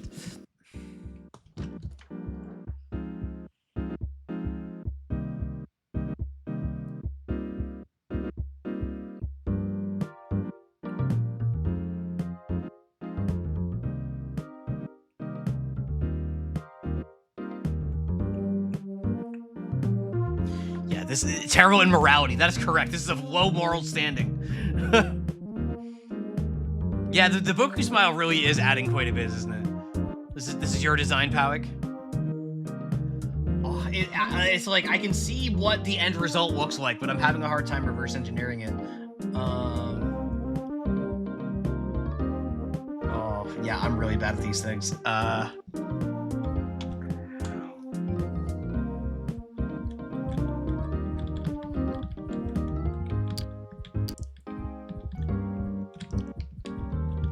Yeah, that'll do it.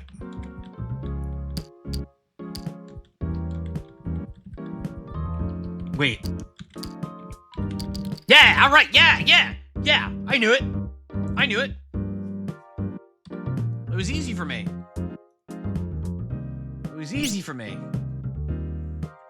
Okay, wait a minute. So these are all A something and A plus something. What's in B?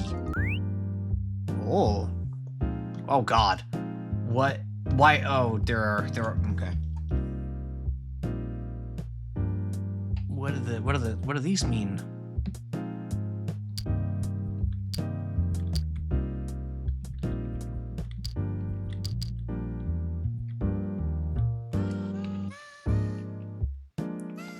That gave me 16. Yep. Easy. It's that easy. You just have to do that. You just have to do that. That's all. It's that easy. It's that easy. So talented.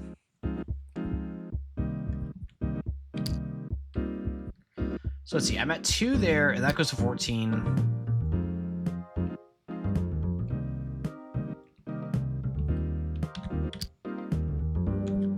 That did nothing.